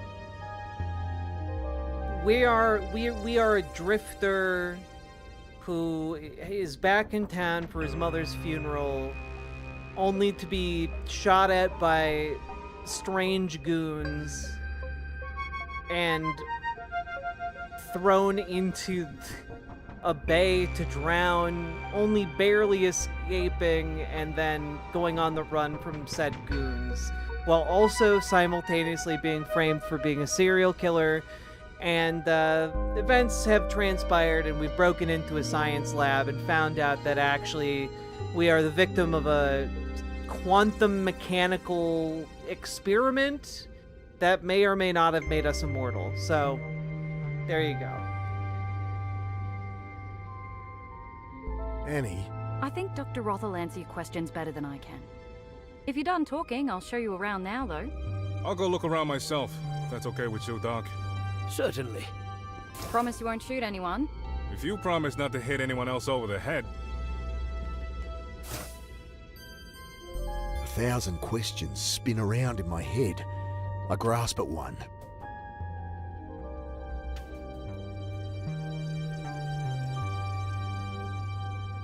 So, you're the one that figured out quantum cognition. Figured it out? Ha! I've spent multiple lifetimes researching it, and only barely scratched the surface of understanding. Summarize it for me. Ha! That's the spirit. But you'll learn plenty as we move ahead with our testing. I get the impression I've learned all I care to about quantum cognition. Who are you, really? Well, I imagine you've heard a great deal already. Some may even be true. Yeah, this is a But great I'll point-and-click save you my adventure life on story. Hook on Bald. I believe Miss Grace wants the burden of sharing that tale.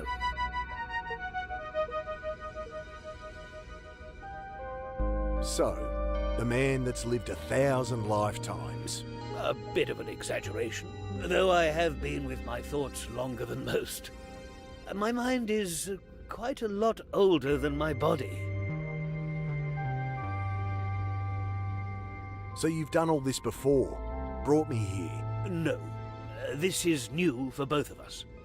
The pain I've brought you, this path was not one I wished to take, but my other attempts failed. Your other attempts failed? At what? Unlocking your potential, Mr. Carter. Together, we will save Hashtag the jail world. for gooning. What a crock No, of shit. Sake Tanuki! Hashtag free Sake Tanuki. Also, real quick, we should move the counter over onto this screen so I can take it down a little bit. Here we go. Boom. There we go. Oof. There we go. Cynicism Inc., you missed a few hours of me just talking back and forth with chat about politics. What's in here? Just extra bedding and stuff. I glance around the bathroom. You still don't put the cap back on the toothpaste. Who has time, Mick?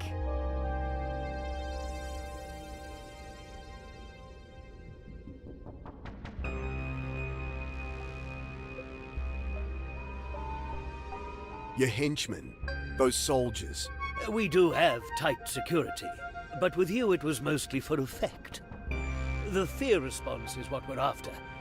I'm sure Maxwell explained some of that. They've been hunting me. Acting the part, yes. Then merely trying to bring you in safely. By shooting at me? Likely more paranoid hallucination. No judgment. As I said, it was expected. And where's all this security now? You want to know if they're about to storm in and shoot you? I return that disarming smile with a cold This is stare. definitely a genre that could use a resurgence. This location is security enough. It's true. Something about nuclear waste tends to dissuade visitors.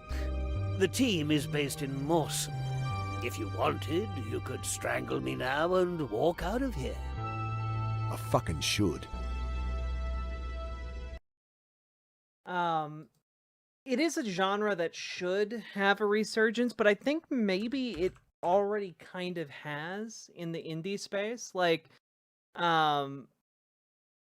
are some really banger point-and-click adventure games out there right now. Excavation of Hobbs Barrow. I have a bunch actually lined up for Spooky Game Month, and I'm really excited to maybe get the chance to actually check some of them out. Also, just as an aside, off screen, I've been doing my first playthrough of a point-and-click adventure called The Captain, and I would highly recommend it to anyone who likes Star Trek. If you like Star Trek, you're probably gonna really enjoy playing The Captain. But like, I want to play Phantasmagoria. I want to try Seventh Guest, the Seventh Guest remaster. I want to, like, the Plague Doctor of Wipra, I believe, is another one. Scarlet Hollow is another. I got a whole bunch of these point-and-click adventure games that I just think are look really cool, and want to give them a shot. Will I play Little Nightmares 3 when it comes out this month? I would love to say yes. I just don't got the time. Maybe I'll play The Captain on stream during Star Trek month. Have I tried Dredge? I love Dredge. Dredge was great. I think I played it like 2 years ago. Scarlet Hollow is so freaking cool. I know nothing about it, but I'm really excited.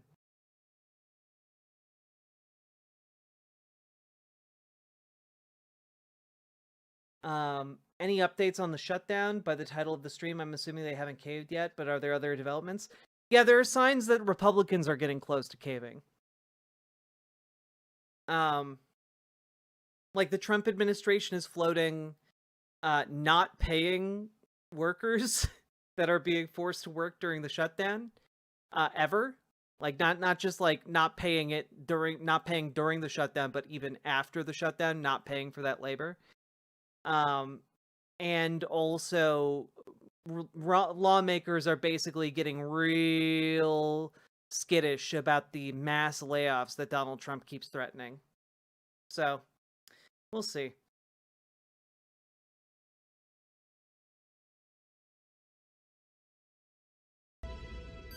Also, the Last Door games. If you guys like point-and-click horror adventure, The Last Door is good as shit. The body's under the reservoir. Simulated to heighten the stress response and trigger the phase flip. Bullshit. Where are the missing street kids then? Well, most are helping us out, here or in similar facilities. Homeless communities have been extremely helpful. We needed secrecy, people who didn't have ties, and in return were able to help them with their problems. Could the answer be as simple as that? We were all just willing test subjects. Mick, I'm dying for a coffee. How about I give you a tour? Continue this interrogation later? Guess you can show me around, Annie. Sure. When you want to talk more, come find me in my rooms. Make yourself at home here. Come on. God, this is so fucked up. Alright, this place is pretty fancy. It's built as a cylinder around the core of the original nuclear dump. Great. It's safe. Some kind of solid-state reactor. Dr. Roth's design. It's all controlled by a central computer, very high-tech. In fact, everything's automated here. The place runs itself. Gideon likes to keep the team small. Anyway, most floors have a corridor like this, circling the core, rooms off it. You're bunking with me, room 302. Lifts this way.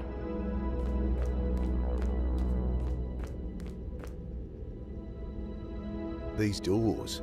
I feel like I'm on the set of some cheesy science fiction show. The digital readout shows which room it is.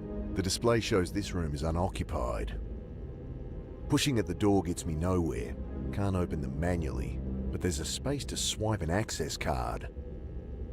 I wrap my knuckles on the steel door. No answer.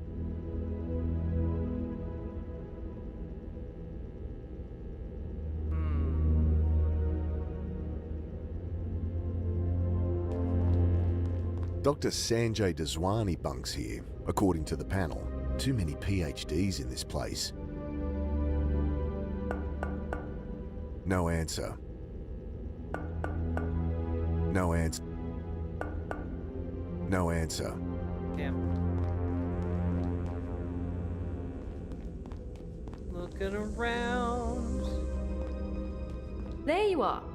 We're on level 3, living quarters that double as office space. Up 1, you've got similar rooms in the canteen.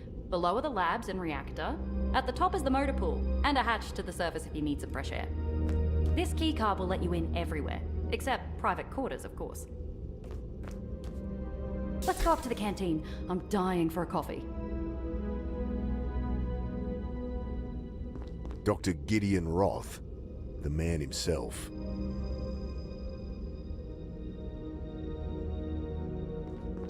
I think you'll find the lift is easier. So if I just wanted to walk around on my own? Go for it. I'll just meet you in the canteen later.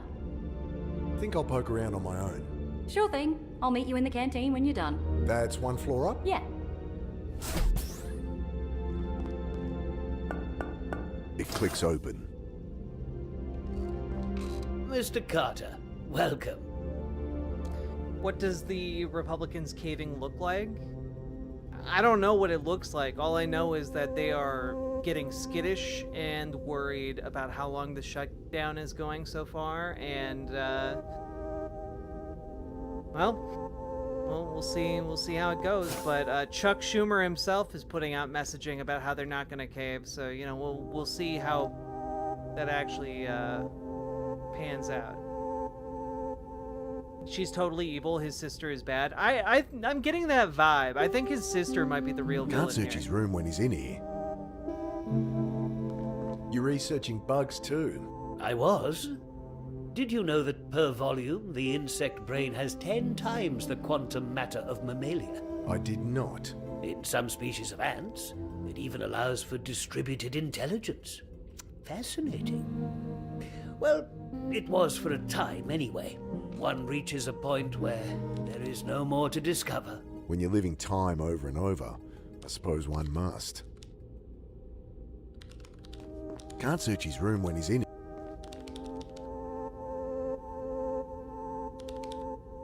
These hallucinations. I can help with those, yes. Once you're settled in, come see me. And the others that went mad, on the streets. People here weren't prisoners.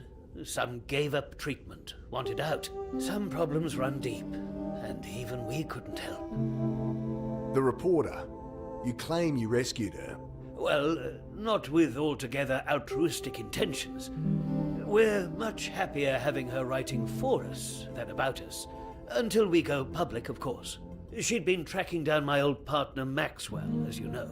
He was, not a sane man. He was sane enough. He may have seemed that way. He can be very manipulative. He killed your friend under the bridge. What? Bill? He would have done the same to Miss Grace and your sister. Late we didn't know Bill had made contact, or we would have protected him too. You can go talk to Miss Grace yourself. She's around somewhere. You say you rescued my sister. Ask her yourself. I'm sure you trust her answer more than mine. What's the point of this place? What are you doing here? I thought you'd have figured that out by now, Mr. Carter. You abduct people to experiment on. I see that dry wit runs in the family. Our research centers around quantum cognition. We've developed a tool, a machine to study it, to harness it, the quantum coupler. Right. And how do I fit into this? You agreed to help, to let us unlock your latent ability. And why would I do that? He shrugs. You simply saw the good we could do here. Well, I don't see it now. I'm not going near your machine. That's your decision. I merely... Sorry. If all this was some sick experiment, what's the point of it all? This ability of yours, to take your consciousness back in time. Phase flipping. You exhibited a latent natural ability, a strong one. But the full potential could only be brought about by lethal stress to the cortex. A string of mortal crises. Sounds like a lot of horse shit to me. Understandable, of course. In time, you will realize we are not the enemy. When you do, we'll discuss how your ordeal can help us. Can't search his room. Can't search his room when he's in here. Okay. Wouldn't mind having a look around when he's not in there.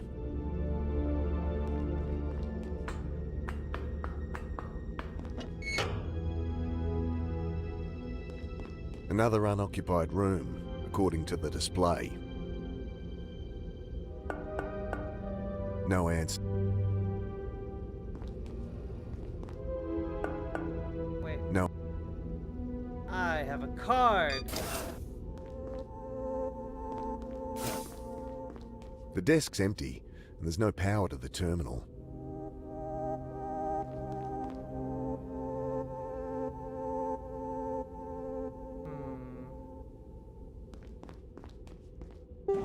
Just some coat hangers rattling around an empty wardrobe. Well, why not? Yeah, give me some coat hangers, baby.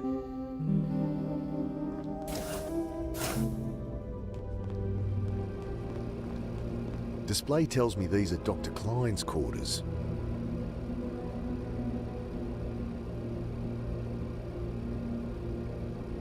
Angry bleep and a red light.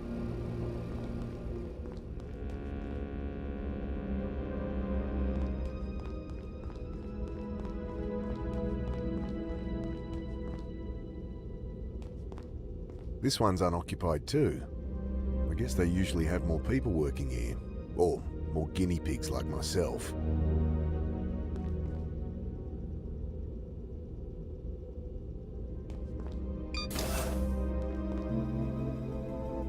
You got anything? I guess I'm looking to see if there are, This one's empty too. I guess I'm looking to see if there's... Oh, shit! Jeez. Ah, fuck off! Another room. Oh, I listed as totally unoccupied. fucking forgot about these guys. I forgot about these fucking guys.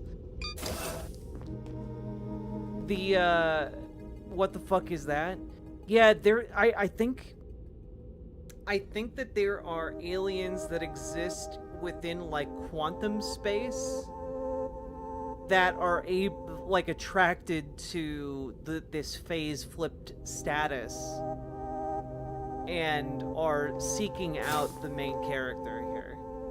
Remember, he talked about insects and like having like a kind of collective consciousness.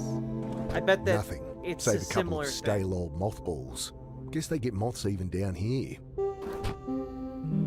You know, like some kind of insectoid species that is highly attuned to the quantum verse.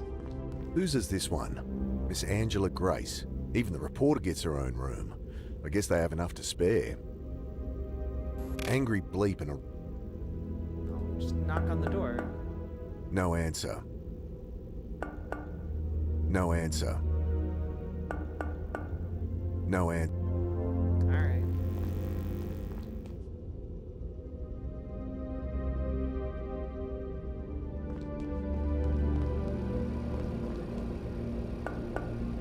No answer.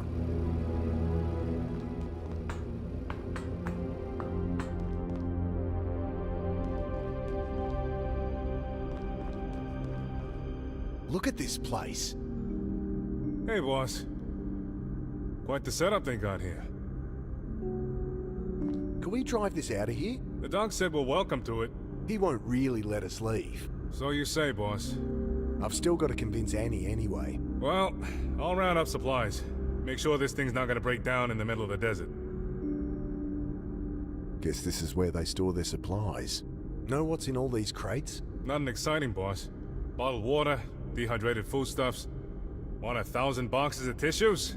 I'll pass, thanks. I'll loot some supplies for the road. I lean in and take a peek in the glove box. Save for the service record. It's empty. Empty boxes, a bit of 2x4, and an old toolbox. A single screwdriver rattles around inside. Ooh, a screwdriver. I'll load her up with any supplies I find, so we're good to go. Get that screwdriver. We need it.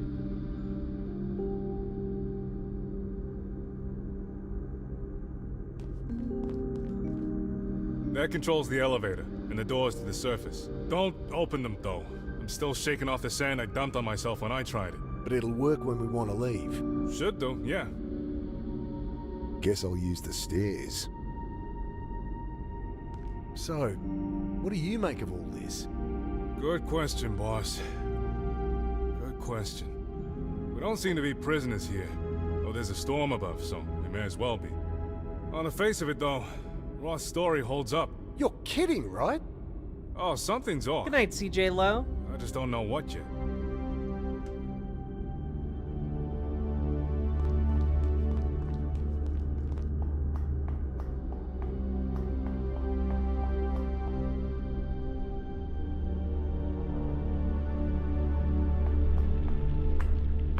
The vertical shaft ends in a circular hatch.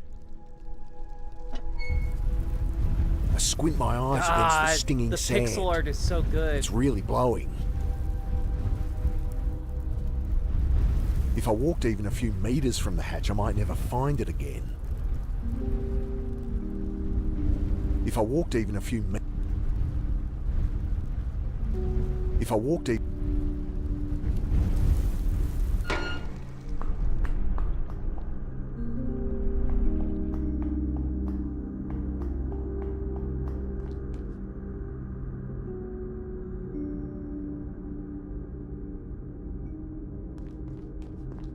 What's your opinion on Roth? Seems nice enough. Seriously? You're falling for his bullshit? Please, boss. This ain't my first rodeo. Well, maybe the doc isn't behind it. Maybe it's bigger. He's behind it. Okay, then. Let's prove it. Motive, means, opportunity. This isn't a fucking courtroom drama. It's just the way I think, boss. Never led me astray before. So what's the plan? I'm not sure there needs to be one. You're kidding. We came here to rescue Annie. Let's do it. Can't take her against her will, boss. I don't believe this. To work out what the hell is going on? You got it, boss. Means, motive, opportunity, some bullshit they teach at the academy? More personal philosophy. Figure out those three, and you don't need to phase flip to predict the future. Enlighten me then. Means, what is it you think the doc's planning? And can he even do it? Motive, why would he? No one does anything without a reason. What drives it? An opportunity. How's he plan to pull it off? What, why, how? Figure that out and I'll have him? Never failed me before. Thoughts on Trinity's lab so far? I assumed there'd be more people here. Takes a big organization to build all this. Can't start and end with one man. One man with the ability to manipulate time. Trinity, this facility, the research, it's all some design of Roth's. I'm sure of it. You're taking it too personal, boys. He couldn't do all this himself. Well, the answers will be here somewhere. I don't know, he did have 1,000 lifetimes. Any more thoughts on this phase-flipping stuff? Dangerous thing in the wrong hands. In Roth's hands. He grins at me. I was thinking of yours, boss. I can't go back as far as he can, but I do wonder why he hasn't... I don't know. Taken over the world? I mean, he could play the stock market, predict events, you name it. My only guess, he doesn't want to. Not everyone cares about power and riches? I'd usually disagree with you there. It's money and power keeps a homicide cop in work. Though the doc does seem genuinely interested in the research. Roth's painting me as paranoid, crazy. I know I've been seeing things that aren't there. Dead people, monsters, but I didn't imagine every shitty thing that's happened since I jumped that boxcar. Well, you didn't hallucinate our encounter in the hospital. I have a bump on the head to prove it. Right. So why haven't you said anything? There'd be some excuse. Just to keep what I know to myself. So then, what's their plan? Why not kill us now? He just shrugs.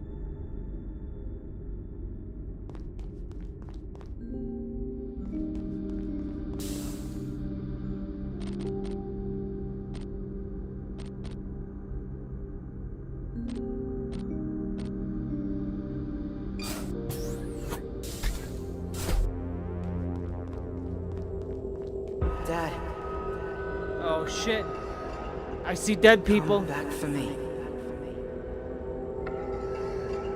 These are getting worse. display says the accelerator lab is through here.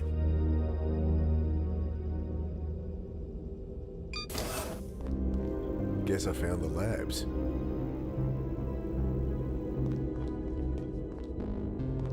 Going by all these hazard signs, if there's a fire to put out, it'll be in here. Beam hazard, danger of death. Do not open when light is flashing.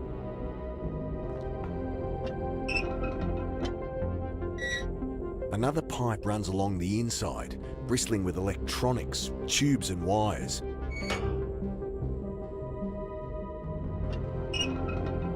I should definitely fiddle with this It's stuff. plastered with high voltage warning signs. Think I'll keep my hands to myself.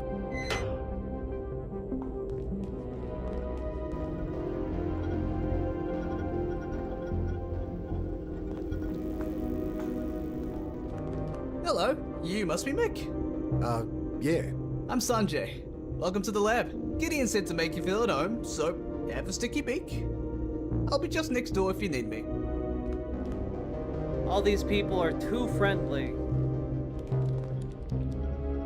A lot of computing power here. They run the place, really. We just keep them company. What's with the plants? A bit of a hobby of mine. Can be nice to talk to something without a cerebral cortex sometimes. Fair. What's this machine? That's what this whole thing's about, man. The quantum coupler. This is what got me into this mess? This is she. How does it work? Let us read and write to the cortex of the subject at a qubit level. All the stuff between the neurons of classical brain science. So you can control this time travel ability? To some degree. We're still bound by biological imperatives. Which is why you had to put me through hell. Hey, you volunteered. Apparently. I flick open a manila folder. Pages of data adorned by illegible notes in red biro. I wouldn't... I don't know if you've met my Teutonic partner in crime, but Klein, he doesn't like people touching his stuff. What are you measuring here? Superconductor field stability for the accelerator. Now, Roomba, thank you very much for the raid. primitive. Welcome, folks. The sensor array is ex-military. Guess those guys don't care about wasting paper. We rigged a sensor on the needle so a doctor can monitor it remotely. That's the job. Good night, Banana Brains. The I should talk to this guy. So how'd you end up here, Sanjay? Apparently, Gideon poached me after reading my dissertation in the Journal of Neurology. But I think it's just because I'm so fun to be around. You're a neurologist? I trained as a surgeon. What game is this? but The then got Drifter. neurology bug and ended up miring myself in research. When I was his age, could barely tie my shoes. Apparently whatever you did is making me crazy. Temporal displacement, yeah? Hallucinations? Amazing. You try being haunted by ghosts from your past, getting ripped apart by monsters. See how amazing it feels to you. Well, the damage is easily fixed now. If I let you poke around in my head more. Better the devil I know. I'm sure you'll come around. You're working on this time travel tech? I think of it more like precognition. All I know is when I die, I go back. Of course. How far do you say? 30 seconds, a minute? Decent baseline. How come Roth can jump back further than me? Well, you know those hallucinations you've been seeing? They're a side effect of your brain writing new temporal pathways. So, practice makes perfect? You got it. And Roth's got a head start on me. Sure, though we're working on amplifying the process too. You said you're working on amplifying the phase flip duration. So, could I go back further? Sure. Say, 5 years? Or more? At a certain point, it starts to take exponentially more neural mass. No, don't think 5 years is possible. What can you tell me about this place? Well, it's been my home the last few years. This room's the heart of the operation. Look around. Be happy to tell you what things do. So Roth's your boss, yeah? He's the whole reason I'm here. Though he's been happy to let me explore my own avenues of research. I guess they align with his goals, whatever they are. He's just as curious about the stuff as I am. I peer at the console, green text on a black background. Insert program cartridge. Quantum computer for a quantum coupler. If it looks kind of basic, well, it's hard to find a front-end developer trained in quantum computing these days. He pauses for laughter, so I guess that was a joke.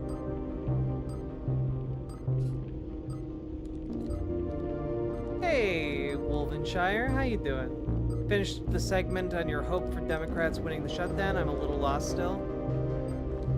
Well, the name of the game is essentially building up political pressure, right? And in that respect, Democrats are drumming up a lot more political pressure than Republicans. Public sentiment is on the side of Democrats. The fact that what Republicans are doing with health care premiums is objectively hurting Republicans because, like, they're clearly fucking evil. Angry bleep and a red light. I think he's in there. It clicks open. Ah, Mr. Carter. It just, Oh, it's all good, Rain. They're doing evil shit, but that feels like nothing new, except that a government shutdown brings all of, like, the attention. It brings all of the public's attention to what the hell is happening. How did...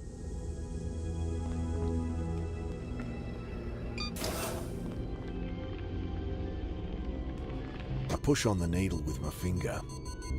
It flicks back to normal as soon as I let go. Nothing to I don't have anything to hang.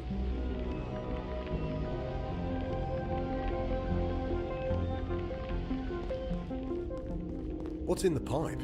That's our particle accelerator. Baby fires neutrons to 99% of C.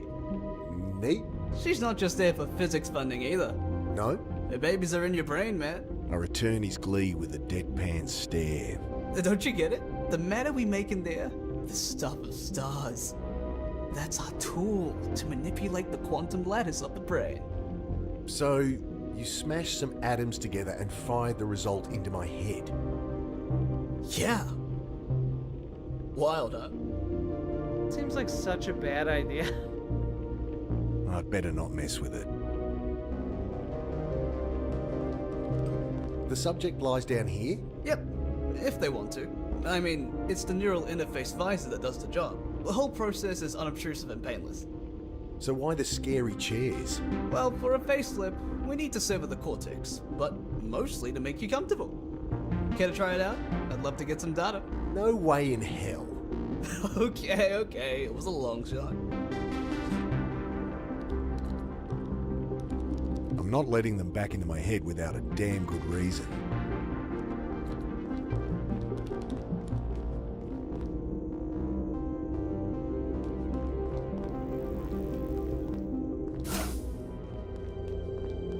Dad. You're not real.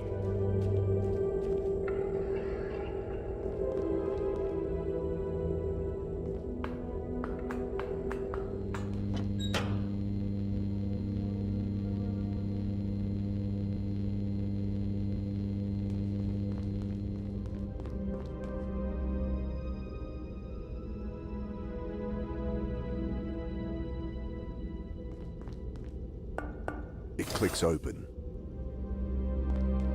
Mr. Carter.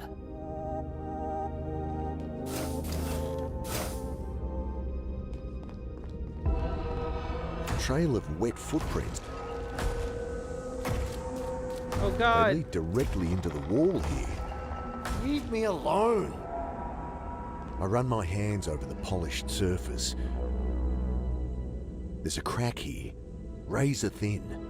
Some kind of panel. Ooh. Nothing to hide my ass. I scrape at the crack around the panel, manage to pop it open. A keypad. I punch in a random code. Nothing done. This one requires a 4-digit code. Okay, a 4-digit code.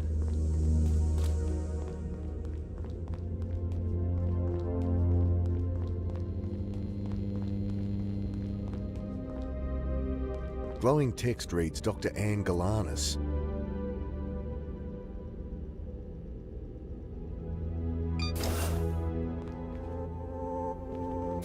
Clothes spill from a hastily packed suitcase. Jumbled mix of wrinkled skirts and odd socks. No telling the clean from the dirty.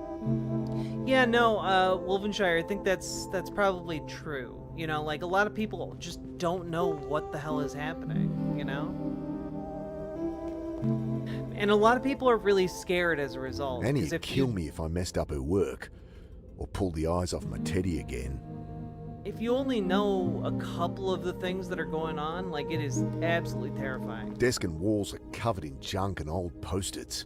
Mum gave up trying to get Annie to tidy her room when she was 6.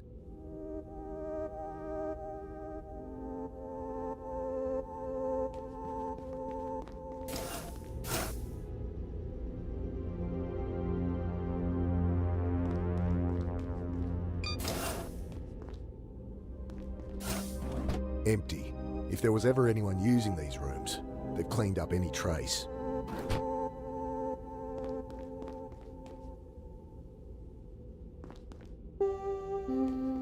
Well.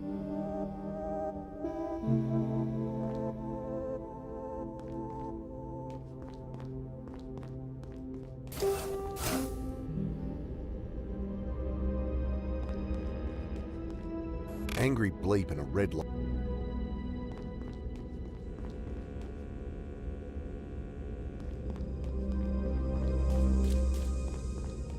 Water's still dripping from this pipe.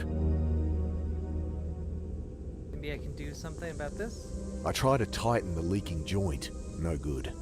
I need a wrench, or something to gum up the leak.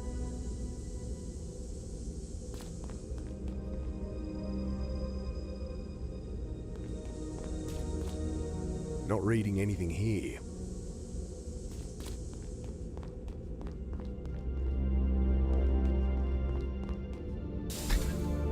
If I go all the way down.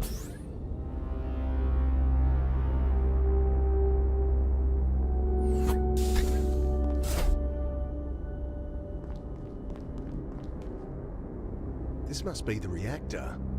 Ugh, it's you. Stay out of my way.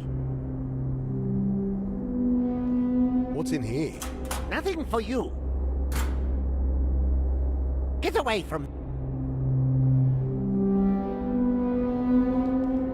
Does this computer control the reactor? Yes, obviously it does. I'll keep my distance. You think you have control access to the reactor computer? You may be Dr. Roth's golden boy, but you are still an idiot. So I can push buttons without blowing us up? You can go annoy someone else.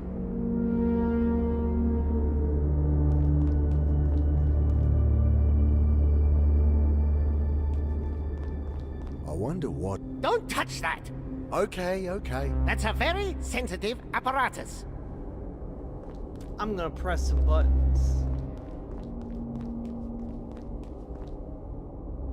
A display here shows ambient radiation levels. This area is currently sitting at 14.46. Wonder if that lines up with Holden's old Geiger counter. My Geiger counter shows a big fat 0. Why would this gauge read higher? Doesn't seem like the sort of thing I should just ignore. My Geiger counter's still showing nothing, but the...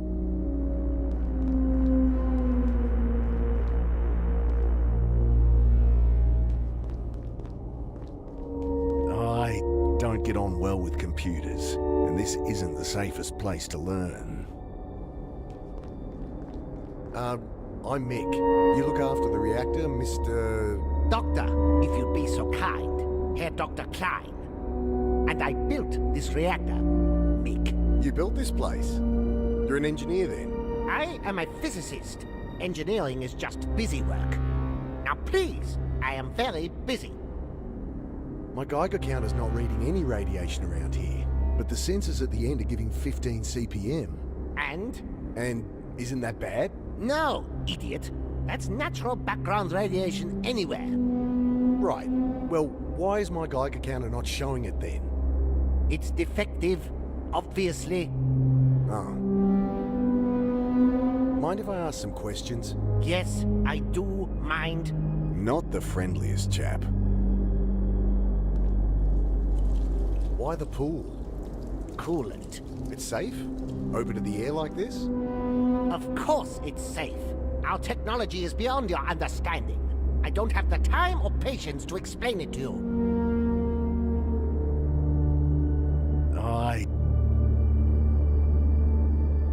Just one question. Go bother someone else.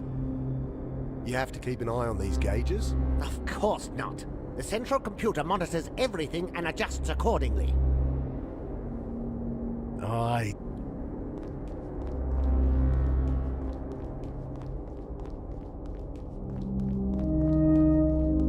Barrels of diesel fuel for the generator. Much too heavy to move. Must be a backup generator if the main reactor goes down. Probably shouldn't touch it. This area is currently sitting at 14.46. The old Geiger counter's dead, so no use comparing radiation levels. Wouldn't mind getting it working. Something about sitting on top of a computer-controlled nuke makes me nervous.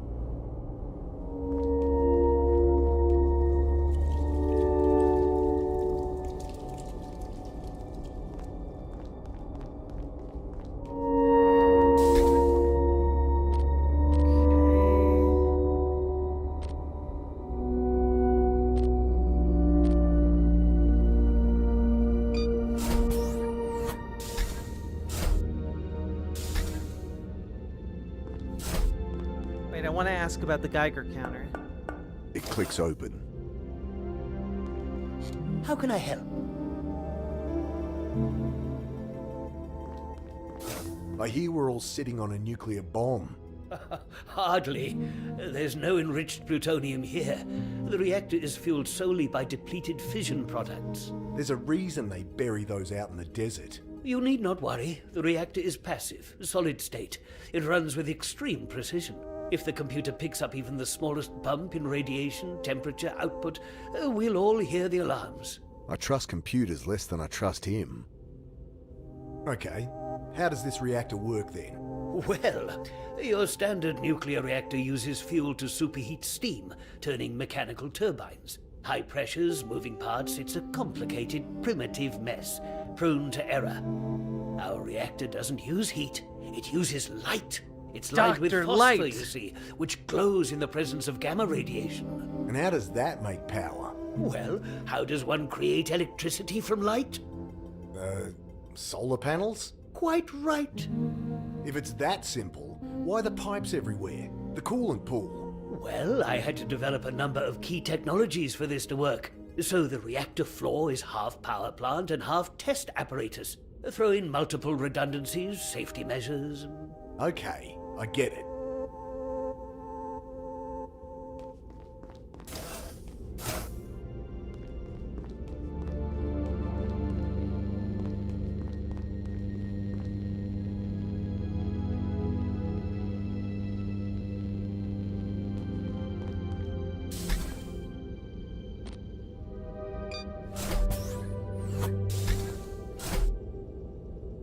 Maybe I need to check the computer?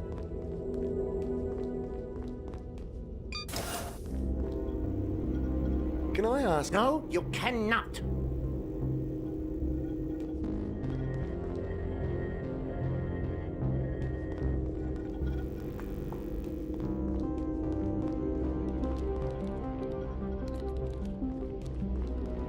Hey, could you help fix this Geiger counter? Afraid I'm better at fixing people than machines. There's probably a screwdriver lying around somewhere if you want to try yourself. Oh shit, okay. I didn't I'll even think remove about the that. screws.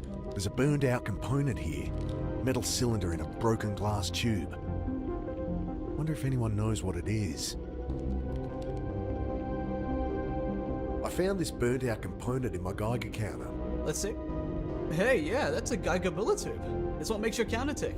It's a key component in our neural interface visors too. Yeah? When the neuroquantic field produces a talented avalanche in the tube, we bind the spin of the resulting photon with... Alright. Can I get a spare tube then? Oh, sorry. We need all the neural interfaces operational.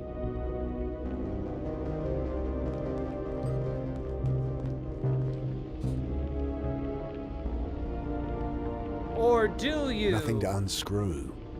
Nothing to I'm not letting them back.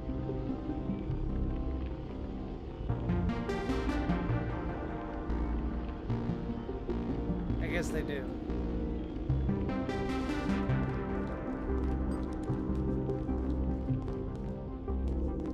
Alexandria Star, welcome Raiders, welcome.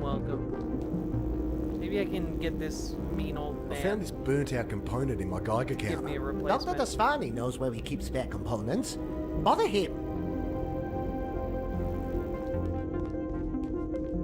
Well, I don't know what to do with this. Can I... Nothing to I don't have it.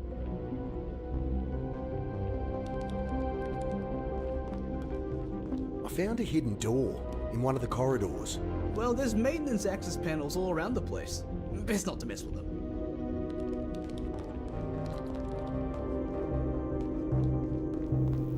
Mind if I ask some questions? Yes, I do mind. Okay. Jack doing everything. Yeah, I do reject being told what to do in video games. Since he's not down here anymore. I don't get... Touch it. Touch it. They can't stop you anymore.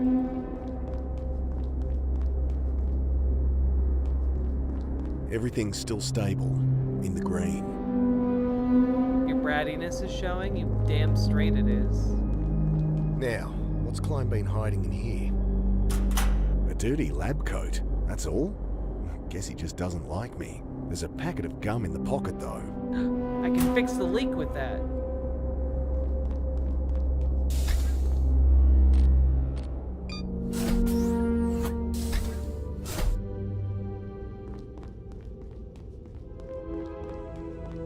Hell yeah.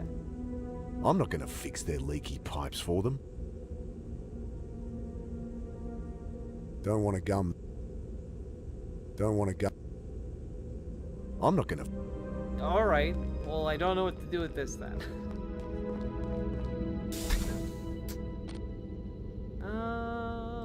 Guess we'll go to the canteen.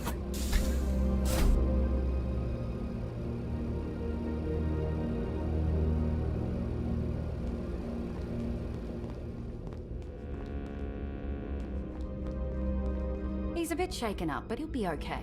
Speak of the devil. Wait, your brother's this jerk? Right, you two met. Anyway, this is the canteen. I'll show you how to get a feed. Grace, I thought they killed you. Mick, pay attention. Everything's automatic. Just step into this booth here. It scans you for your skin tone, BMI, works out what your body needs. Can't I just... Then you grab the ticket it prints. See? I got one for steak. Low iron, I bet. So if I was hungry, I put the ticket in this dispenser, and voila! Steak dinner. Food's surprisingly good too. I'll hold on to my ticket for later, but you give it a go yourself. Okay, I'm going back to my room now. A lot of work to do. Annie! Feel free to drop in later if you still have questions. She is being so fucking evasive. Has she always been like that? Always. I stand in the scanner as it does its thing. Hearty vegetable soup. How come Annie gets a steak? Machine sucks up my ticket, starts to hum quietly, then my meal rises into view. I take the bowl and the flimsy plastic spoon it comes with. Ugh, smells healthy. I'd prefer something more hearty, like the steak that was on my sister's ticket. Jesus, I think it wants to get steak. I think he wants me to get him a steak, I think that's A what's twiddle a happening. knob and a jet of steam hisses from a nozzle. Afraid we're out of beans. God damn it. This place sucks.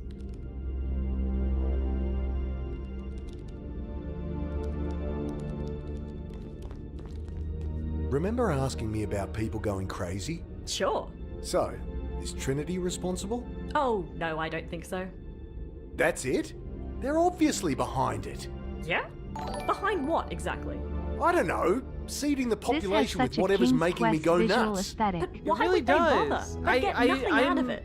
I'm Not making enthralled sense. by this. I And folks love the going missing? visuals. Well, yes, that was Trinity's doing. But you just don't care anymore. They asked people's help with the trials and rewarded them. Set up with housing, work. No one was disappearing. They just weren't homeless anymore. Have you seen any of them? Nah, trials had finished before I got here. Convenient. Also, Sake Tanuki, thank you for the 2 tier 1 subs. Boop.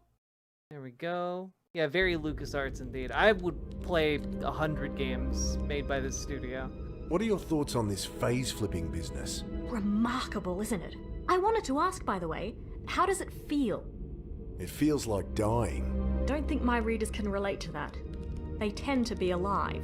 It's not nice. Haha. Well, even so, I think it'll make things fairer when everyone can do it. Take a lot of chance out of life, you know? I think she's dangerously naive. I think they're gonna let everyone have this, like, non-death tech. Like, they're not gonna do that. What can you tell me about this place? About Trinity? Well, when I publish, I'll give you a signed copy. Gee, thanks.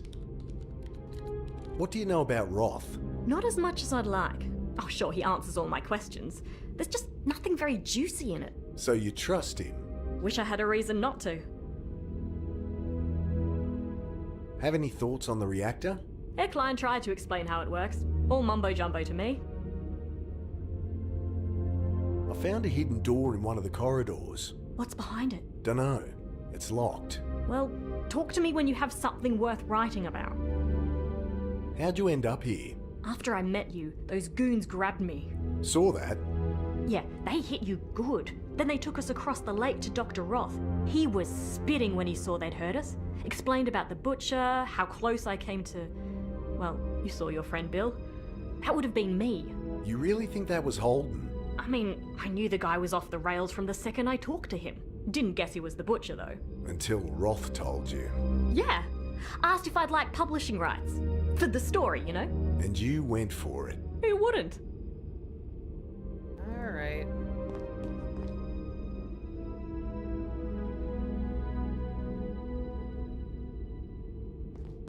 Hey, I'll swap you for some vegetable soup. Not a chance. Maybe someone else will. I mean, vegetable soup can be really good. Where to next? I found Annie, but I've got to get us out of here. What's stopping you? Head up top and have a look. No one's a prisoner here. Guess I could check it out. I did. I did already.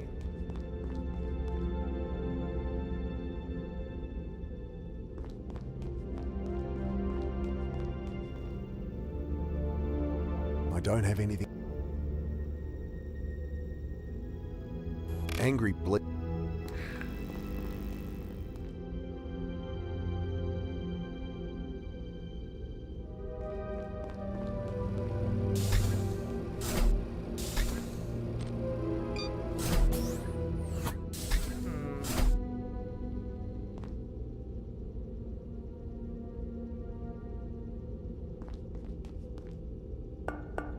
It clicks open.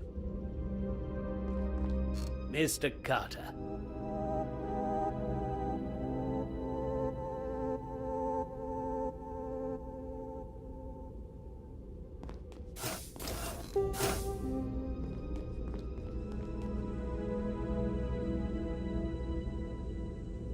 The plastic.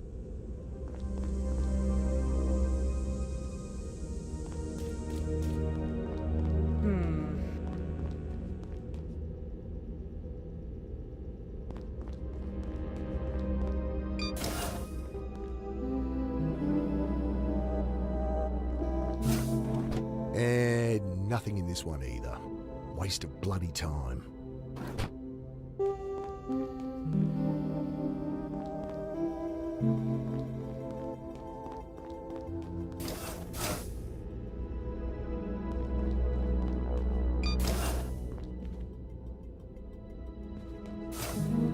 Makeup compact. Must be Annie's. There's no powder left inside. Just a mirror and a little brush. Alright. A mirror and a little brush. That's not going to get me. I have no idea what I can do with any of these. Maybe the gum can combine some Don't of want these? a gum. Don't want a gum. Don't want to. Alright. I don't know. Maybe I can trade her for soup. Hey, I'll swap you that boring old steak for a delicious bowl of soup. Oh, I'm not hungry now. It'll just go cold. If you didn't want it, you shouldn't have used the ticket. Now Roth's not here, you can tell me. What's really going on? Exactly what we said, Mick. But why did you disappear? No phone call? Nothing? Are you serious? Well, it was supposed to look like I disappeared. So you come in, not just split town again. But I should check in with Joe. He's been annoyed about how much I'm working lately. This is insane. Why not just ask me? You needed the cognitive stress for it to work. Roth sent a team to pick you up, but I guess they didn't find you. They found me all right. They tried to kill me. Now you're not making sense, Mick. Man, she really rubs me the wrong way. I've been seeing things. Right, yes, you would have been. Side effect of unlocking the phase flip. A lot of new pathways being built in that brain of yours. Great. It's easy to repair now you're here. You expect me to let you poke around in my head again? The quantum coupler is totally non-invasive. Could she make it sound more ominous? You can wait until you've had time to settle in. These hallucinations. I've been seeing Alec. Oh, Mick. I just wish I could forget. How he died. No, not just that. No judgment, right? Never. Remembering him is so painful. These last 5 years. I tried so hard to forget. Not just that he died. Forget the things we did together. Forget his face. Forget he ever existed. Oh, Jesus, Mick. Pretty fucked up, I know. You should have talked to me. Grief does shit to people. But you can't forget him. You can't heal that way. Well, not when he keeps showing up and talking to me. We'll sort that out later, okay? You know it's just in your head now. Thanks. So, time travel, huh? Guess so. Can you do it? No. At least, not yet. But with your help, we can learn how to trigger it in more people. Without putting them through hell, I hope. Of course. So you're working for Trinity? Nothing gets past you, does it? When did you start here? About a year ago. Dr. Roth read a paper I wrote in the Journal of Psychiatric Biology. Is that the voice I was actress actually for the mother slamming in his quantum Bluey? cognition Oh, theories dude, as rubbish I have pseudoscience. no idea. Anyway, he reached out to me. We got chatting. Next thing you knew, you were working for him. Right. I'll be eating humble pie when we finally publish. So you know all about quantum cognition. Oh, there's still so much to learn. I wish I could phase flip like you. I'd be able to spend a year researching in a single day. Family wouldn't miss you? I mean, to them, I'd still be home for dinner. And geez, Mick, like you can talk. I don't trust the reactor we're sitting on. Well, how much do you know about nuclear physics? Not a whole lot. Same here. But Dr. Klein is top of the field. I don't trust him either. You're projecting. Understandable, this is a high-tension environment. I can give you some exercises to help. I'll pass. I found a hidden door in one of the corridors. There's access panels all through this place. Probably just one of those. Don't mess with it. So you do think Roth is trustworthy? Yes, absolutely. How can you, though? He can loop back, change the past, manipulate things however he wants. I can read people, Mick. It's my job. You can trust him. The fact that he's here researching this technology with us is reason enough. He could have kept it to himself, played the stock market, bought half the country. And how did he pay for this facility? It's for the greater good, Mick. I mean, I think these questions that Mick is asking are all really good, actually. She'll have her own access card. Probably with a lot more access than I have. This yours? I thought I chucked that out. This yours? I thought I'd prefer something more hearty, like the steak that was on my sister's ticket. Hey, Oh, I'm not hungry. won't be any left for me if... Know anything about electronics? I need help inserting batteries the right way round. Try Sanjay.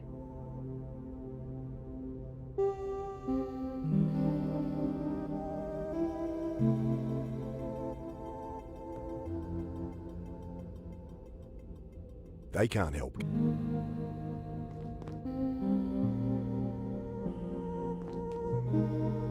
Okay. I guess go back up and talk to the cop about an exit strategy.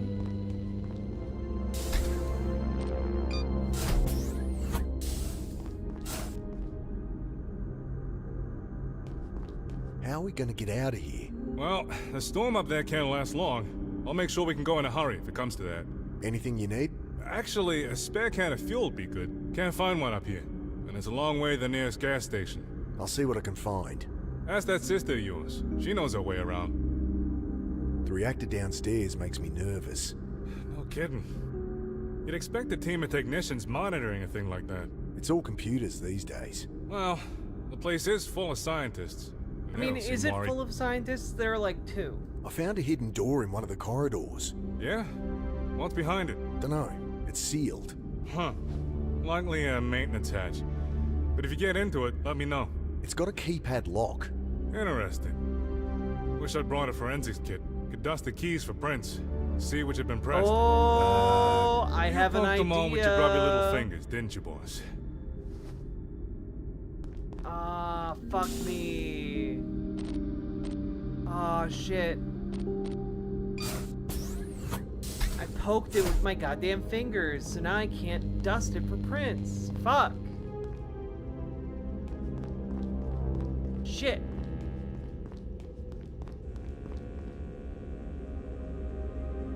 That might help, if there were any powder in the... Okay, I need a... Do I have a powder of some kind? That's not gonna... Don't wanna... Don't think my Maybe I can get like a kind of powder in the canteen?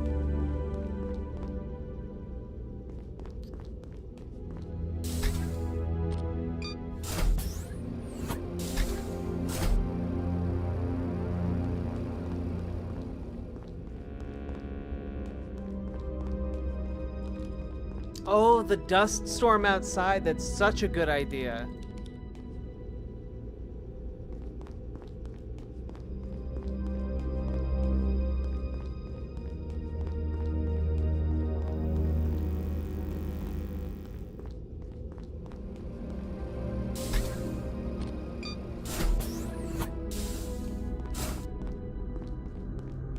You know what? How about I first go grab that spare gas.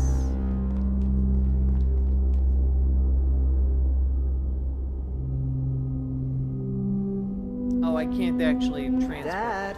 Oh fuck, that scared me. Ignore him. I've been looking for you. Out of my way! Hey! No! Help! You don't exist! Oh, God! I wish you never did. Nick! Help me! Annie? Ah! Are you really even there? Of course I'm fucking here, Mick! Help! Mick! Annie!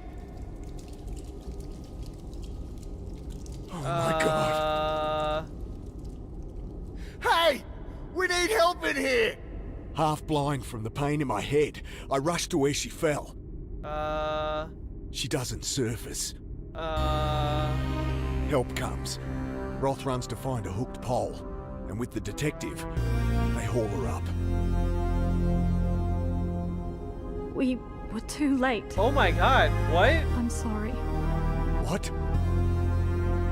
She's gone. No! She can't be! Nick. She's not! She was... What the hell happened? Oh god! I pushed her! What have I done? Perhaps you can still fix this. Mr. Carter, detective, follow. Ooh, we gonna jump What's this back? about, Doc? The very thing we're all here for. Mr. Carter and his ability to go back in time. To change things. That's your plan? I can barely go back a whole minute! That's where the quantum coupler comes in. Quite. With this, you'll harness the quantum matrix of another's mind. So each of your 86 billion neurons connects with 86 billion more. Yes, a power of 2 increase. Your 30-second phase flip becomes 15 minutes. If you think I'll link minds with you... No, your mind must be open, trusting. That's why you're here, detective. Me? I can't do this phase flip thing. Mr. Carter will trigger the phase flip. You will merely be along for the ride. But you should not dally. Make your decision. Okay, what do you need me to do? Well, if you lie down in the chair, I'll get the detective to do the same. Why can't you do it? If I went back, you'd have no memory of what happened. No way to prevent it. It needs to be you, I'm afraid. Are you game, Hara? If it'll help your sister. You have my word. It's perfectly safe. Let's Just what I fucking need. go. His word. This thing could really take me back further? How far? I wonder. If Fuck it'll it, we save gotta Annie, save Annie. I guess I have to try. I lie down on the foam and try to relax. The cartridge, Dr. Deswani.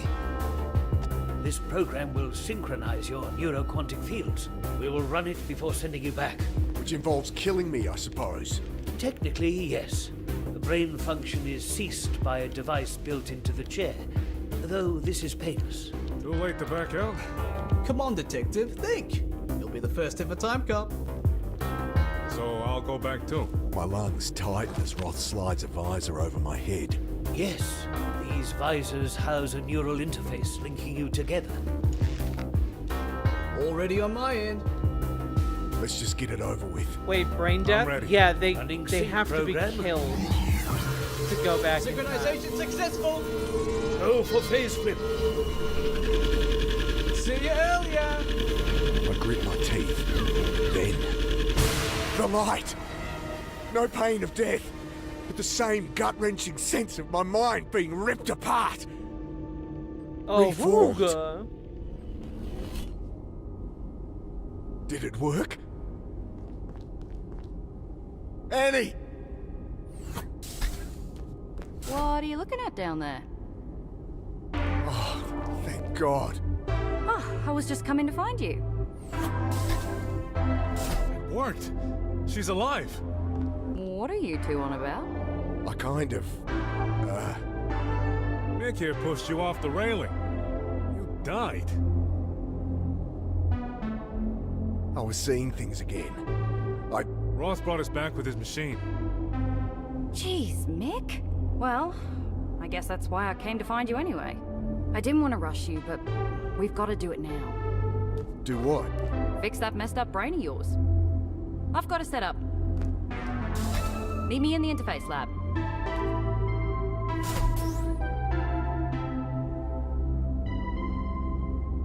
So I guess it worked.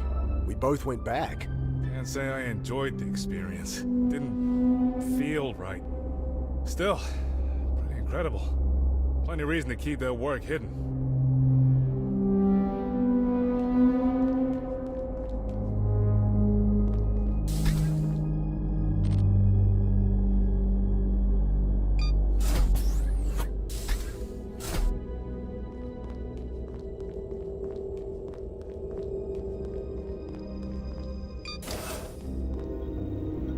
Can I just... Will you just let me back? Roth's left his key card in his coat here. Oh ho ho. What are you doing?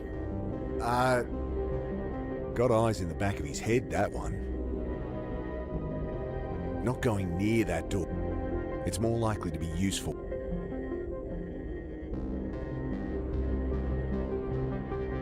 Can't get help with that. I can't soup someone? Don't think I should try to get... What kind of video game is this where I can't soup a person? I don't have... Can I... No? Can I just... Will you Just... go back? Mind if I ask... Yes. Can I just... Will you?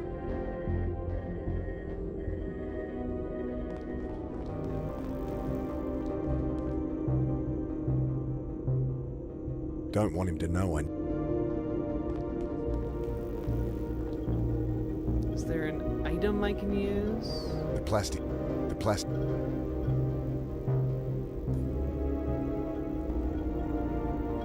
Nothing done. Game name? The Drifter.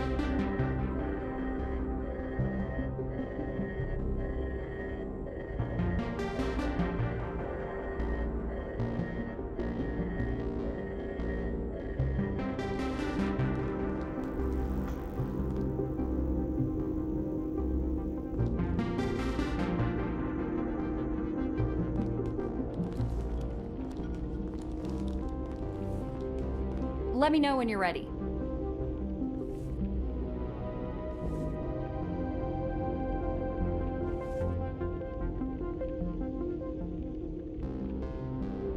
Don't think things are... Nothing to Ready for what exactly? You gonna stop me going crazy? That's the long and short of it. What do I have to do? I'll just finish calibrating here. Sanjay, do you have the cartridge ready? Right here. It needs to go in that console on the machine, Mick. I push on the needle with my finger. Dr. Dosvari, I'm seeing some fluctuations. Oh ho ho. Never mind, it's stabilized. Just keep an eye on it. Quit messing around. I don't want you blowing us up. I'd prefer something...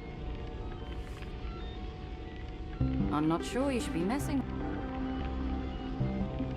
I don't have... Nothing done. I push on the needle with my finger. Another aberration. Gone again. If I had a way to stick it down... Quit messing around. Like, say, some gum. I'm not sure you should be messing with that. I'm not... Won't be any left for me. I'm not... What do I have to do? Grab the cartridge from Sanjay and stick... Alright, so grab the cartridge. I'll come and do this He next. holds out a plastic cartridge. Seems kind of primitive. Well, the problem defies regular hardware paradigms. We're programming neural pathways at a quantum level. It's not data you can just email. We set it on cartridges containing neurological tissue, implanted with instructions. Stick it in the quantum coupler and you're good to go.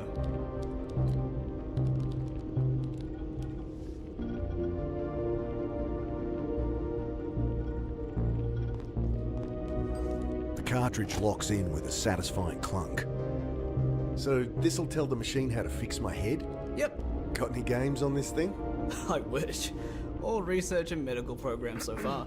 Like the one that made me forget I came here. And unlocks your ability to face flip. They're a program to undo that? Sure, but then you'd have gone through it all for nothing, right? I guess. If you finished gabbing, lie down on the far bed. Dad, don't do this.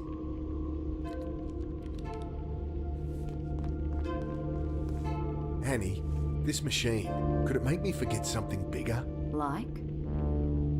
Like my son. Dad? Could it help me forget Alec? Fuck, Mick. You've been trying to do that since he died. Has it helped? If you don't trust me as your sister, trust me as a professional. You don't need to forget what happened. You need to accept it.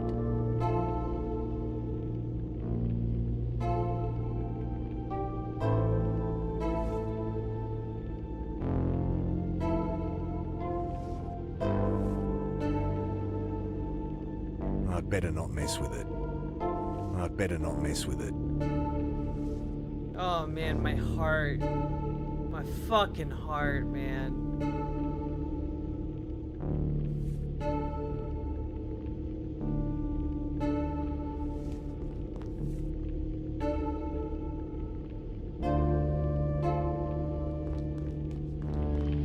I'm not sure you should be I'd better see this through before I crack up completely. Oh. Don't think I have a choice. I lie down on the foam once more. Dad, did you mean what you said? Just relax. You wish I'd never existed, never been born. You'll feel a bit of warmth between your eyes. Maybe it would have been better. You would have been happier. Ready when you are. I would have liked that. Okay.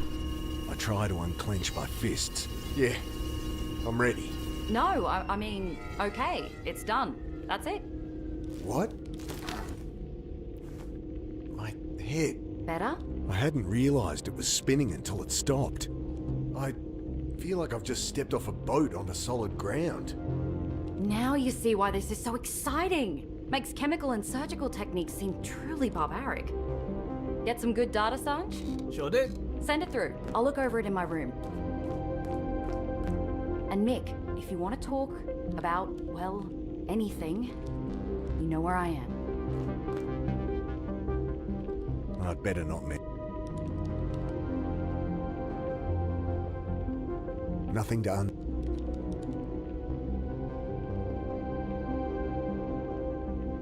I found this burnt out component in my Geiger counter. Let's see. Hey, yeah, that's a Geiger tube. It's what makes your counter tick. It's a key component. Can I get a speech? Oh, sorry. That's not going to get me a replacement for this broken component. That's not going to get... I mean, why not? Nothing done. Okay. Oh wait, now I can stick the little thingy. Stick it. I moisten a strip of gum and squish it down over the base of the needle. Time to get more cards. Did you do something? Nope. Something's up with that sensor, Dr. Tasfani. So, go fix it. I've got my eye on you.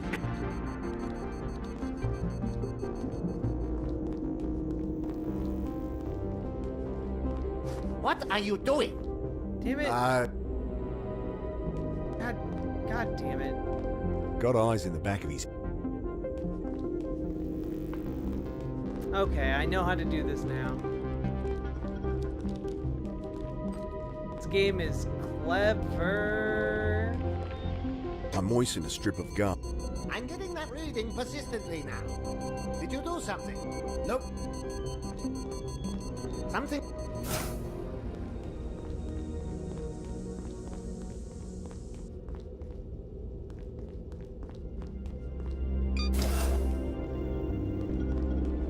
There we go. Got it.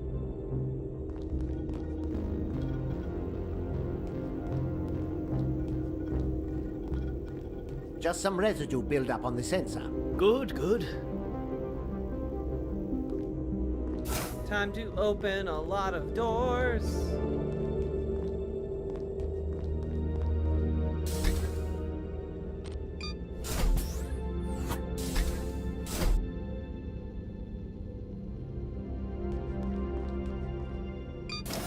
Okay, I'm in.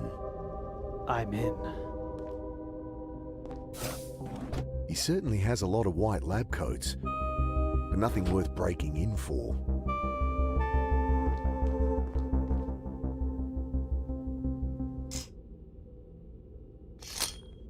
Oh, shit. Jesus, boss. Thought the doc was back. How'd you get in here? Masking tape on the door jamb. You? Stole his card. Well, you needn't have bothered. There's nothing here. Except maybe... He scrambles up onto the toilet. There's this cavity in the ceiling. I think there's something wedged in there. I can't quite reach it. See if you can find something to hook it with. Oh, you mean like a coat about hanger? Can you untwist it? That's pretty stiff. Hara just shrugs. Unless I want to play the triangle.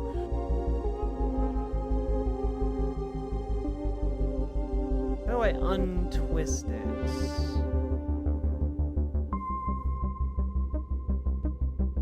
The plastic spoon's as useless as it. Fuck. I don't have anything to hang. Yeah, is it the vegetable Don't think soup? I want the soup. Should try to get some. How about this? Need something with a hook.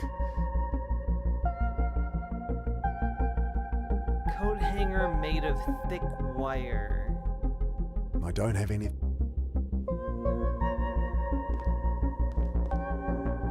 I searched through the stacks of papers, the shelves piled with journals. It's all equations and technical jargon. And his terminal is locked. I'm not getting anything from there. Unless I want to play the triangle. That's not going to... Don't want to gum. That won't help. I don't have it. I don't have it. Unless I don't have. I don't have. I don't have. I don't. I don't. I don't have. Okay, I need to use something else to fix this device. Nothing here but his insect collection. Books on nuclear physics, genetic sequencing.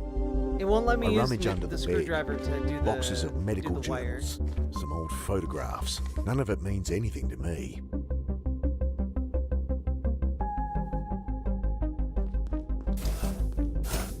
So I have to find something.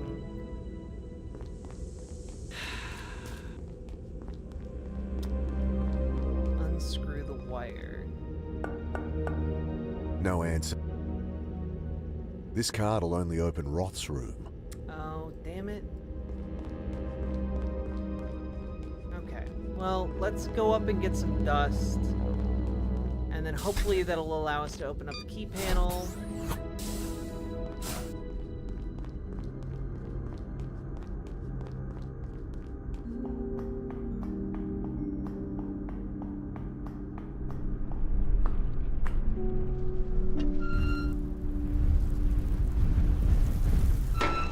No!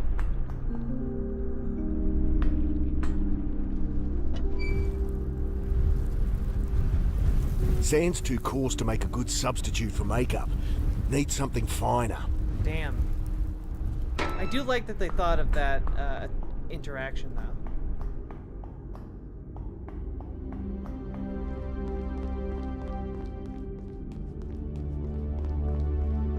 I peer closer. Ooh, Sacks of coffee beans. I try to open one, but can't tear the thick hessian. Heavy aroma of dark coffee wafts up There as we I go, poke a hole through the screwdriver. hessian. I grab a handful of coffee beans. I got an idea. I got beans today.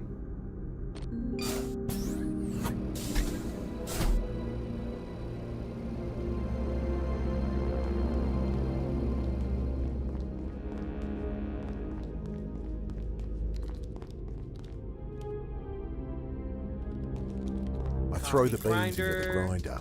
Make sure you close the. Ah! I stab at the button as the machine spits a cloud of fine grounds all over the counter. Fine grounds, you say? I scoop up some of the finer grounds. Hey, Grace. Heard you killed your sister. Hey, that's not... This'll be great for my book. Couple of questions. Forget it.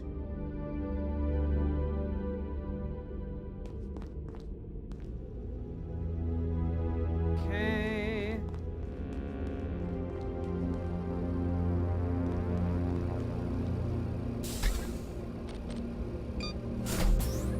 If we go down here, yeah.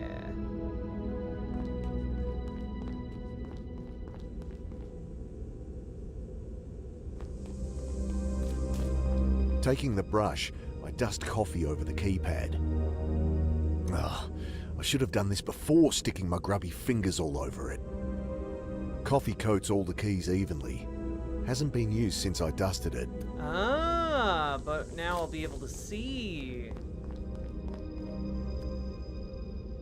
someone use it.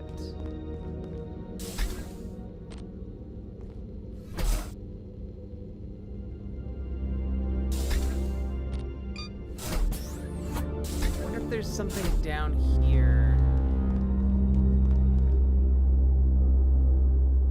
I don't have anything to...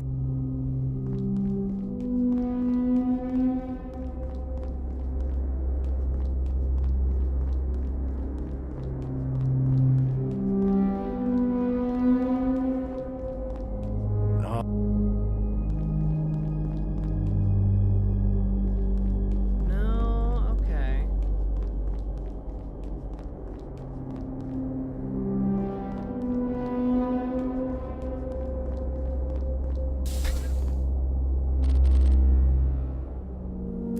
Lab floor.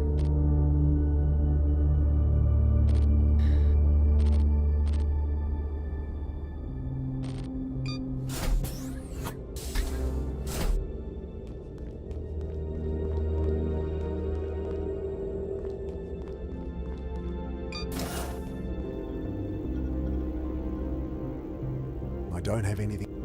But maybe I can bend this with the door? It's plastered with... think I'll keep... I don't have anything...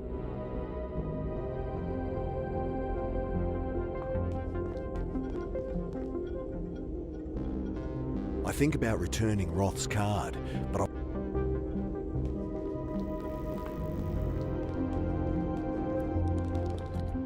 So I need to figure out a place to bend I don't this have any... coat hanger. I don't have...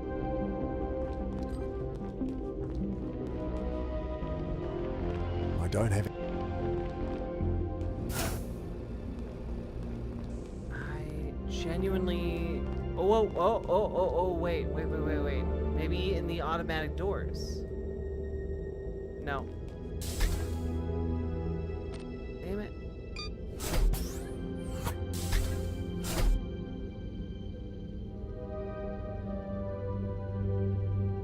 Was she there when you saved her, or did she just remember? She was told by someone in the facility. I don't have... I don't have anything to hang. Maybe the solution is in Dr. Roth's room somewhere? I don't have anything to... God damn it. So you couldn't find anything else useful in here? Nothing, boss. Can I ask you... Maybe wait. How about this? Can you untwist? It's pretty... Hara just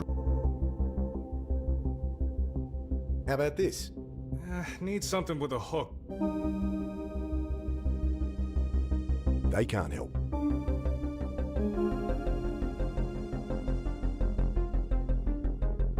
I'd prefer...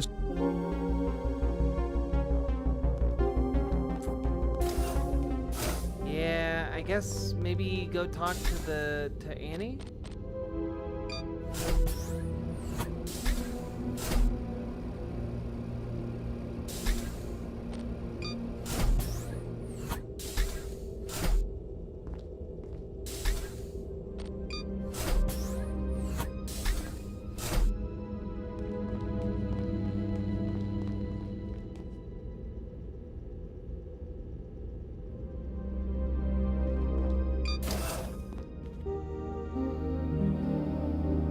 Don't see how...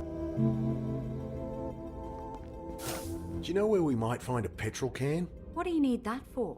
I know you trust Roth, but I need to know we can get out of here in a hurry if we need to. Well, if it'll make you feel better. Sanjay might know. He'll be in the lab downstairs. Okay.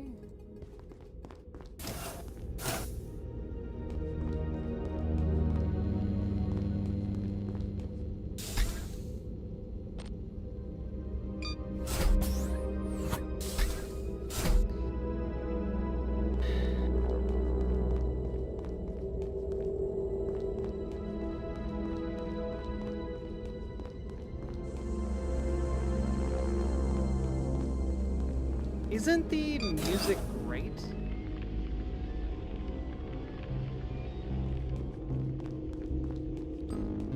Hey, know where I could get a can of petrol around here? Not sure. A doctor will know. They'll be downstairs in the reactor.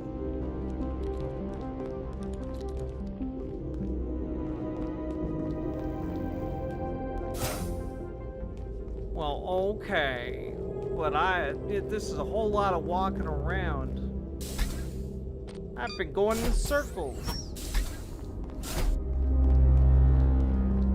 I'm told you know where I can find a petrol can. I might. You do something for me, and I'll tell you. Okay.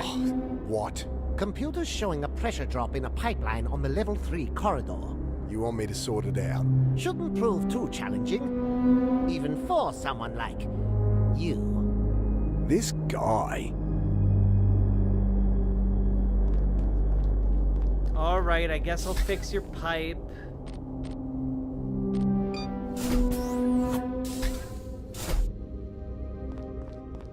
Hey, can I fix your pipes? That's fixed it. Klein better help me out now. Yeah, I used a stick of gum on that.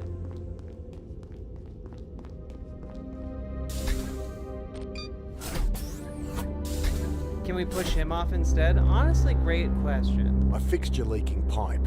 Very impressive.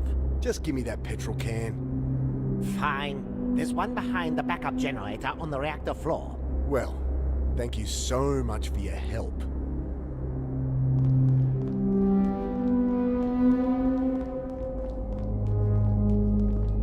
I peer behind the generator and find the petrol can Klein mentioned.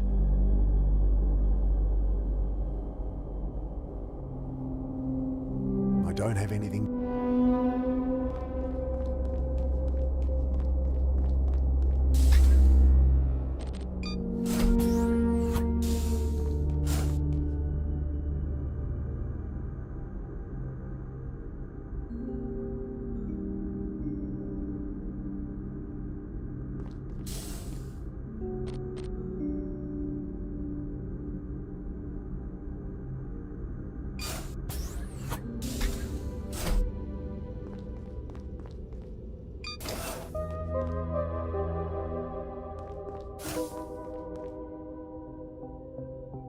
Got that can of fuel.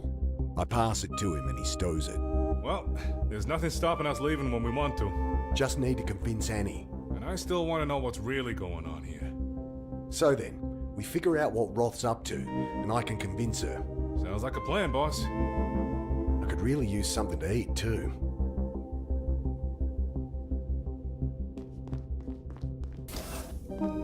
Time to trade up for that steak.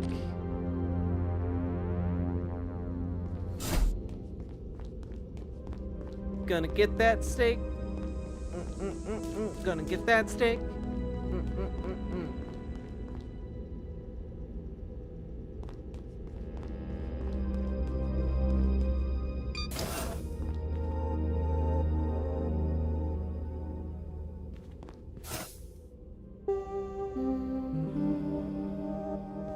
Hey, I'll swap you that boring old steak for a delicious bowl of soup. Oh, I'm not hungry now. It'll just go cold. If you didn't want it, you should... I'll give you this broken Geiger counter. No use putting the What about gum? Won't be any left for me. You want a spoon? Hey. Oh, I'm not hungry now.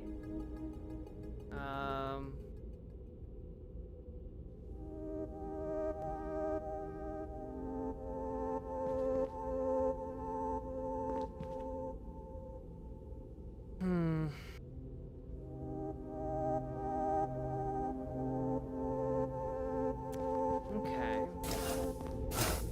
Maybe...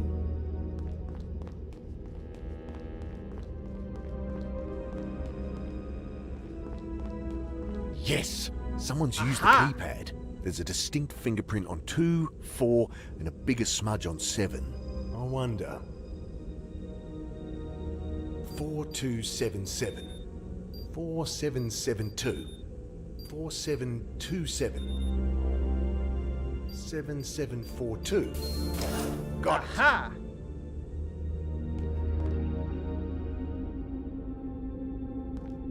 The crash cart is covered in dust, old charts and empty blister packs. There's a portable defibrillator on top. Those things they use to shock people to life in movies. Empty packet of bandages, expired antiseptic. Pair of surgical forceps might be useful. Aha! Gripping the forceps, I untwist the stiff wire. Huzzah. What's in here? I take a deep breath and... Oh, what the fuck? Huh.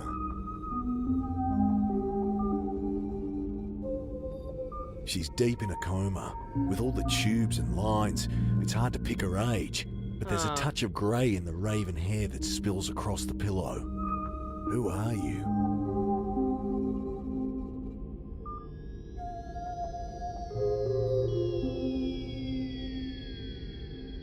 Forceps aren't useful here. The plastics...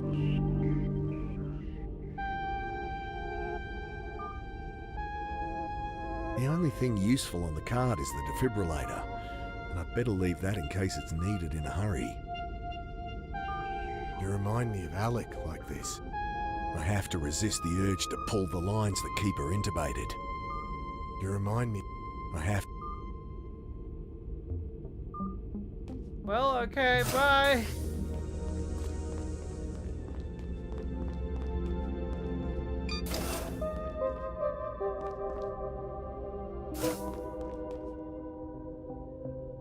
Try this.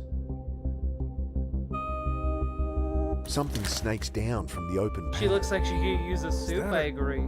Gas mask?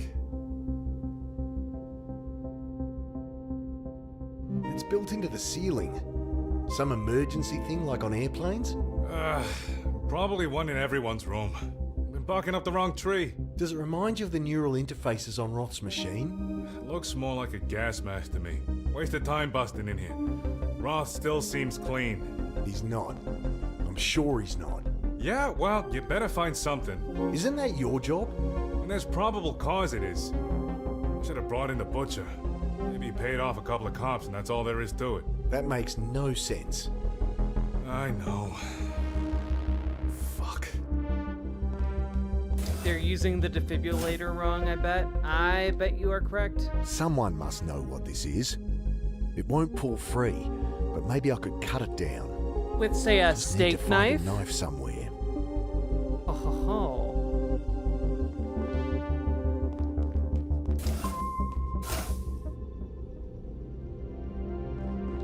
Let's ask Annie about it first.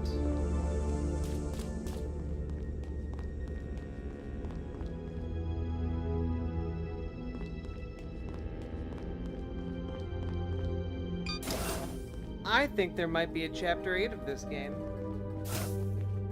You know there's a woman here in a coma. No. But we did do trials with coma patients. Families gave us permission to use the coupler. We were able to wake 2 of them. I guess another's still here. In a secret locked room. Well, locked for her privacy, I imagine. Yeah, right.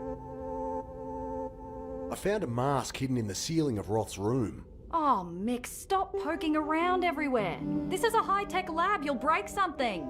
But what's it doing there? I don't know. Ask him.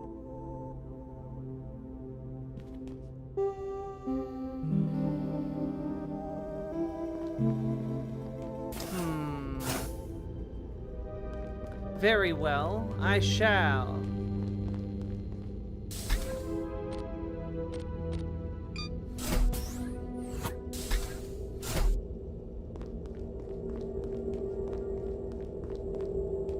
But first, I shall return this keycard.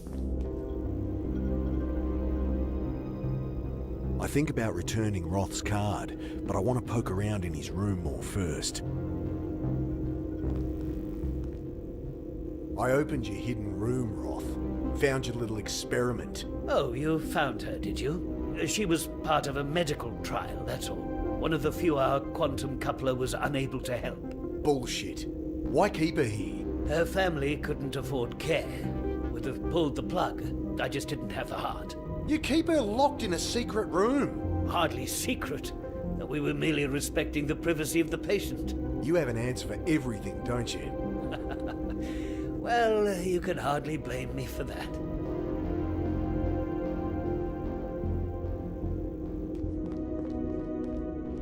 Dick. Did you know there's a woman here in a coma? Yeah, a doctor told me they ran some trials on coma patients. So why's she locked up then? Who knows? Probably some legal reason. Sanjay, I found this mask. A bit like the visors in here. Give us a look? I'll have to go get it. Sure.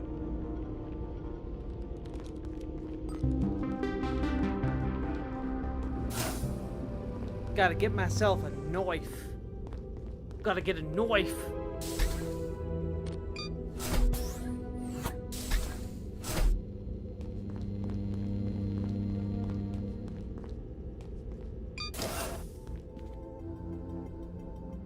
You hungry for soup yet? Hey, I'll swap you that boring old steak for a delicious bowl of soup.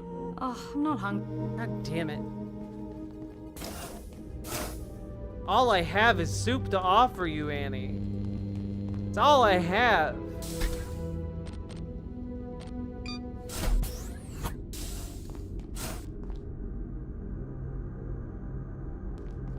I got in that hidden room. Found a woman in there, intubated, comatose. That right, boss? Where is it? Second floor corridor. There's a hidden panel. Combos 7742. I'll check it out. Let me know if you learn anything else. Found anything out about these masks? Nothing yet, boss.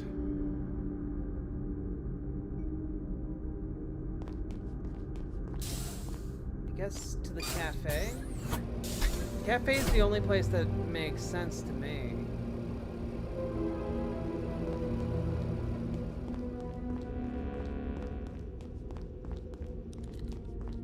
Ah, yeah. We can tell her about this photo. Trinity's founders. Swiped it from Roth's room. I've been trying to get some background on them for my article. Well, the one on the right is Maxwell Holden. The Bucket Butcher. I know. I was going to go meet him. Good thing Trinity picked me up first. You know this photo isn't complete. I removed the picture from its frame. It's been cut down the middle. In the one I saw, there was a woman standing next to Roth. Heard there was a third founder. Any idea who she is? None. Damn, I can't seem to find anything about her. Show that around for me. See if you can dig anything up. Do you know there's a woman in a coma hidden away here? Oh, no. Some patient they're trying to help? Woman wakes from coma. Could be a good angle. Try to find out what her story is.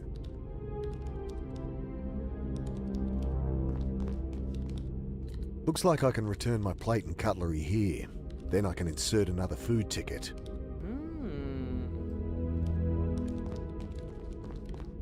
I place the bowl and spoon back in the dispenser and watch as it's lowered out of sight. Huzzah! Give I me stand steak, in the damn scanner you. as it does its thing. Hearty vegetable soup.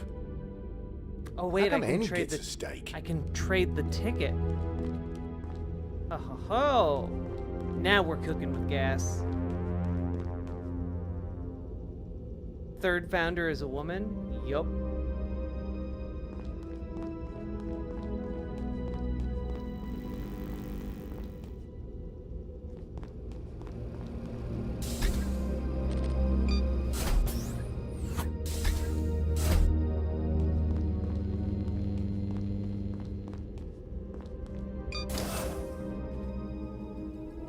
Hello, I have a ticket. Would you like to Hey, swap tickets? I'll swap you that boring old steak for a delicious bowl of soup. Sure thing. Excellent.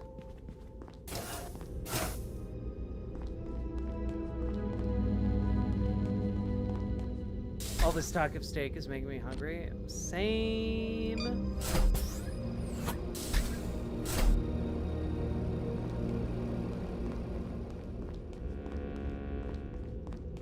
She wanted future hot soup. She didn't want hot soup now. Machine sucks up my ticket, starts to hum quietly, then my meal rises into view. The steak looks pretty good, and it came with a nice sharp steak knife. I find a place to sit and tuck in. Hell yeah. Not bad.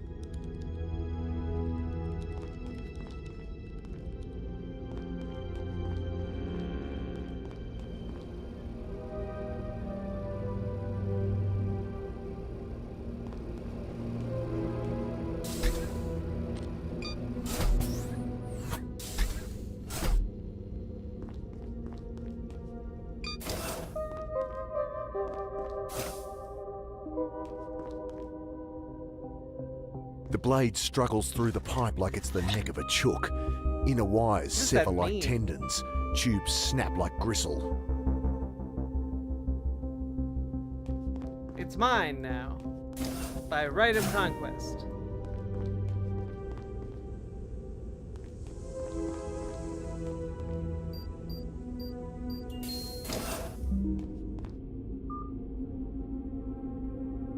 You remind me of Alec like this. I have to resist the...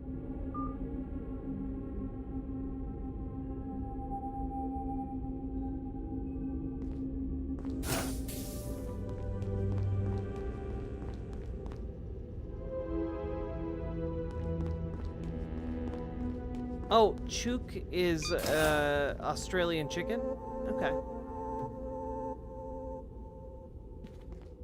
I've seen a copy of this photo with a third founder. A woman, right? Yeah.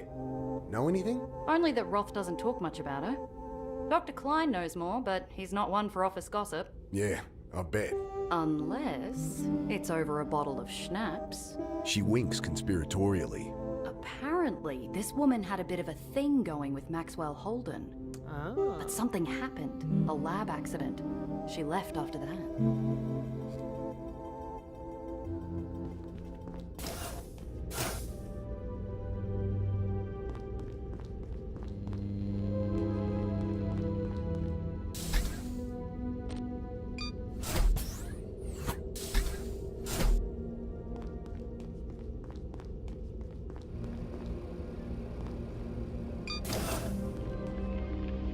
I'm not let...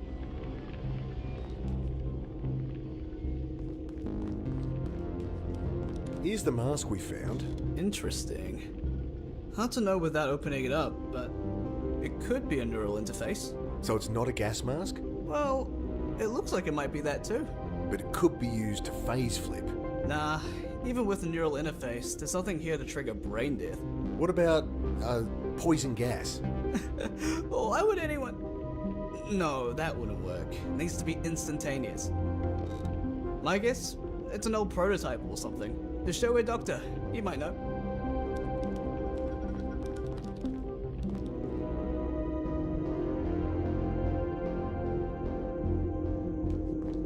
This photo, it shows you and Holden, but Trinity had a third founder.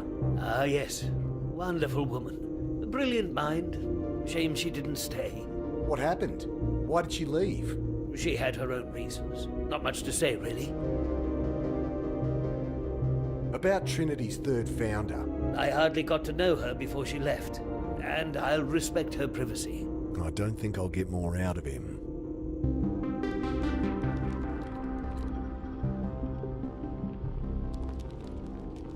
Hey, know anything about the woman that founded Trinity?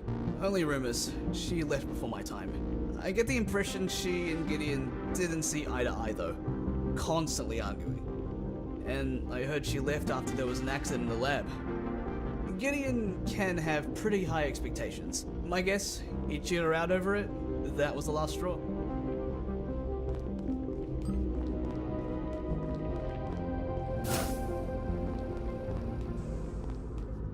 Okay, going down one more level.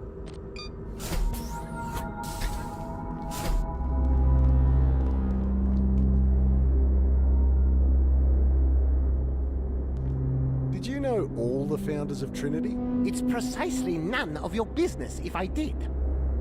Did you know... It's Hey, We found some kind of mask. Torn from the ceiling in your room, I bet. If we need to vent the reactor, you'll wish you hadn't. They're in all the rooms? Obviously. They dropped down in an emergency. If they're all like this one, then Roth's hidden neural interfaces everywhere. Why would you need to vent the reactor? We wouldn't. It's just a redundant system. Mind if I ask some questions? Yes, I do mind.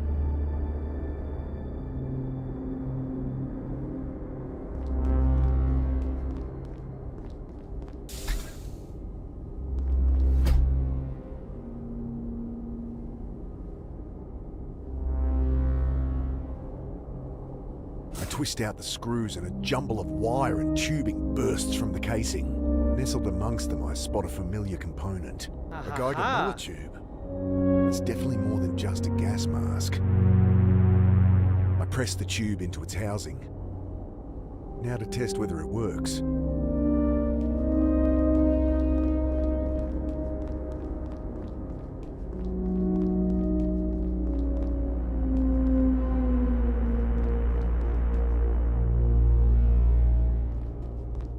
The reactor readout is still showing the background level of 14.46. Whoa!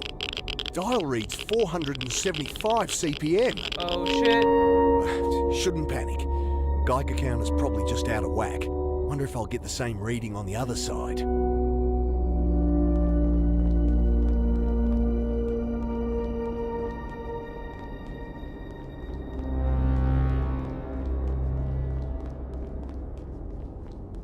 Oh shit. Oh shit.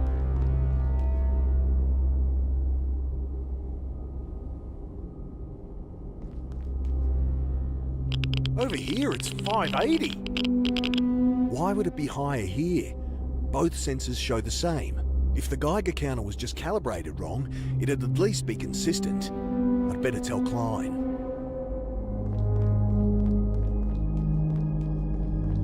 Hey, it's hella radioactive in here. I checked with the Geiger again. I'm seeing levels over 500 CPM. This again. The alarms would have tripped. We'd have been evacuated by now.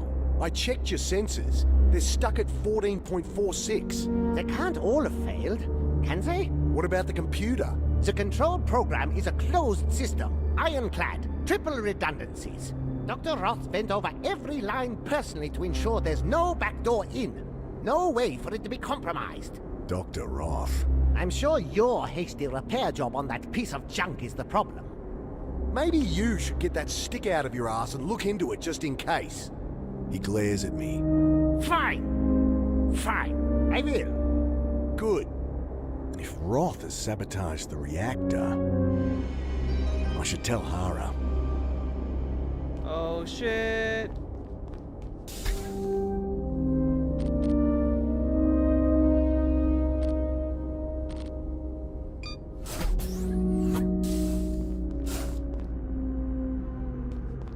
I think Roth is sabotaging the reactor.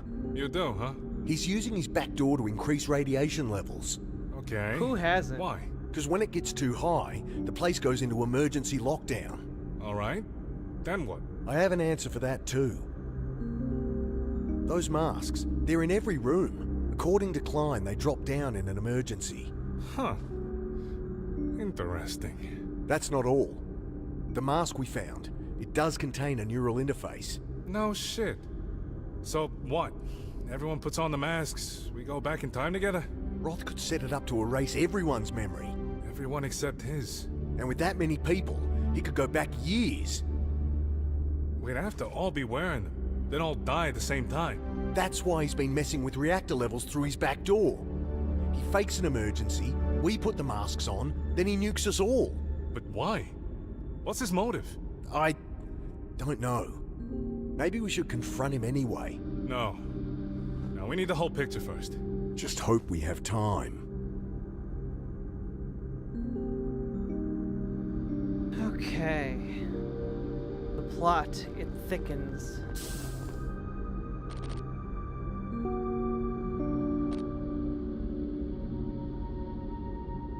I'm not sure what to do now.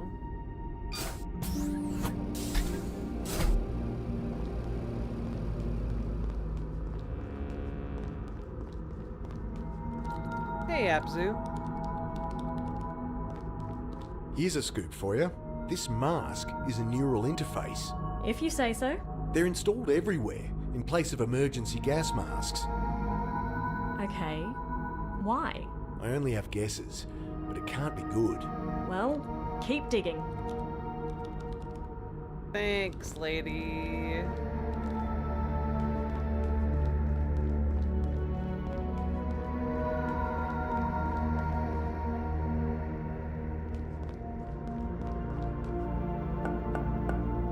No answer.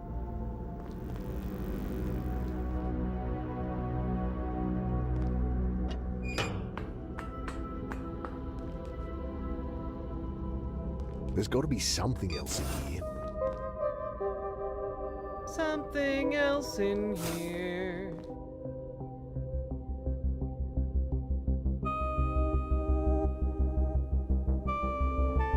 Nothing to unscrew.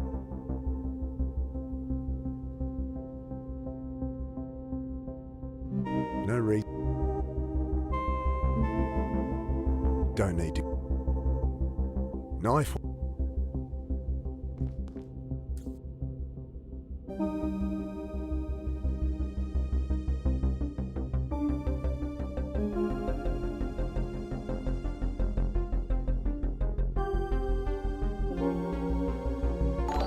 Yo, Absu, thank you for being a member. Very much appreciated.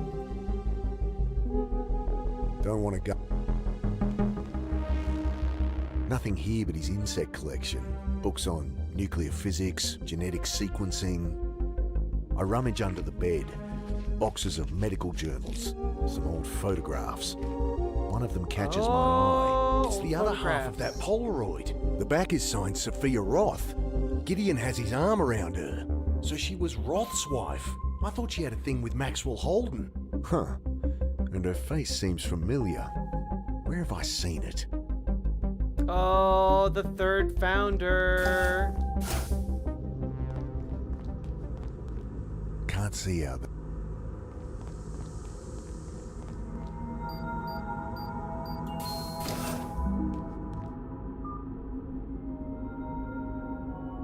I look at her face, and the one in the photo. The cheeks are sunken, her hair's longer, but it's the same woman, all right. So this is Roth's wife, the missing third founder of Trinity. Roth has some explaining to do. I mean, I feel like it's pretty apparent, like he didn't want to kill his wife.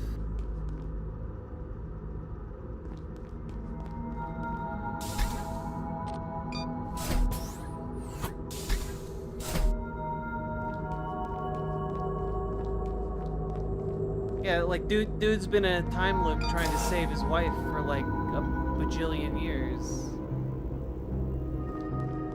I slip Roth's card back into his coat. Thank you for returning that. Oh, Oh, don't worry. I encourage curiosity, and I have nothing to hide. I mean, you sure act like someone with something to hide. Here, I should probably confer with my police companion before bringing this up.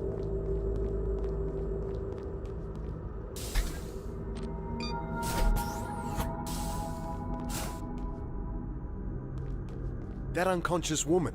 It's Roth's wife. His wife? Didn't see that one coming. I think there was an accident or something. Time to give him a poke, boss. See what he says. Right. Be aggressive. He'd expect that from me. Might rattle him coming from you.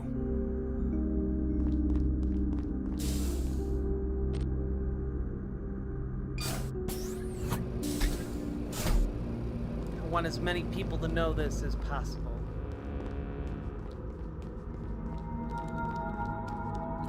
Good night, Archangel. That unconscious woman I found. She's Roth's wife. Get out of here. Fantastic. This is just the kind of juicy insider goss that'll win me a Walkley Award. Doesn't worry you Roth's keeping secrets? Why would it? This is dynamite. Alright. Time to confront.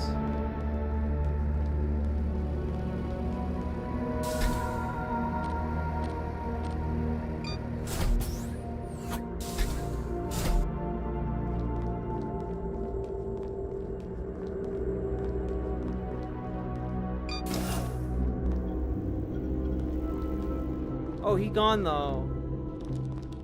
Bro, where'd you go? No. Did you go back to your office?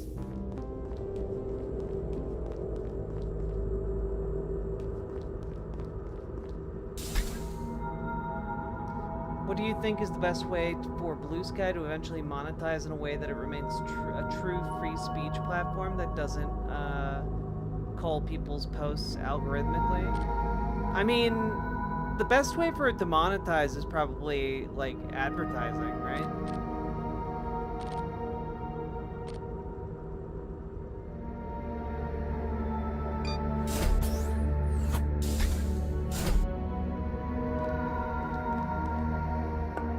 It clicks open. How can I help? Can't search his room when he's in. You lied to me, Roth. That woman, she's your wife. Ah. I thought you might figure it out. That's it? You're keeping your wife captive here. She is my wife, yes. But you misunderstand. Early on in our research with the phase flip. Let me guess. There was an accident. She's been in a coma ever since. Time to push. Know what I think? I think you put her in that coma. Ha! Nonsense! So you'd have her handy for whatever sick experiments you could think up. Enough! You must have really hated her. I loved her! I need her close.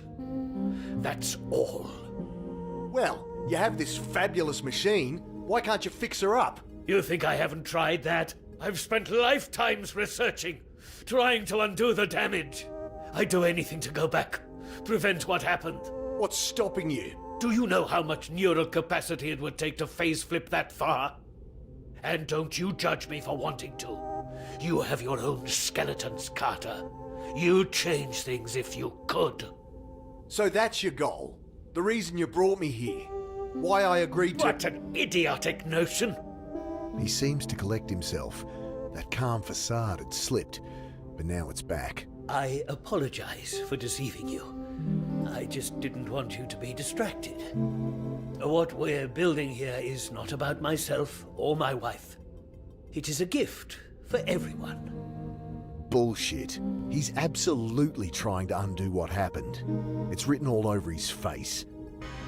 Wonder what Hara will make of this.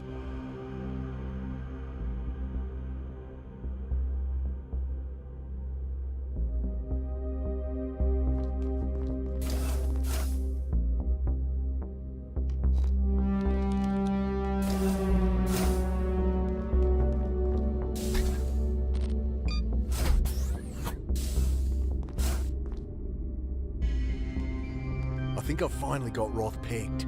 I bring Hara up to speed. And he said he'd do anything to bring her back? Right. I got him mighty riled about it. So that's what drives him then. Your precious motive. Motive, sure. What about means? How's he plan to get her back? Those masks. If we're all hooked up to the coupler, he'll go back further than ever. We'd have to all be wearing them. YouTube's a They'd all fucking die mess, at the same Abzu. time. He fakes an emergency. We put the masks on. Then he nukes us all. Sending him back to change the past. It all fits together. Time we confronted him. Good morning, Jazz Dog. That's not good. All that time getting answers for you. We should have been... Shit. I gotta find Annie. Cool it, boss. We needed answers. Roth won't blow the reactor until he's ready. We've gotta stop him. We get in his way, he'll just phase flip back. So what do we do? We find your sister. Right. And we hope we're not too late. Aw, shit.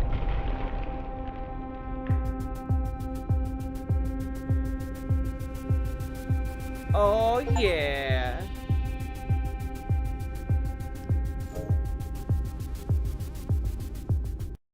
And I think that's where we stop for the night, folks. It's fucking 5 o'clock in the morning. Jesus. Well, damn. Damn. I did not expect to go this late. We've been going, oh my god. All right. Well, I need to fall the fuck asleep about as fast as I can. You're having fun? I was having fun until I realized that now this means I am going to get less than 3 hours of sleep. Oof. What's my opinion regarding trad wife? I think it's bad as it creates dependency, which leads to power imbalance during the relationship, and after divorce, both of them will go under poverty. Well, trad wife isn't really a thing. It's an aesthetic. Like, if you're asking me thoughts on like the power dynamics of like a stay-at-home wife and like a husband, it really, or a stay-at-home husband and a wife, it really depends on the couple, right? It depends on the communication. But trad wife is just a conservative aesthetic. It's conservative virtue signaling. It's not a real thing. Like the influencers who make a living doing the trad wife thing, they're not really trad wives. If they were really trad wives, they wouldn't be influencers. You can't be an influencer and a trad wife. It's all LARP. It's all LARPy bullshit, except that when people actually go and LARP, they know that they're LARPing and they are having a good time. These people put on a show for conservatives, and that's all it is. It's a show. And the only difference is that people who watch trad wife content fall for it and think it's real.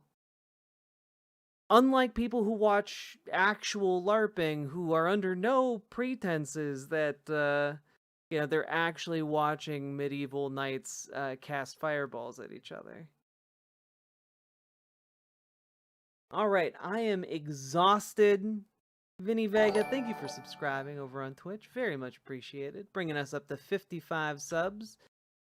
Pretty close to our goal. You know, a quarter of the way and some change over. So, folks, I'll see you all later today, I guess. But I will, I'll do my best to get the rest I need. And I'll see you all later. Bye.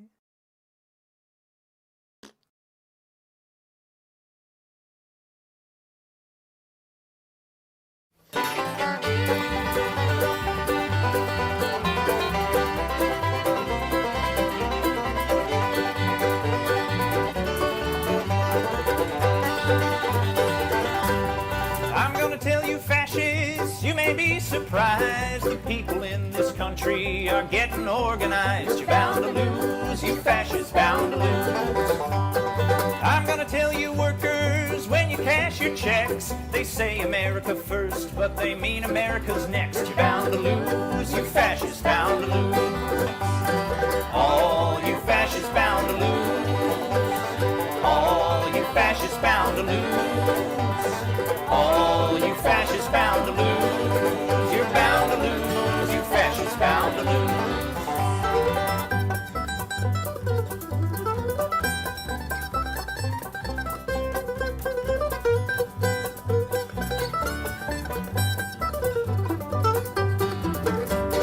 People of every color marching side by side, marching across these fields where 1 million fascists died. You're bound to lose, you fascists bound to lose.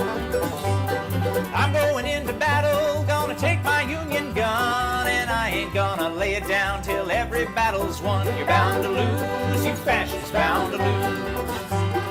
All you fascists bound to lose. All you fascists bound to lose. All you fascists bound to lose. You're bound to lose, you fascists bound to lose.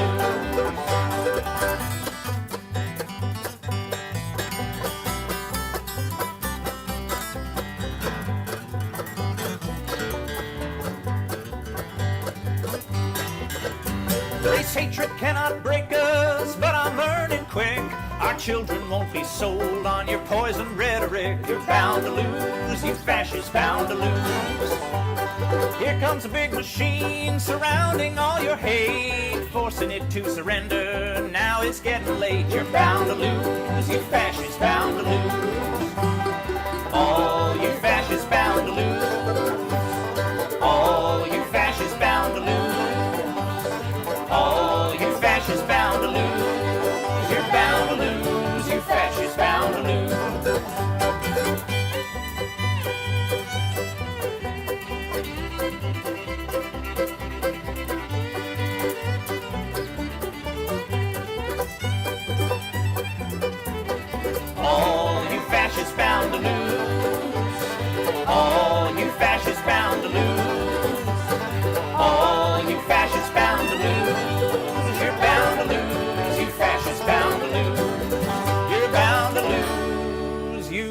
fascists bound to lose.